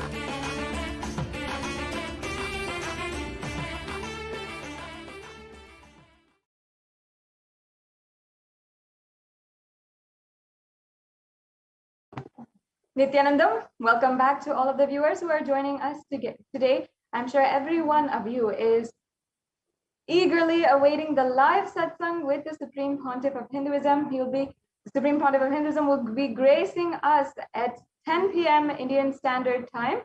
So please make sure that you are staying tuned for the further updates and you're sharing, and we will be graced with the divine presence of the Supreme Pontiff of Hinduism at 10 p.m. Indian Standard Time. It's going to be a very beautiful way that each and every one of us can sit in his divine presence, soak in the beautiful, powerful cognitions that the Supreme Pontiff of Hinduism will be continuing to reveal on conscious sovereignty. And of course, I'd like to remind all of the viewers that even as the satsang is going on, you can comment any of your questions regarding conscious sovereignty or any of your experiences or anything you'd like in the comment section, or you can do through the chat on the chat in YouTube chat, or as well in Facebook, Twitter. You can reply to the live feed and use the hashtag #AskTheAvatar as well. And in this way, you will be able to beautifully be able to interact personally. The Supreme Pontiff of Hinduism might as well just answer your question during the live satsang and see all of your comments, see and bless each and every one of you who asked the question. So you can ask your questions and ask if you feel you have any doubts, sincerely seeking the higher truth that the Supreme Pontiff of Hinduism is giving, then you can ask your questions in the comment section through Facebook, YouTube, Instagram, or Twitter. And later on, we will be understanding how exactly you can ask your questions as well. And we can take a few minutes now to also share this program link. Let's share with all of your family and friends, everyone who is joining us today, about how you can, how you should and you want to share this satsang, the Nithyananda satsang, and share the news that the Supreme Pontiff of Hinduism himself will be coming for the live satsang. He will be gracing us at 10 o'clock at 10 p.m. Indian Standard Time. And each and every one of us will be going through the next segment in today's program on the persecution against the Supreme Pontiff of Hinduism. In the month of July, as we are coming to an end, we are strongly introspecting our selves and also doing a deep retrospect of what the actions each and every one of us Hindus have taken now, having cognized and become aware of the persecution that is ongoing against Hindus. Over the course of the last 1 month, we have been every single day presenting to each and every one of you the violence and genocide against Hindus across the world, especially in India, and even in the place where Hinduism was sourced, where Hinduism was born. We are facing so much of attack and no question of safety in the very land where Hinduism once thrived. And in so many different ways, we are seeing how Hinduism does not have any place, a safe place, to where a person who wants to live authentically the Hindu lifestyle is able to do so without risking their lives. And that is why the Supreme Pontiff of Hinduism is establishing and continues to establish the Hindu civilizational nation of Kailasa, bringing political legitimacy, social legitimacy to Sanatana Hindu Dharma once again. That is one of the amazing reasons for why Kailasa, why we need Kailasa, the nation of Kailasa today. We were once a thriving, sprawling Hindu civilization with more than 56 different nations. But today, we are absolutely zero. We don't have even one nation. And we must, at least now, understand the need for a Hindu nation. And the Supreme Pontiff of Hinduism is literally the foremost advocate for bringing Sanatana Hindu Dharma and its teachings, reviving its teachings, and ensuring that the Sanatana Hindu Dharma, the teachings of Sanatana Hindu Dharma, continue to serve the world as they have been for millennia. And as the foremost leader, as the Supreme Pontiff of Hinduism, the Supreme Pontiff of Hinduism is doing so much to revive this nation and stand for the most progressive ideologies in the world right now. Stand for empowerment of women and global animal welfare, as well as the equal and infinite rights of all people with zero discrimination against caste, background, race, class, anything, and even with the equal and infinite rights given to all of the LGBT plus, and no matter what sexual orientation you might be coming from, no matter what race, no matter what your skin color, everything the Supreme Pontiff of Hinduism is standing for and continuing to revive these Hindu teachings in order to serve the world, empower people in as Hinduism does in its truest, most authentic form. And from the very beginning of the mission, the Supreme Pontiff of Hinduism, from the very beginning of this venture, this absolutely impressive and tremendous revival of Sanatana Hindu Dharma through the nation, through the revival of the nation of Kailasa, the Supreme Pontiff of Hinduism has been continuously standing for, giving a strong stance and supporting the right in Sanatana Hindu Dharma for all women to be empowered infinitely, to be empowered for their infinite consciousness.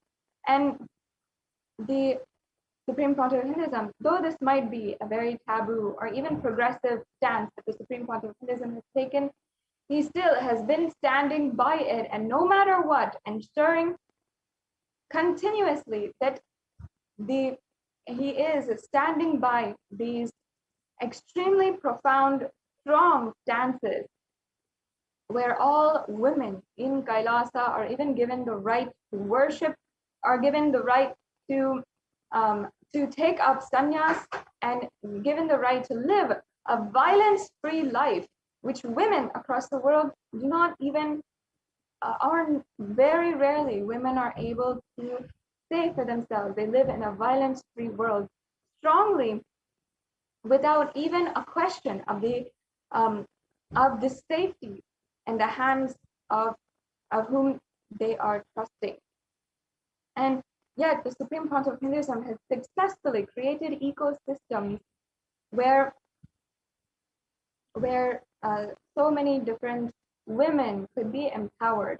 And today, the Supreme Pontiff of Hinduism is recognized for his tremendous amount of work in bringing the status of the violence against women, reporting the status of the violence against women in India and against Hindu women to the United Nations, to the UN.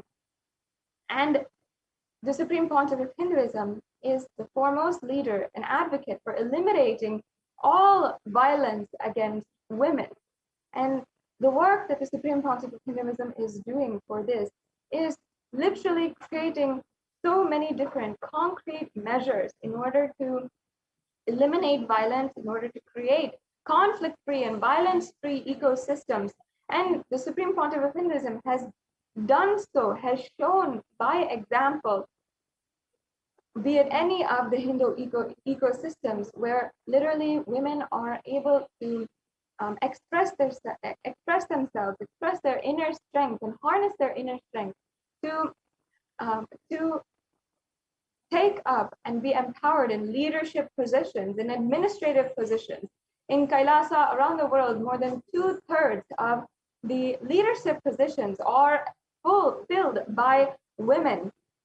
And women take the leading stance, and women are the leadership positions in the government structure of Kailasa, not just in the main government structure, but Kailasas across the world. In all the different leadership positions, women are taking up more than 2/3 of the roles, which is actually a majority of the leadership positions and administrative roles in Kailasa. And the Supreme Pontiff of Hinduism has literally created this place, a beautiful environment where women are empowered, women can heal from any kind of trauma that they have been through. Women are sheltered and protected if they are targeted for any kind of violence by neo-Hindutva militant forces. And in this preceding segment, what we will be understanding and going into is specifically how has recognized the Supreme Pontiff of Hinduism for bringing to light and reporting the amount of femicide ongoing against Hindu marginalized communities in India and as well as around the world. And the Supreme Pontiff of Hinduism has literally been working for so many years in order to create this femicide observatory where we are analyzing the amount of violence, the crimes against women, and the gender-based killings that have been happening for the last 1,000 years, including even uncovering some of the dehumanized and invisible amount of crimes that have been happening even in the last 2 decades. And the Supreme Council of Hinduism has been continuously reporting and ensuring to report. And now the United Nations has accepted and recognized the report given by Kailasa on the violence and femicide against the women of Kailasa. And the United Nations has published this on their website, the Human Rights Commission, and in the website, in the page for the UN Special Rapporteur for femicide. And it's an amazing step that the United Nations has seen the amount of violence that has been going on. And the Supreme Pontiff of Hinduism has literally brought light and shed light onto the immense amount of crimes that have been going on and taken a step towards eliminating violence against women and Hindu women once and for all. And in this report, we have understood the various different persecutions and relentless killings and violence that Hindu women have been through for the last 1,000 years. In fact, the Adi Shaivite minority tradition, which is the community of Kailasa, the marginalized community, which the Supreme Pontiff of Hinduism is actively reviving, has been subject for thousands of years to persecution, whether it is the Mughal invasion, whether it is the British occupation and enslavement of the entire population an entire civilization of Hindu women. And not only that, the Hindu women have been subject to the most horrifying different kinds of violence, that now finally we are able to show the international audience and tell the international audience the truth of what has been happening. Whether it is the persecution by politically owned media or the violent sexual objectification of the women, Hindu women of Kailasa, or the fact that there is absolutely no recourse, no legal recourse in India, or the persecution of Hindu nuns by the state, or the violence by neo-Hindutva militant forces and targeted against Hindu women specifically, and strategized to be using these Hindu women as weapons against the Supreme Pontiff of Hinduism himself. And there have been so many different acts of violence over the years. And I myself, as a woman and even as a child, having been brought up in this community, have seen with my own eyes the amount that the Supreme Pontiff of Hinduism has undergone, has sacrificed literally to ensure that an ecosystem is established to protect Hindu women and to empower Hindu women. Whether we see in 2012, in 2010, of course, before that, in 2012, in 2014, 2015, 2017, no matter what, we have seen the genocide and attacks against the Adinams across Kailasas, in every single Kailasa in India. There isn't even one Adinam or even one Hindu sannyasi and Hindu women sannyasi in the order of the Nithyananda order of sannyasi that has not been through this kind of extreme violence by the neo-Hindutva militant forces. And I myself was shocked to see and hear the stories of so many different women who have undergone the extent of violence against themselves, their person, their character in the media, absolutely being decharacterized and sexually objectified in the media, in front and in the face of the whole public who knows you and starts to shun you and shame you for nothing but taking up this lifestyle of non-violence and service to the world. Over just a course of 5 years, I have literally been able to see how so many women sannyasis, the Hindu women who have selflessly taken up this lifestyle of service to the whole world and wanted to be devoted and devotedly live with the Supreme Pontiff of Hinduism, in the lifestyle that the Supreme Pontiff of Hinduism is teaching, and not being able to do so because of the acts of violence that has been continuously targeted and attacked against Adinams and people inside of Kailasa. And we've seen this in several different ways.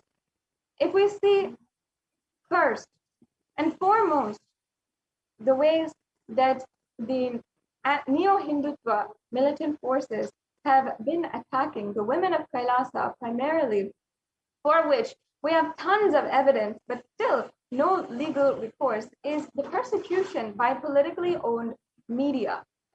And it started with the sensational screening and manufacture of misinformation and hate speech, marginalizing the minority communities and especially targeting Hindu women. And this is by using the deep fake and morphing technologies that is available to many different neo-Hindutva militant forces to target Hindu women, especially 2010, when a fabricated video of ASMT actress Ranjita was broadcasted in order to defame her character, destroy her entire career, and delegitimize her guru and our beloved guru, the supreme pontiff of Hinduism. And new Hindutva affiliated media published articles with morphed pictures, with fake and fabricated videos, and articles of fake interviews of even ASMT and the children of Kailasa. For example, in 2017, the articles were published morphing the pictures of a 16-year-old child and 16-year-old girl who was a Nithyananda Gurukul Balasans, morphing her picture and putting that on the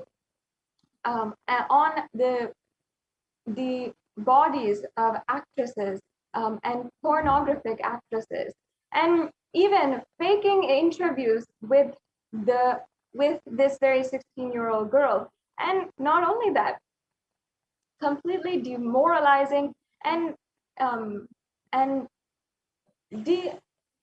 characterizing her as for what she stands for, making her absolutely afraid of what could happen, and her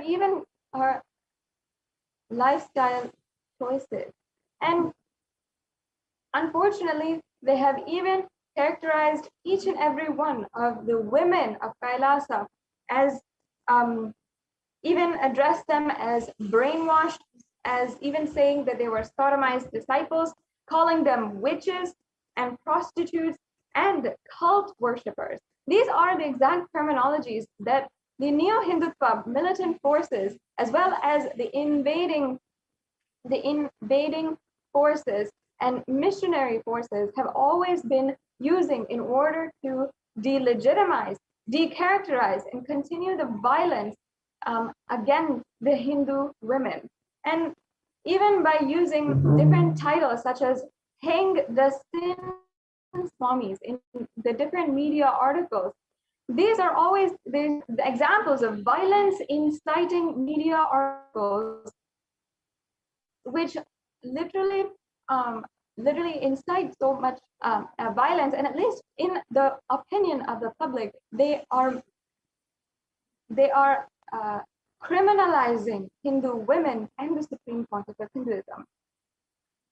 And not only this, in the media we have seen so many different women who have been whose narratives and articles have been published in the media, and absolutely posting false different narratives, and so many victims who had undergone so much of trauma, pain, even as children, including, and I'm speaking on behalf of myself as well, victims who were then projected in the media and told to be a liar, told to be brainwashed, and absolutely marginalizing each and every one of us, making the crime itself seem so belittled, and being so belittled, and making that itself invisible. This is what is called secondary victimization. First, victimizing the victim, victimizing the children, the women of Kailasa through brutal force, through rape, and through sexualization, and through sexual molestation, child molestation, and then secondarily victimizing them by making them undergo so much of violence in terms of the amount of questioning that they have to go through by the media, interrogation that is absolutely baseless, and shaming them in public, and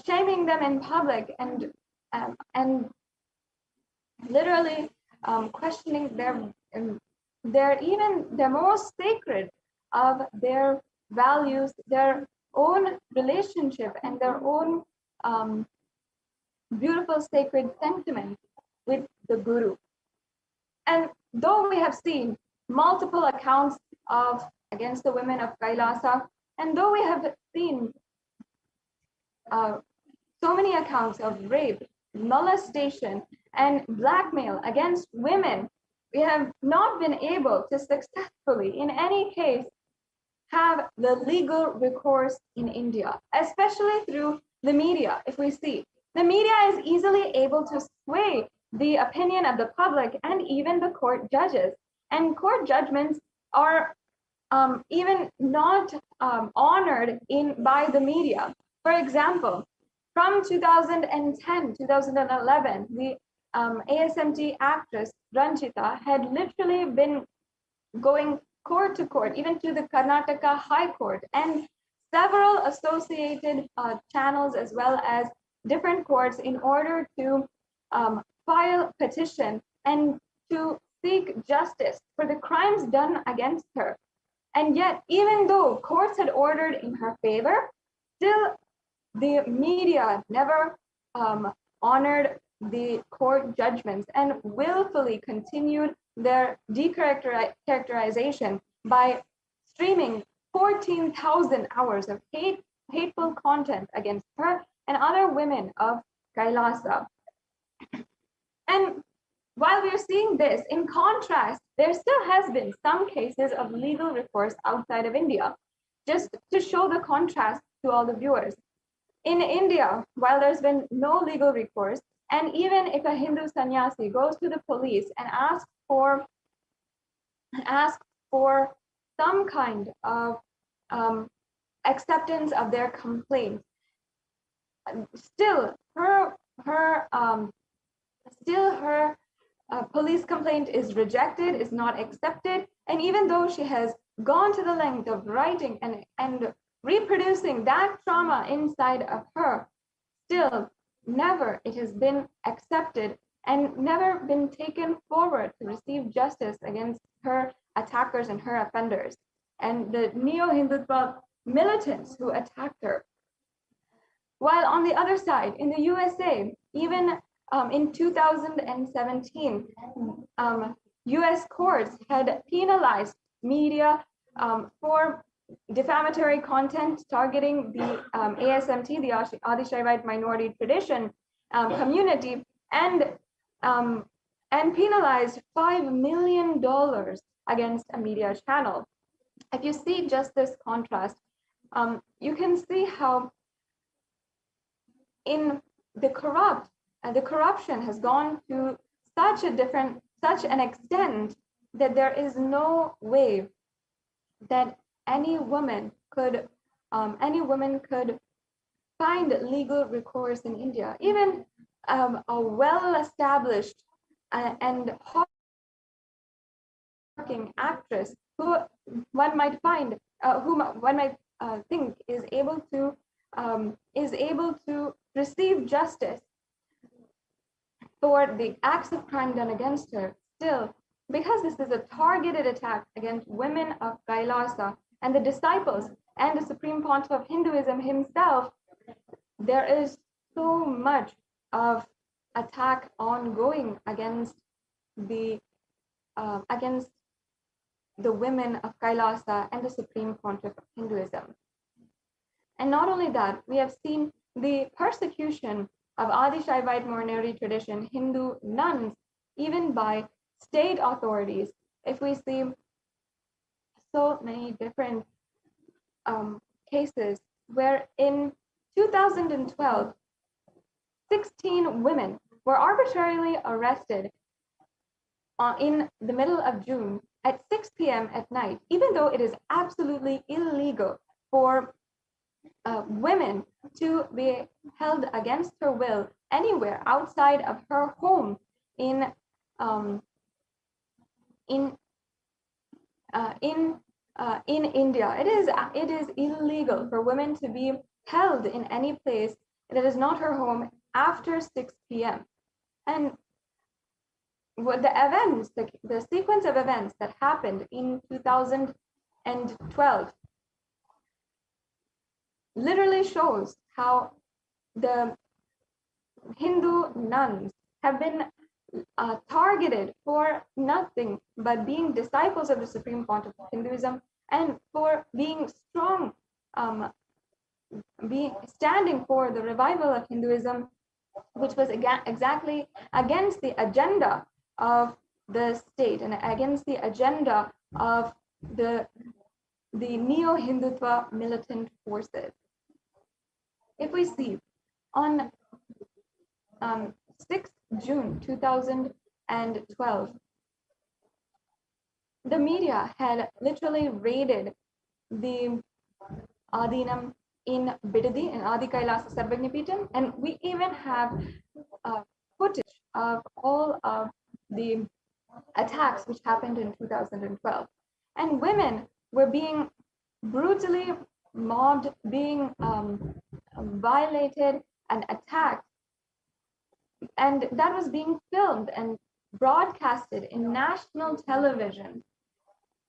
And in so many different cases, women were brutally raped and were sexually molested. In the case Manitya Achalananda Swami, Manitya Bhaktikananda Swami, Manitya Shraddhananda Swami, Manitya Jnanatmananda Swami, every single one had been brutally sexually molested during these raids of the entire Adinam, where literally the neo-Hindutva militants had jumped over the gate and attacked Adinavasis, destroyed property, and continued absolute destruction of the entire property, creating havoc of all kinds. And yet, within less than 24 hours, these women that have named were suddenly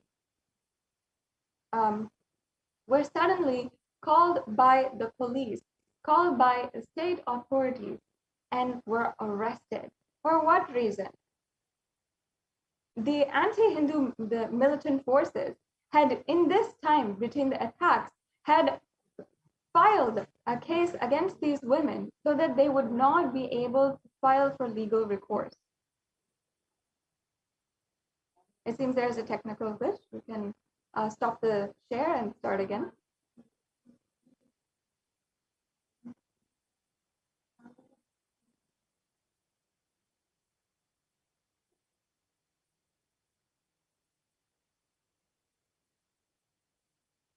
Yes.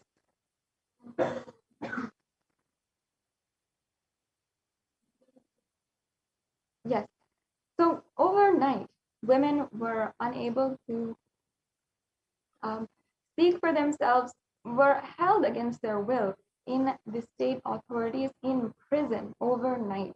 And we were, in this time, the women had undergone so much of violence, being absolutely ridiculed, harassed, and molested by state authorities in prison on this very night.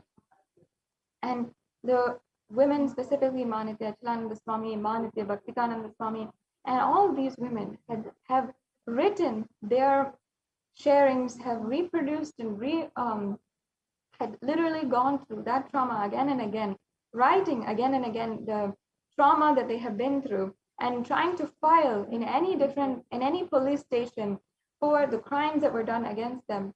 But they were not able to find any kind of legal recourse, and their attempts to find justice and seek some sort of healing, legitimate healing for themselves, was absolutely rejected. And still, again, we're finding that there is no legal recourse happening in India, and the actions of the media continue to exacerbate the amount of violence which was targeted by the neo-Hindutva militant forces.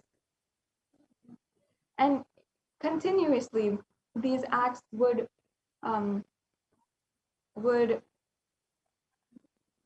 again and again be exaggerated and start to escalate.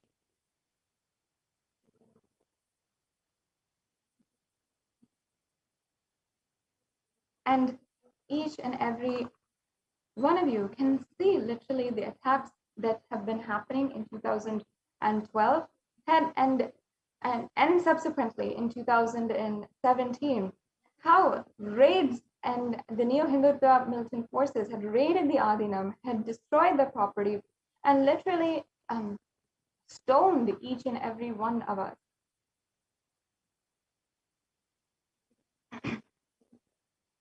And continuously, there was never any legal recourse for what had happened. And thankfully today, now we're seeing the exact footage of what had happened during the 2012 attacks. And the first thing, which was even broadcasted in national television, is in order to tell the truth to the media of the allegations that were recently filed and recently being spread in the media on the allegations of rape against the Supreme Pontiff of Hinduism, where we were producing the medical reports of the so-called victim, and in that press meet where we were producing the truth about the baseless allegations against the Supreme Pontiff of Hinduism, a neo-Hindutva militant leader had attempted to breach the security of the Supreme Pontiff of Hinduism and literally attempt to assassinate him with an anthrax bomb, which you are able to see. And immediately the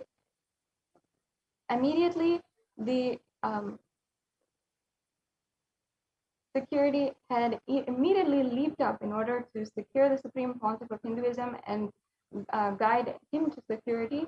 And now you can see the women of Kailasa being subject to the most brutal acts of violence against them, whether it's molestation and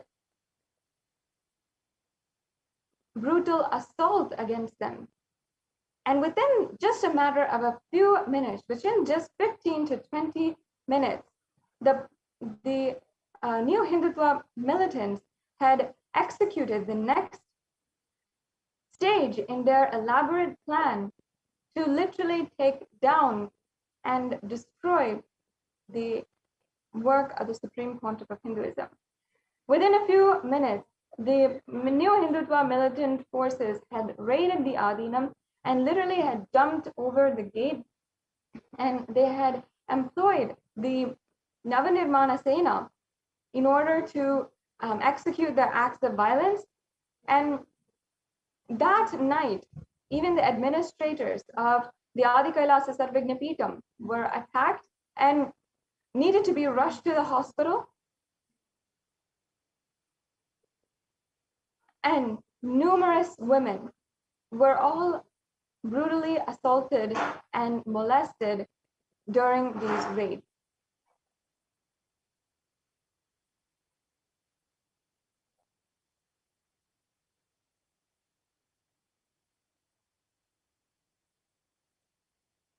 Here you can see that very footage of the huge mob attacking, throwing stones across the gate,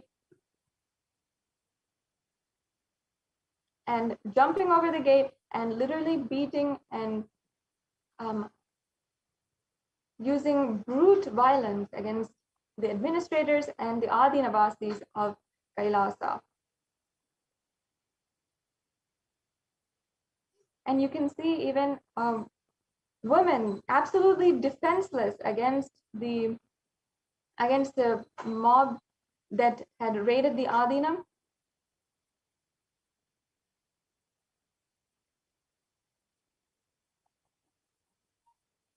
And this very footage was submitted to the police in order to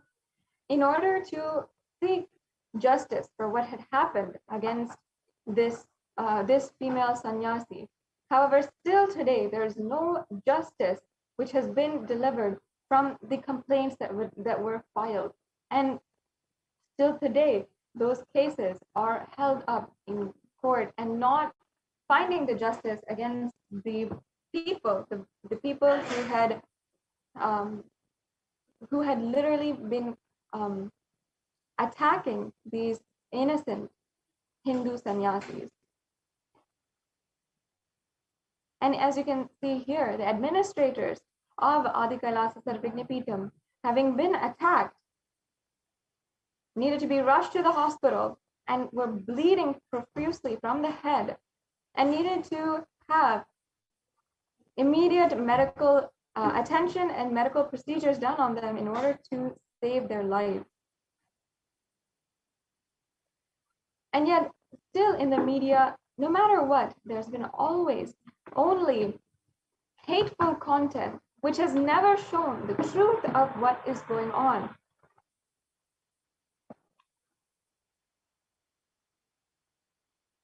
Still, only the sensational screening and manufacture of misinformation and hate speech is continuing to marginalize the minority communities and targeting the Hindu women.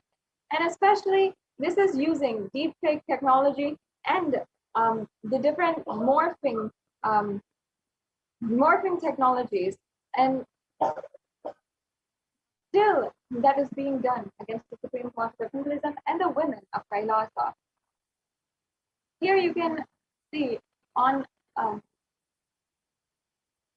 the following day, the women of Kailasa wanted to speak out and hold another press meet in order to tell the media the truth of what was going on. And yet another attack ensued inside of the Adinam in order to withhold the truth from being told in the media, as well to enforce more brute violence against the Hindu sannyasis and the women of Kailasa.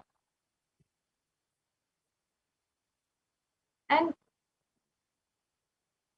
within just hours of this attack, these women, without even being told, were arrested and not even told what for they were getting arrested.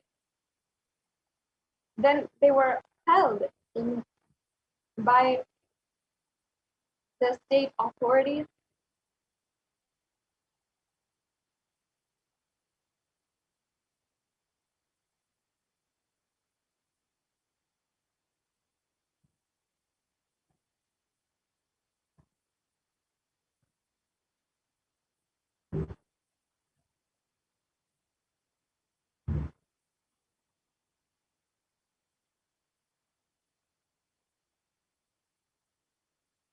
After days, these women of Kailasa had to undergo the worst kind of violence. In 2012, the government acts against the minority, the Kailasa was specifically extreme. How within a few days, the Supreme Court of Hinduism was illegally arrested, and subsequently the CM of Karnataka had declared that the Adinam be sealed entirely and taken over by the government, which is absolutely illegal. And then the Adinam was literally sealed, and inside of the Adinam, police enforcement was used in order to continue to detain the Adinavasis, the residents of the Adinam, and the residents of Kailasa were denied even food and basic human rights in order to survive. And especially the children of Kailasa were absolutely traumatized by the amount of violence ongoing.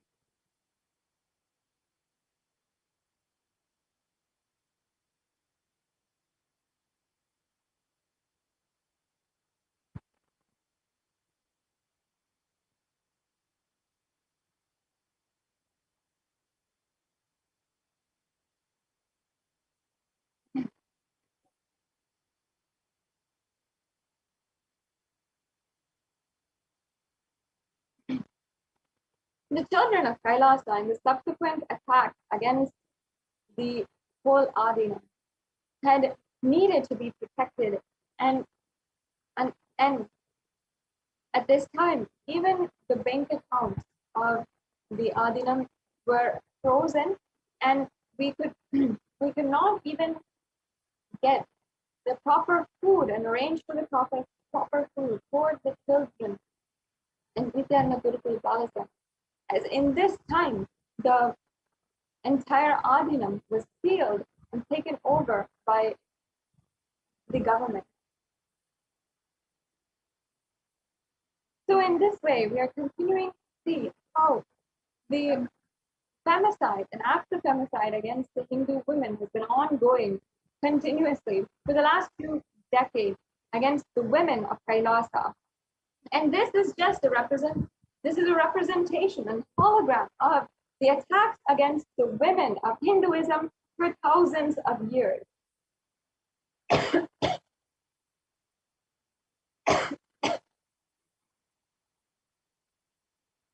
And we have been seeing the persecution by politically owned media, the violent sexual objectification of the ASMP Hindu women, the nuns and the girls, and how there's been no legal recourse in India, and the persecution of the ASMP Hindu nuns by state authorities as well.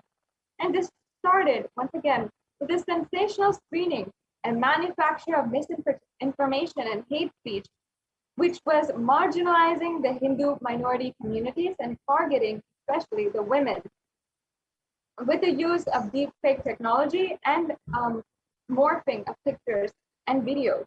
Especially this, the criminal activities of the Neo-Hindutva militant forces surfaced in 2010 when a fabricated video was broadcasted on national television of the ASMT actress Ranjita and was repeatedly played and sensationally broadcast to defame her character and delegitimize her guru, delegitimize the supreme pontiff of Hinduism.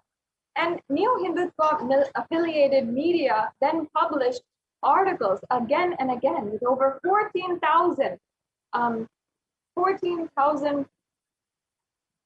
hours of footage of hate speech being broadcasted on the media, and tens of thousands of media articles as well being published as well, and different kinds of decharacterization and assassination of the character by using phrasing such as sodomized disciples, brainwashed witches, and prostitutes, literally, and also saying by using these prejudicial narratives, they would always project the entire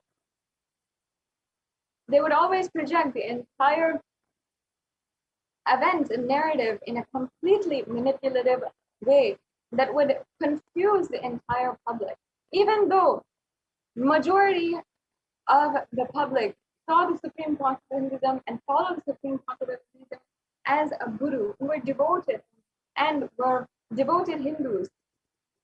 The media's strategy was to confuse and silence the public in order and to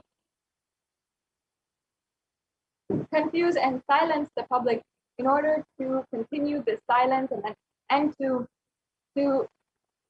ensure that their acts of violence could continue on. In this way, we have seen how so many different people have had acts of violence done against them. And here you can see the illegal arrest of the women sannyasis, where they were not even told why they were being arrested or what was going on.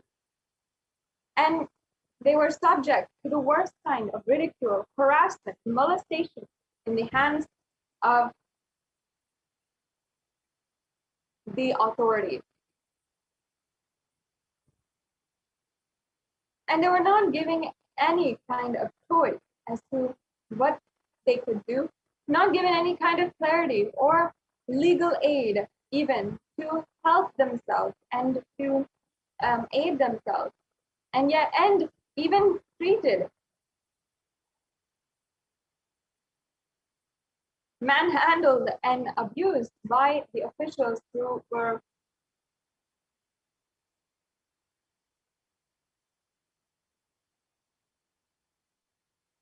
handling them. And this is evidence of the continued persecution of the ASMT Hindu nuns and the children by state authorities.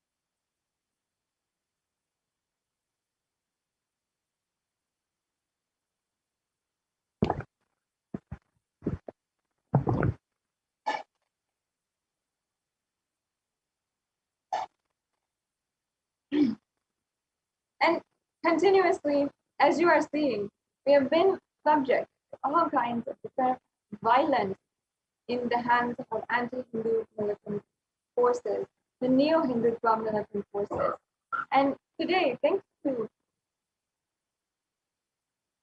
the immense amount of work, the tremendous amount of hard work the Supreme Pontiff of Hinduism has done, and his sacrifice for each and every one of the Hindu women, today, at least in some way or form, our voices are being heard. The United Nations has recognized the acts of violence done against the Hindu women.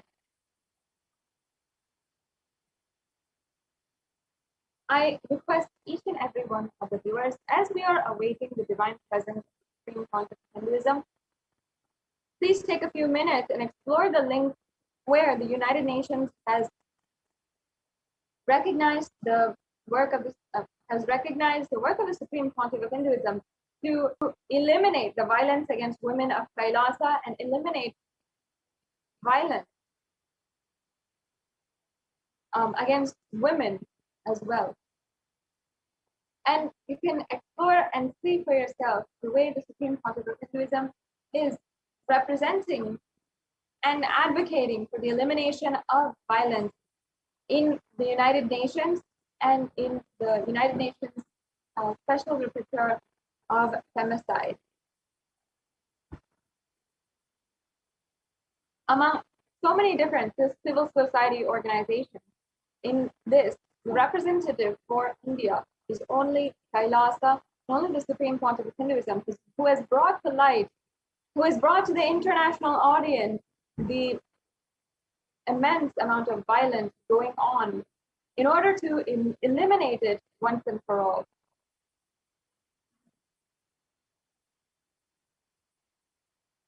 Even though the Supreme Pontiff of Hinduism himself has undergone so much and himself been in the hands of the neo-Hindutva militant forces, literally inches away from being assassinated himself, the Supreme Pontiff of Hinduism has continued to ensure that each and every one of us is empowered and stands so that we can live our lives as we want to, as we had declared want to live, as sannyasis, as rudrakanyas, as brahmacharis, as balasam, and live a life powerfully.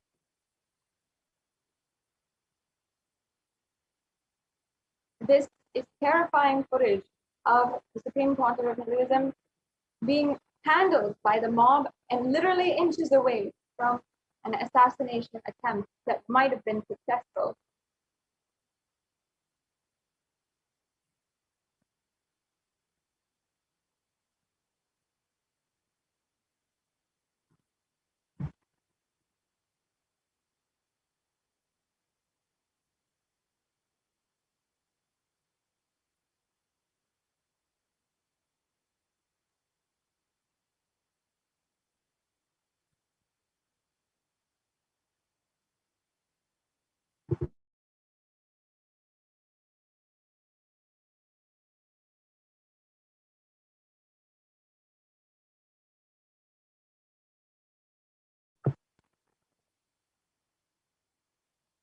over the years, whether it is from 2010, 2012, 2017, or 2018, every single year, month after month, we have been seeing brutal attacks against the Supreme Pontiff himself, and the attacks against the women of Kailasa. Until recently, a bioweapon was launched and deployed against the Adi Kailasa Sarvagna Peetham, and the Neo-Hindutva militant forces are still trying their best in order to destroy the mission of Hindu. And continuously, by targeting the women of Kailasa, the women and children of Kailasa,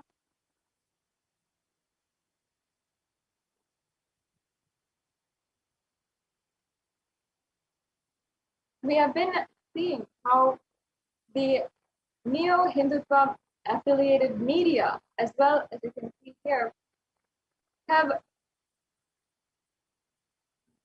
published articles with pictures of the ASMT Hindu nuns, as well as the children, and literally used captions such as sodomized disciples, and they targeted the ASMT minor girls by publishing pictures and morphing them in national newspapers. And as you can see here, they literally denied the Supreme Pontiff of Hinduism his right to worship and right for religion. And due to this, there wouldn't be any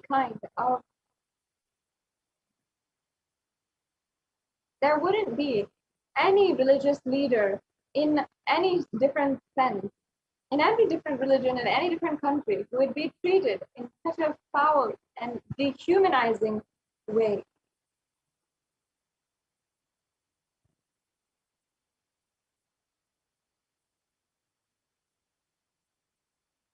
And yet it is the Supreme Pontiff of Hinduism who has literally advocated for the elimination of violence more so than any person today. And today, having been recognized by the United Nations and having this persecution recognized by the United Nations literally means so much for the movement that the Supreme Pontiff of Hinduism is doing to eliminate violence against women, where we are bringing to light and reporting the crimes and violence and femicide in marginalized communities and the indigenous Hindu women and the indigenous Hindu women who were subjugated and made invisible by misogynist, sexist groups for thousands of years. And the Supreme Pontiff of Hinduism has done so by empowering women, many of whom are targets or have once been victims of the Neo-Hindutva militant forces, and empowering them through the various orders of Kailasa as well. And the Supreme Pontiff of Hinduism has started and supported the research and studies undertaken to analyze femicide or gender-related killings against Hindu women in India, as well as against the global Hindu diaspora. As well, the Supreme established the concrete measures taken to improve support to victims of violence and protect these victims and prevent femicide overall. And the Supreme Pontiff of Hinduism has done literally the most in order to prevent femicide from happening by establishing these Hindu ecosystems which are absolutely violence-free. And by physically protecting the victims of or targets of the Neo-Hindutva militant forces through the monasteries, through these peaceful shelters and places, safe havens for women to recover from trauma and undergo peaceful transformation while they're recovering as well. As well, the Supreme Pontiff of Hinduism has been empowering women with leadership roles and successfully even established more than 2/3 of the leadership positions in Kailasa being filled by women. The Supreme Pontiff of Hinduism has also ensured for reporting on the good practices and challenges in implementing an evidence-based response.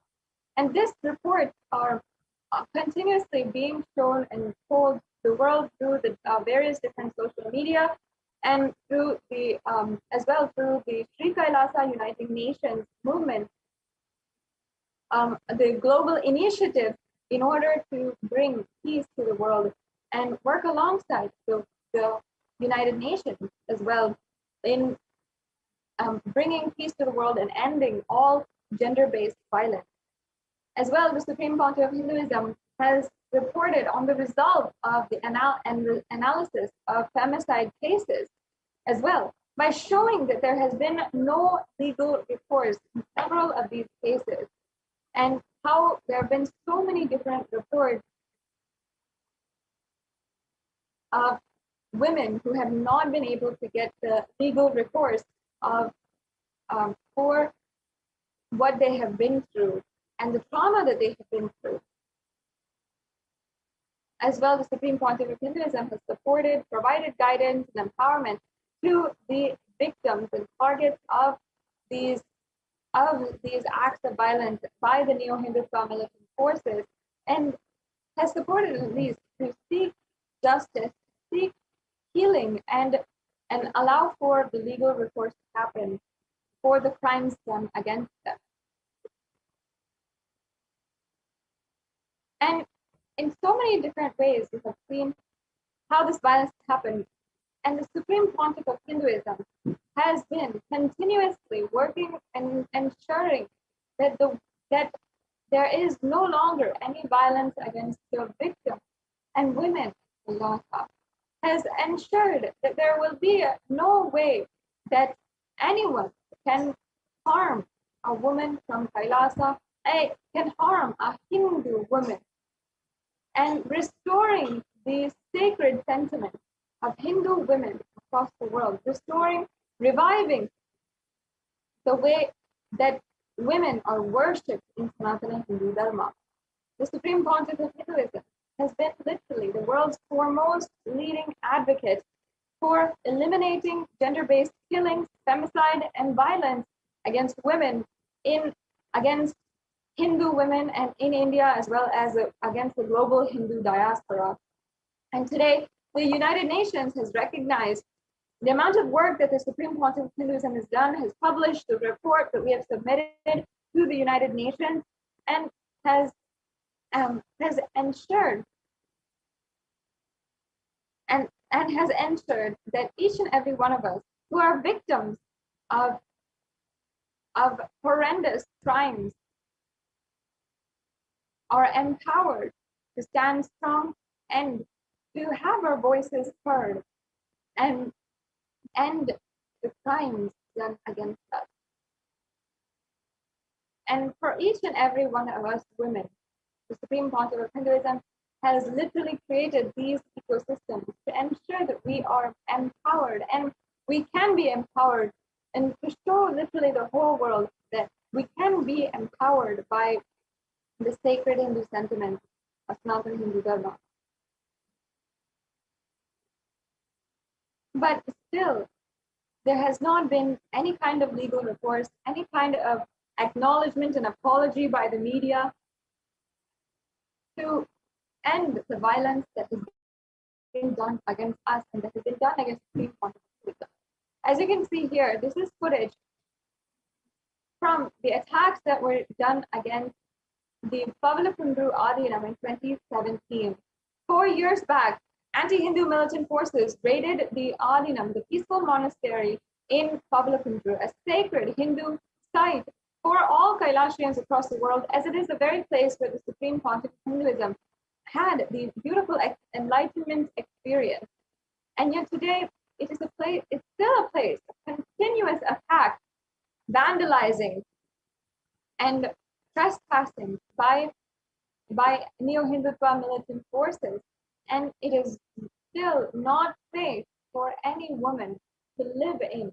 And you can see the escalation of the attacks where neo-Hindutva militant forces are literally attacking the women, and while they are protecting their deities with their lives and holding on to them, they're literally being dragged, pulled, assaulted, and even the children amongst them are being sexually assaulted as well.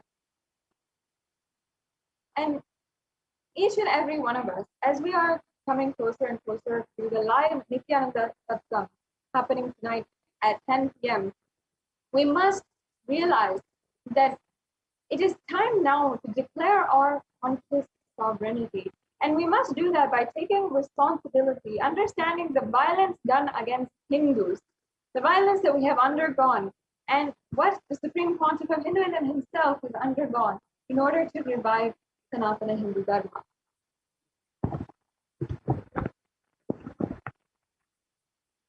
I encourage each and every one of you to share the link.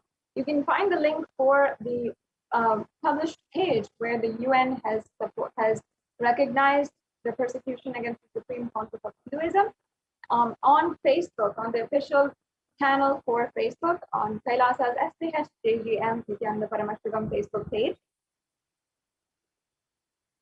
And you will also be able to share this program link as well. Let us share with as many people as possible and make sure that we are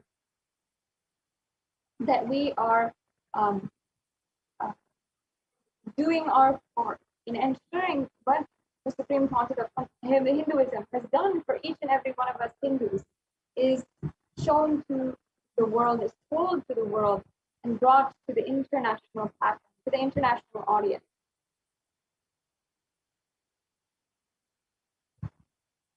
In just a few minutes, we'll be able to have the live darshan of the Supreme Pontiff of Hinduism. I know each and every one of you are awaiting that sincerely.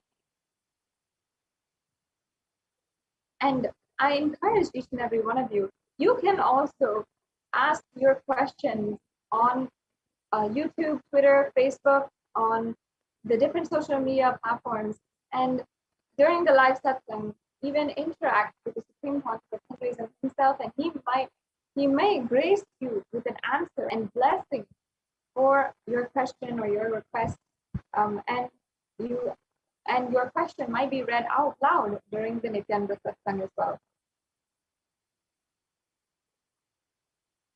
So we are just a few minutes away as well for the live Nithyananda Satsang. Let us share this satsang as we are getting prepared for the Nithyananda Satsang.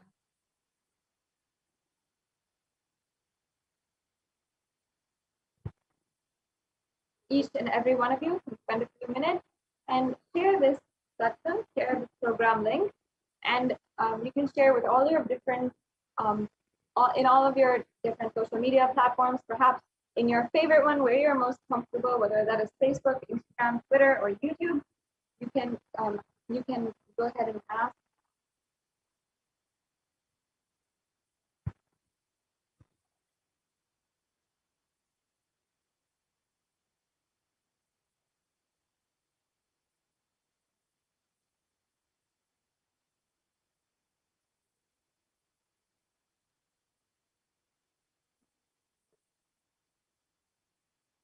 And in just a few minutes, we'll be starting to get prepared for the live Nithyananda Satsang.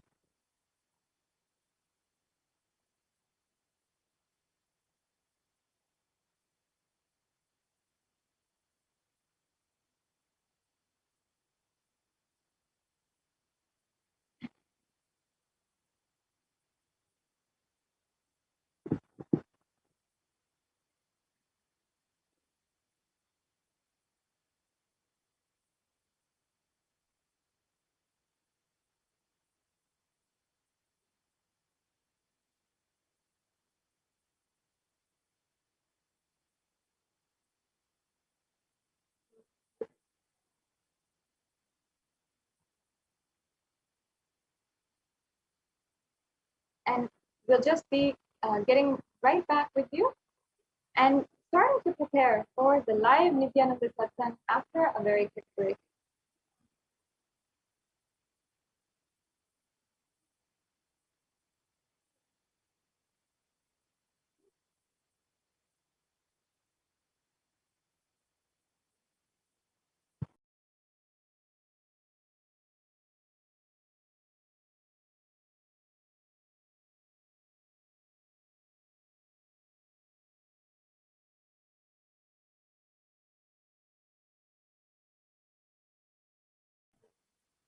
Yes, sorry for that technical glitch.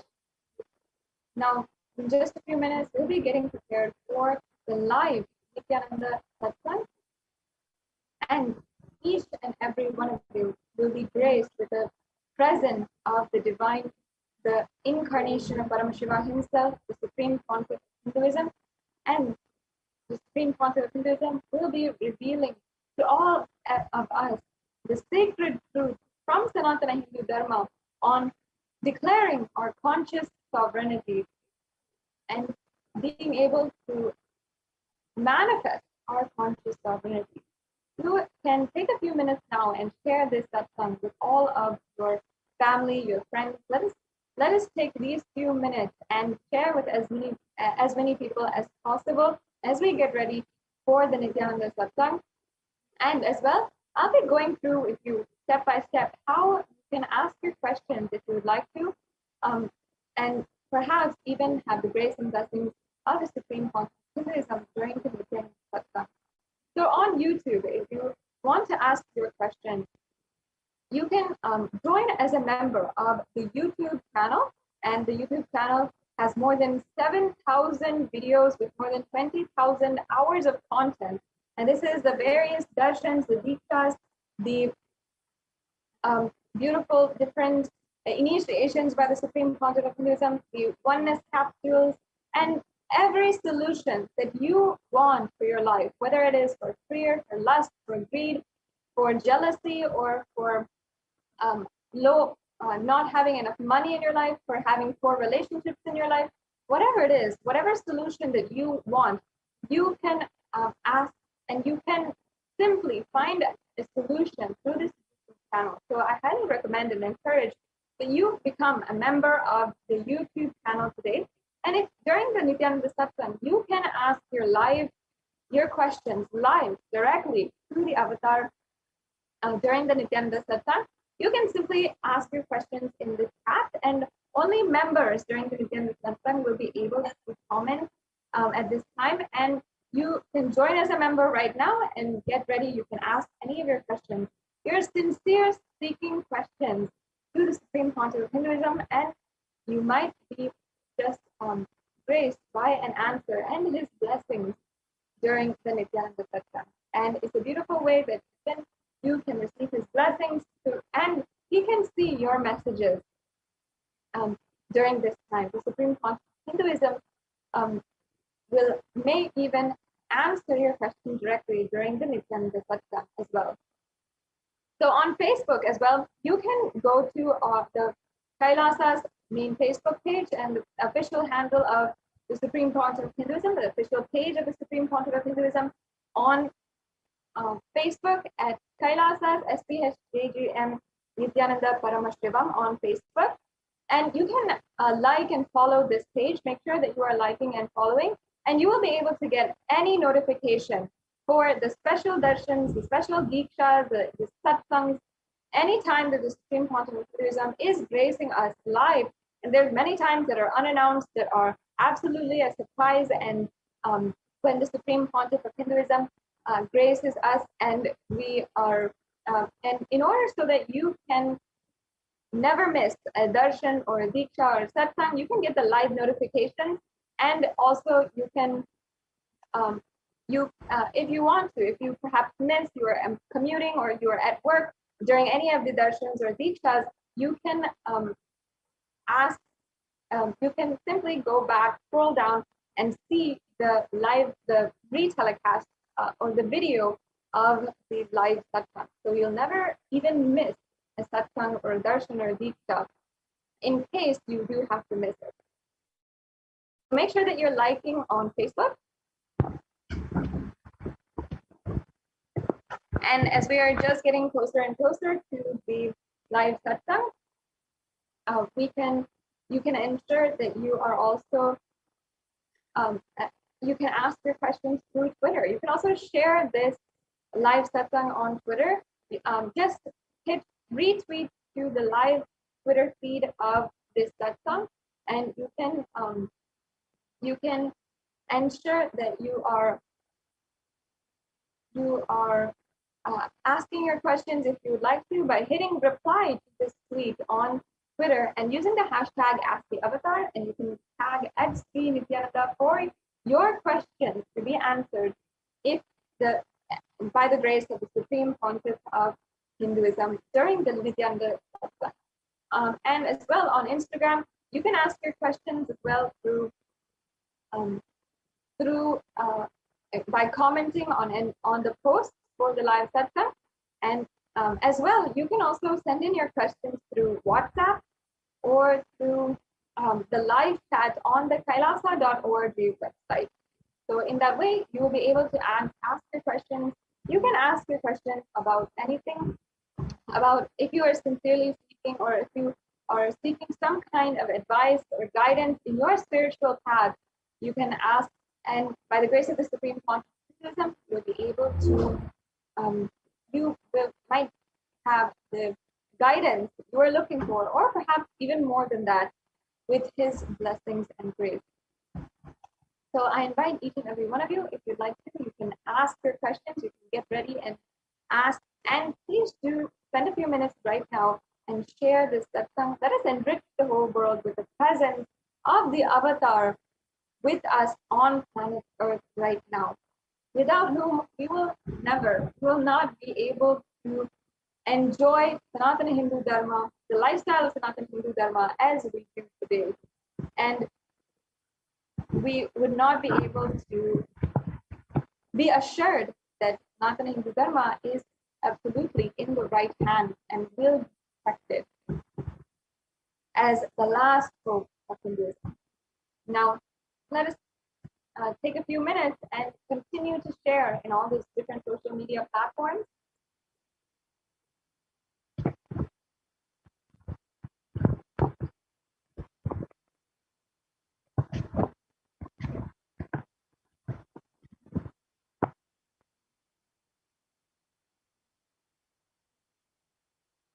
So spend a few minutes now and share in all the different social media platforms, and we will be, in just a few minutes, able to have the grace of the Supreme Pontiff of Hinduism and sit in his presence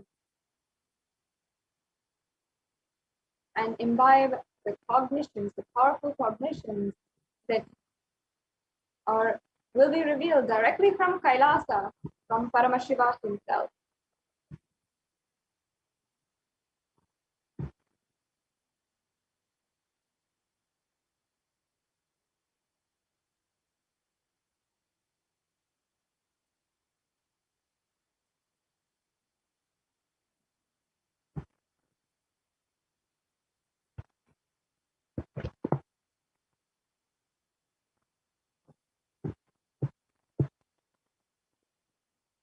Yes, we can continue sharing in all the different social media platforms. Soon, we will be able to be in the grace of the Supreme Pontiff of Hinduism. Let us now begin getting ready for the darshan of the Supreme Pontiff of Hinduism by entering into a brief meditation. Sit with your head, neck, and spine in a straight line. Breathe deeply, inhale and exhale, and with the divine remembrance of the Supreme Pontiff of Hinduism himself, now let us enter into this brief meditation before we are in the divine presence of the Supreme Pontiff of Hinduism himself, getting ready our inner space and preparing ourselves to receive the divine cognition, powerful cognitions from Paramashivoham himself. So sit with your head, neck, and spine in a straight line. Let us chant the Mahavakya. Invoke the powerful presence of Paramashiva in your inner space with the Mahavakya. Om Nithyananda Paramashivoham. Let us now chant together. Om Nithyananda Paramashivoham. Om Nithyananda Paramashivoham. Om Nithyananda Paramashivoham.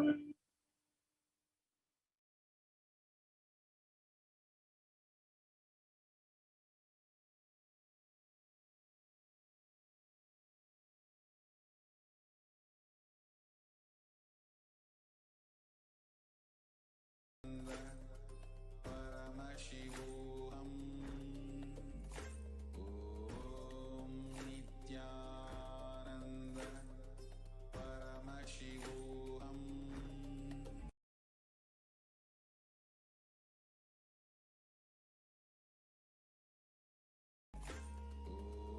Om Nithyananda Paramashivoham. Om Nithyananda Paramashivoham. Om Nithyananda Paramashivoham. Om Nithyananda Paramashivoham. Om Nithyananda Paramashivoham. Om Nithyananda Paramashivoham. Om Nithyananda Paramashivoham. Om Nithyananda Paramashivoham.